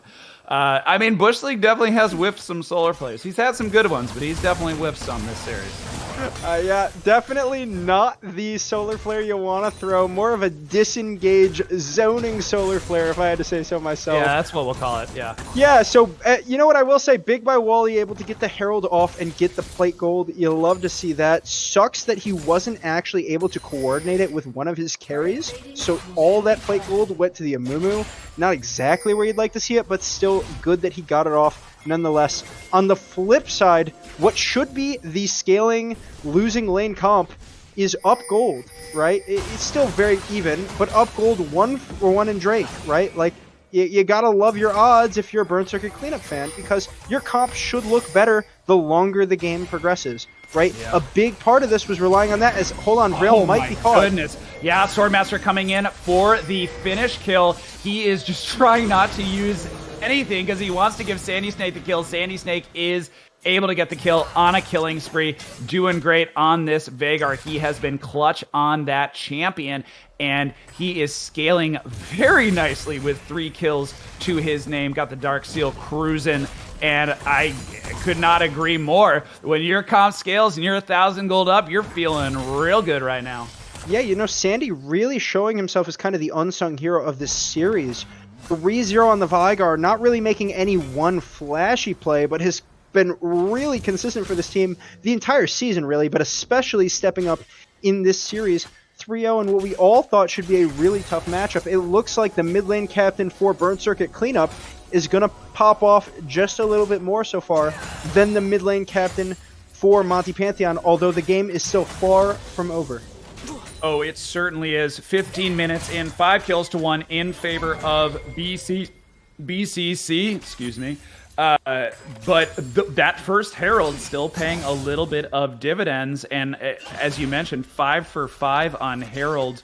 Wally able to be read like a book. Honestly, I'm surprised that hasn't been punished more. And Swordmaster continuing to pitch a tent bot lane. He really wants to make something happen down here. Yeah, I don't really know why, honestly. There's nothing to gain from it. He's not going to get the tower. He's not going to get a Drake off of it. So I really would like to see him go back and clear his camps at some point. Sword is like that, the guy who's just the waiting meme. He's sitting on the swing. The Mr. Meat. I think it's a Mr. Yeah. Bean. Yeah. Yeah. Oh, no. That's, I think it's Joaquin Phoenix. Is it? I don't know. I'm not sure, but that's Sword this game. My point is he's sitting over walls, just kind of staring longingly at his lanes, hoping that they do something that creates an opportunity for a gank, and here's maybe a look. Yeah, top lane making stuff happen. Wally is there. This is a 2 for 3. Bush so is already BCC here. Definitely doesn't want that. Flash out from Swordmaster. And yeah, it looks like all the action is on the top side, even though Swordmaster is really trying to make things happen. Sandy Snake is there, Droid, and it looks like we may have our first team fight. Beautiful solar flare is going to try to delete Sandy Snake. He's going to kite back. He's finally going to go down, and Swordmaster rolling into the middle of the entire team. He's going to get rooted up. He's going to go down. That's going to be a 2 for nothing in favor of MPH, plus the Herald. Nice way to be little bit pushy from BCC, and they got punished for it. Yeah, it's just getting late. You can tell players are playing a little bit slower, and that is a great example of it. Sandy not flashing anything, getting caught by the CC, dying, flashing afterwards to boot too, so he still loses the cooldown. And yeah, ultimately that fight is on the terms of Monty Pantheon. They're the ones rotating. Bush and Luciv are already there taking it. Meanwhile, Burn Circuit Cleanup kind of caught with their pants down, trying to respond to it. The story of the series for Monty Pantheon has been the Herald priority, has been how coordinated they are looking at that objective, and it might have just bought them a big advantage in this Game 5, first lead of the game for them here. Yeah, 1,000 gold lead about 17 minutes in is absolutely nothing to sneeze at. Looking at the different items, we see Mythics beginning to come online for both Lux, Samira, and Cho'Gath. And MPH, this is what they do. And we see, oh no, Sandy getting picked off once again. His team is trying to keep him alive, and they do. They succeed. The rest of the team rolling in. Beautiful play by Droid to push MPH back. Microscopic Rift goes down. Swordmaster goes low, but not able to go down. So no deaths on the side of BCC. MPH, on the other hand, not so lucky. They need to be careful, though, otherwise their smite's gonna die. Pull that dragon out, y'all. Are we really about to get a Drake steal? Please no. Okay, they're smart enough to pull it out. I think this should be an easy they'll be okay. Okay, cool. Yeah, so one thing I want to highlight, it's starting to look like the scaling is very much online. If you saw how big that Seraphine empowered W heal was, I mean, it just put Sandy from about 100 health to about 600 health, right? Not even one full item complete on that Seraphine. Obviously, the heal does ramp up based on how many people are within the cast at the heal time, right? So when the heal, it has sort of like a redemption delay. When it goes off, however many people are in there increases the heal. Everyone in there, so that was a max heal onto Sandy, giving him what he needed to survive and actually chase down his attacker Bush and kill him. That was my favorite part. Because that's what you need to do against the Veigar. You just got to blow them up. And Vrail did his best, but like you said, Seraphine paying dividends. Droid knowing exactly what he needed to do on that champion, and the rest of his team just running them over. I'm honestly in awe in a of Swordmaster's Kane. I did not even know he had this pick, and I'm just so impressed. Yeah, he's looked pretty good on it, honestly. I think like I said, I think it covers for a lot of places where he's not as good as a player, and I think he looks really slick at abusing that mobility to sort of get the most out of what he can in the early game. Rather than whereas most Kane players might use the champion to just be this hyper farmer, he's saying like, no, I think the champ can do a lot more than that. He's using the increased mobility to stay even in farm, but influence the map at the same time the way he does on other champions. I like to see it a lot. I think it's a good look. As the bot lane rolls into the top lane, telling Autopsy that they are tired of him beating up on Rick's Cho'Gath. Rick having a bit of a rough game. Oh, that gets canceled out. Ornhorn, Swordmaster, however, is going to continue pushing nice little fancy footwork by Bush League. Don't know if that's going to be enough. Knock up onto 2 people. Droid able to get the kill. And BCC pushing down. I don't know if they're going to Baron. I hope they don't. I think they can. I think they can. You think they could? I don't know if they know. I don't think necessarily that they should. I think they can, though. I don't know if they may not know where Wally is. If they know he's bot side, though, it looks like pings are finally going down on him. I don't know what the hell he's doing because his mid laner is backing off as we have a fight here in the top lane. We have a fight that could very easily turn into a tower dive. Autopsy needs to be there if they're going to tank turret, but they lost the wave, and the turret is low, and Rick is at about half health. But for now, they are safe. A little bit of miscoordination from BCC in that attempted dive. Yeah, miscoordination on the dive. Honestly think as soon as they see the pings going down and the discoordination on what looked like an attempted bot lane dive from Wally, but then Vrail was backing off, so ultimately didn't go for it. I think they could have actually turned and just burst down that Baron. You do have the Vayne for Toasty is going to shred it, but ultimately do just decide to play it safe. And you know what? I don't think that's a bad call in Game 5, right? Like, Game 5, everything on the line, may as well just play it safe. You know your comp without, you know, any uncertainty should just hard outscale here, right? Like, this comp definitively outscales here. The Samira is going to struggle to put any damage out through the Seraphine shielding and the Kane healing. So yeah.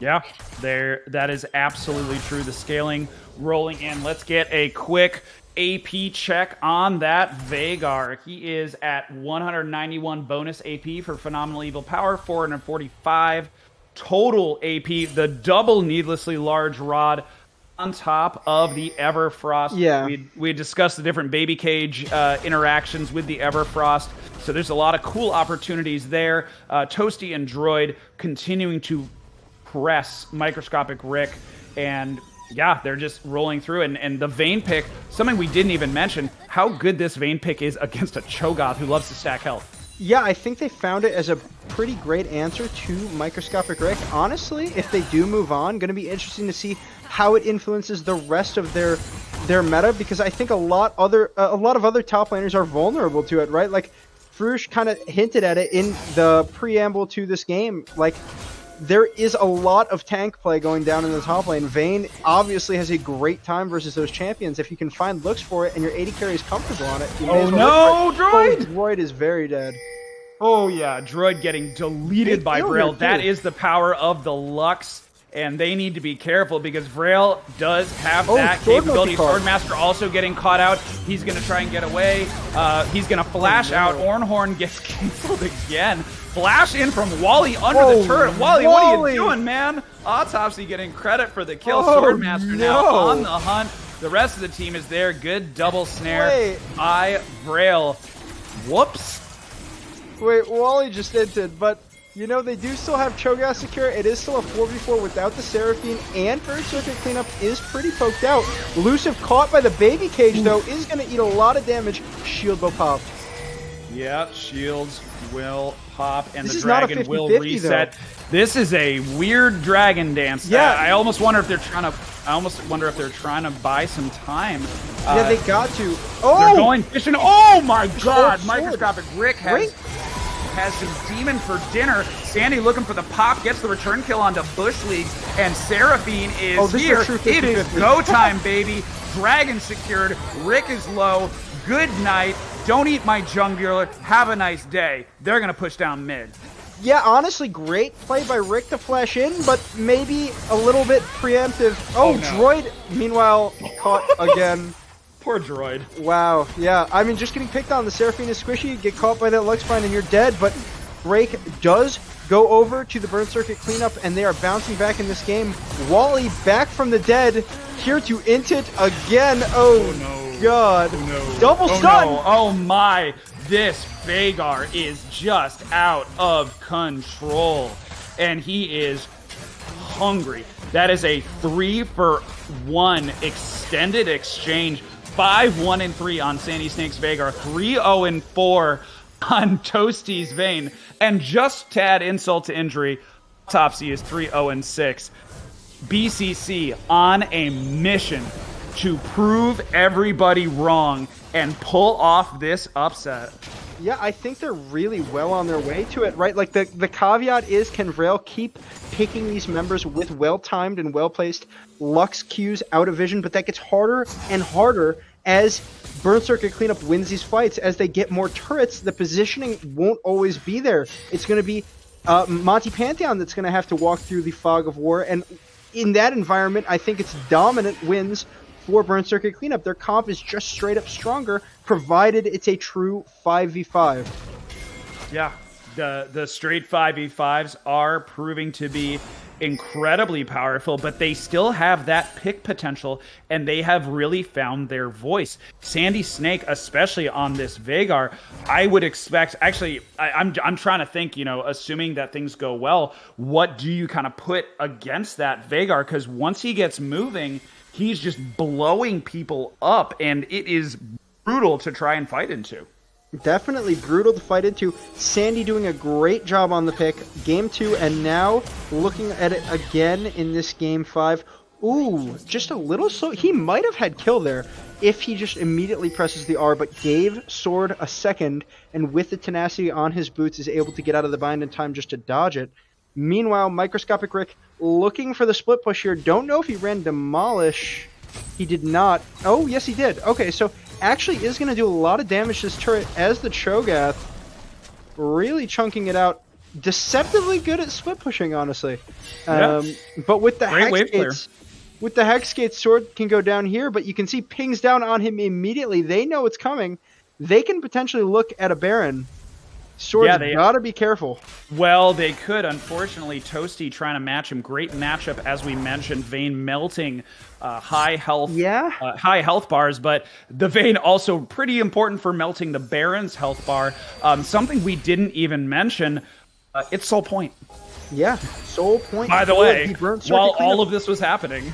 If they get that Soul, I think it's going to be pretty darn difficult for Monty Pantheon to fight into them. That is a permanent scaling advantage for a team that already outscales, right? So I think this is starting to get into real desperation territory for MPH. They still have the shot, though, that is the Vrail Q on the Lux. If that hits on a pivotal member, on the Seraphine, on the Vayne, and the Vayne doesn't cleanse in time, or the Seraphine doesn't flash it, you know, it's an instant kill, and then all of a sudden you're staring down a 5v4. It doesn't matter how good or bad your comp is, it is pretty darn hard to lose a 5v4, right? Like, you have a man advantage, right? An extra champion means a lot more than any champion, you know, pick itself. That is absolutely true. You cannot team fight if you are dead, and the cleanse from Vayne is going to come in clutch in these fights, making sure that he's able to stay safe on this Lamborghini, not drive off a cliff, and win themselves a berth in the semifinals. Starting to clear out onto Dragon. They know where their priorities are. Less than a minute to go. This is going to be the objective that cracks this game open or keeps MPH in the fight. Yes, Sword playing on the edge. Microscopic Rick caught by the Veigar chain CC, but is a Cho'Gath. Is very tanky, but still that poke is going to stick. Doesn't have a Warmogs for sustain. Wally is on the flank. Sword goes to the flash Q, but can't get it. But Wally he gets knocked out. Baby Cage, he goes down. Sandy Snake on a killing spree. The smite is down. The dragon is there for the taking. And BCC hits the gas and finds the pick they need at exactly the right moment. Oh my goodness. Yeah, Wally just caught out. Great turn by BCC, though. Immediately, all 5 members saying, let's turn, let's kill this Amumu. He is very caught out, and they gotta be careful here, though. The Cho'Gath ult is a 1,000 true damage secure. Oh, he great secured it! smite. Swordmaster secures the Great kill. smite. Microscopic Rick gets charmed, and every other type of CC you can think of, he goes down. 2 extended 2 for nothing. Dragon Soul. BCC lining for Baron. Although they're waffling a little bit. Y'all gotta decide what you want to do. Come on. I think this is a pretty free Baron. I think without that Cho'Gath to walk in and actually face check, this should be pretty free. Plus, Seraphine can heal everyone back up. Although did empower the W, just a visual bug on the spectate. But yeah, Soul for the Burn Circuit cleanup. Ultimately, good look from Microscopic Rick there. Almost getting a look at it, but oh, they gotta be careful here. Okay. Good secure from Swordmaster. Yeah. Swordmaster, very always known for his smites. Oh, He Wally's has gotten porting smites in the pack. Wait, Wally is. Oh, Wally Look is at him. coming in. He took the Hex Gate. Okay. Right. I love the Hex Gate. He and nothing happened. Yeah, wait, music. He's What, in. we talked about there's this. Nothing going on. All right. Well, that's so. All told, Soul Baron, 4,000 gold lead. BCC. They need to go. Now, this is where they sometimes falter. They need to push the tempo. They need to push their waves. And also, can they please drop bot outer? Like, I feel like every game that bot outer is it up. happens a lot. I think it's a consequence of them tending to pick the more scaling bot lane instead of the hard lane bully winning bot lane. So maybe don't get as much damage on it. Also, the Herald has kind of evicted the bot lane pretty quickly in most of these games. But yeah, they do need to go and get that. But I think, honestly, given that the mid-inner is still up, you can look for that first if you want to. And then look to pivot down towards the bot lane and get some of those turrets there. Huge gold lead for the Burn Circuit cleanup with the Soul as well. This should basically be an unlosable game. I mean, with the Ornn items coming through, with every scaling edge they have on the Seraphine, barring a miraculous Luxbind hitting, and then a great engage from Bush League, this series and this game should be over. Emphasis on should. As we see a battle for that pink ward, they drop a pink ward, they knock it out. Drop a pink ward, knock it out. Wally is potentially on the wrong side of this. Rail gets stunned, does not get picked off, but gets incredibly low. Swordmaster pushing Wally out of this fight, and the siege begins mid-inner going down, and the inhibitor looks like it's soon to follow. As you mentioned, the only thing that could potentially derail this is a clutch Vrail binding. And it looks like, oh man, they're just buying time for that top laner, for Autopsy, to start getting those mid-inners down.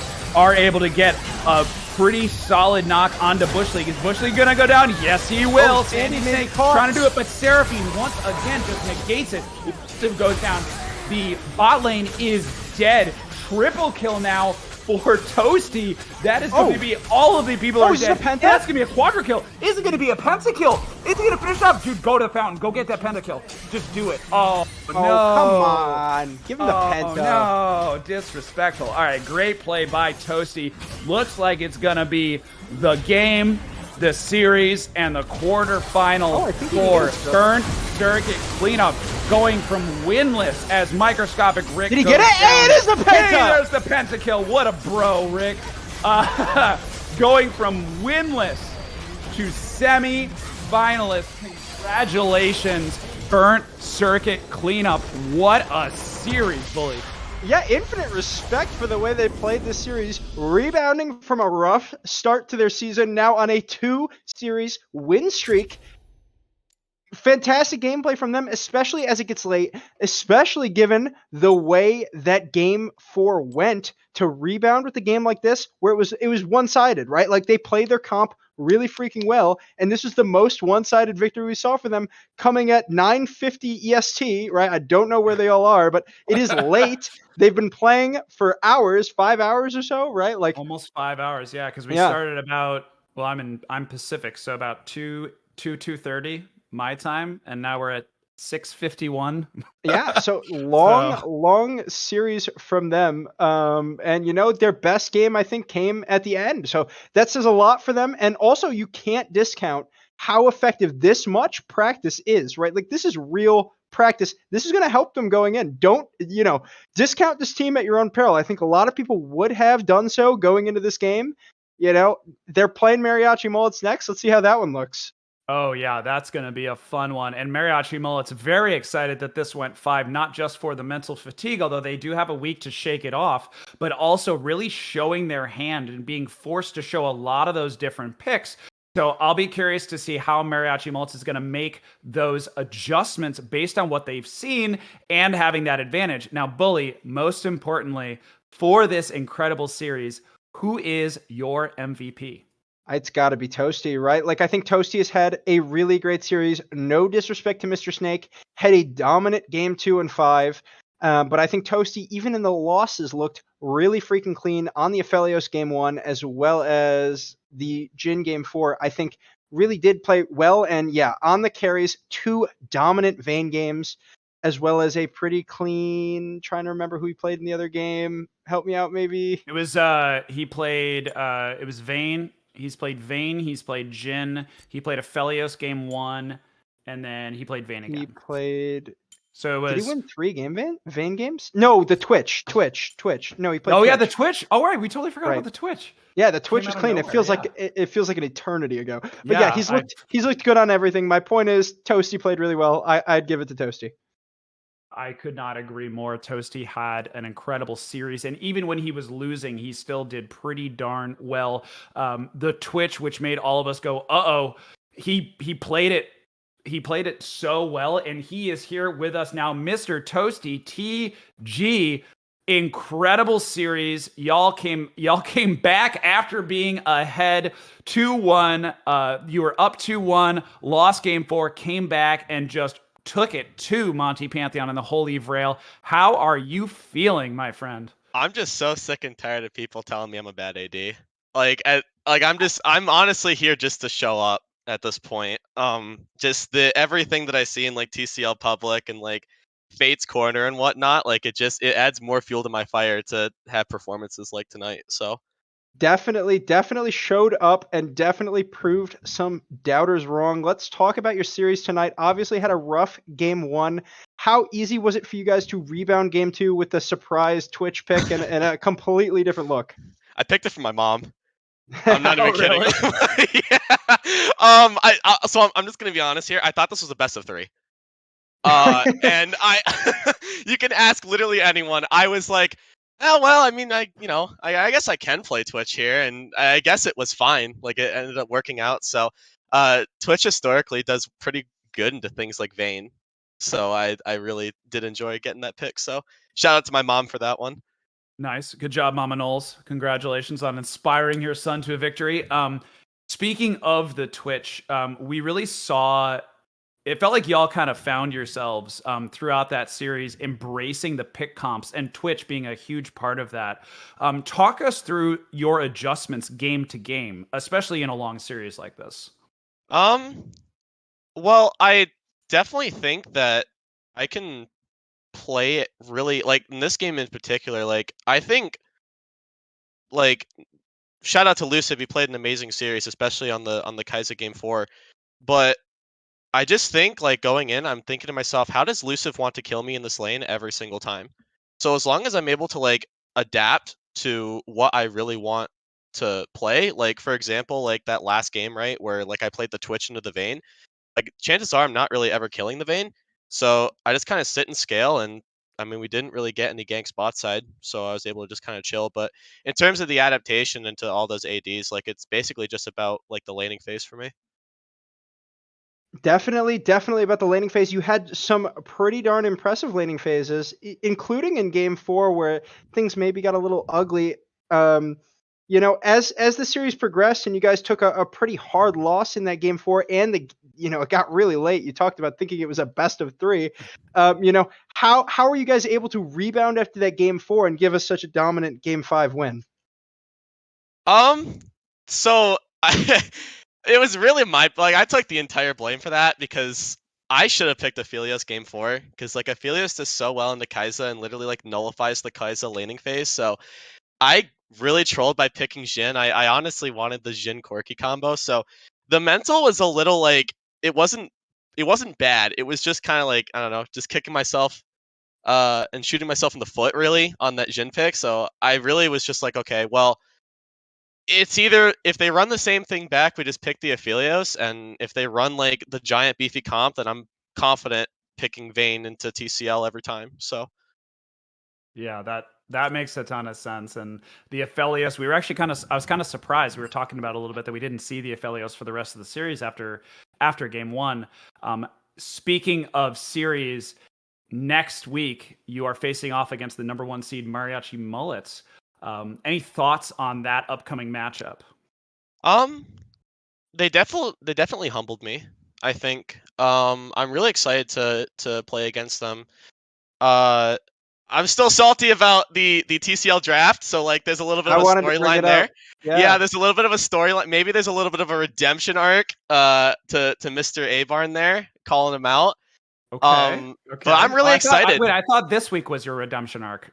Is every week going to be a Toasty redemption arc? Yeah, every week's a Toasty redemption arc. If you're on Burt Circuit Cleanup, that's all I'm saying. I guess we're really living up to our name here in terms of the cleanup crew.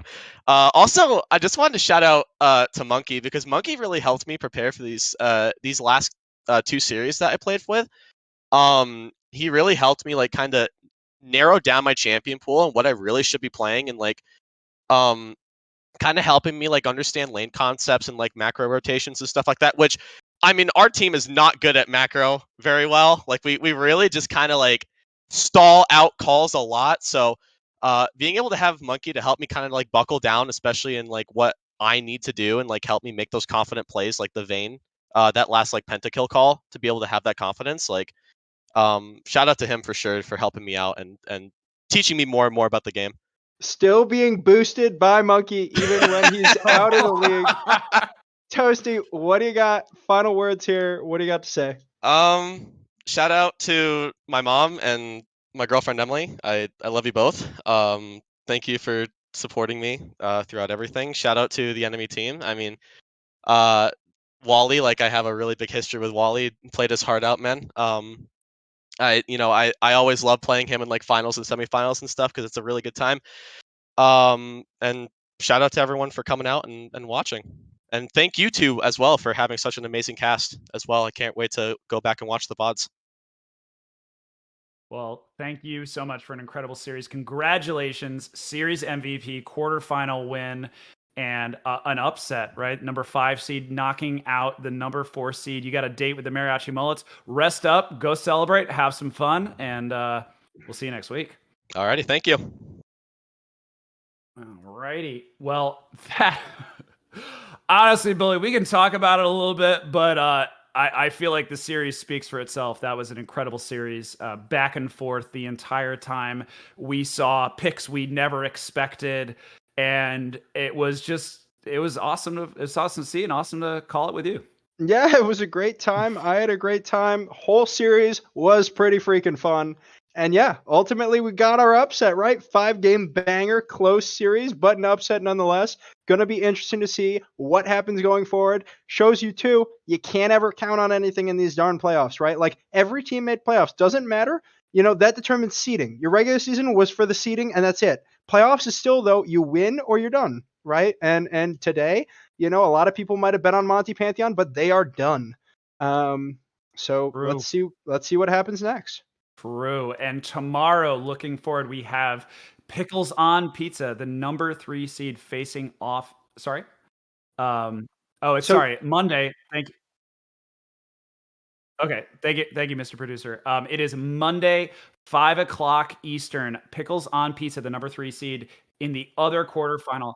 7:30 Eastern. I'm just getting corrections as we go. Maybe I should bring up the schedule. It got moved. It got moved while you were playing. I'm gonna start again. And tomorrow at 7:30 Eastern, we have the number 3 seed Pickles on Pizza facing off against the number 6 seed What's a Win Con. As we said, you gotta play the games. It's a best of 5. anything can happen. I'm going to enjoy watching that one so that I can rest my voice. Bully, thank you so much for an awesome cast. Music X, thank you so much for being a wonderful producer, coming in last minute to help cover for us. I am Jaws. Thank you all, most importantly, so much for hanging out and watching, and we will see you Monday.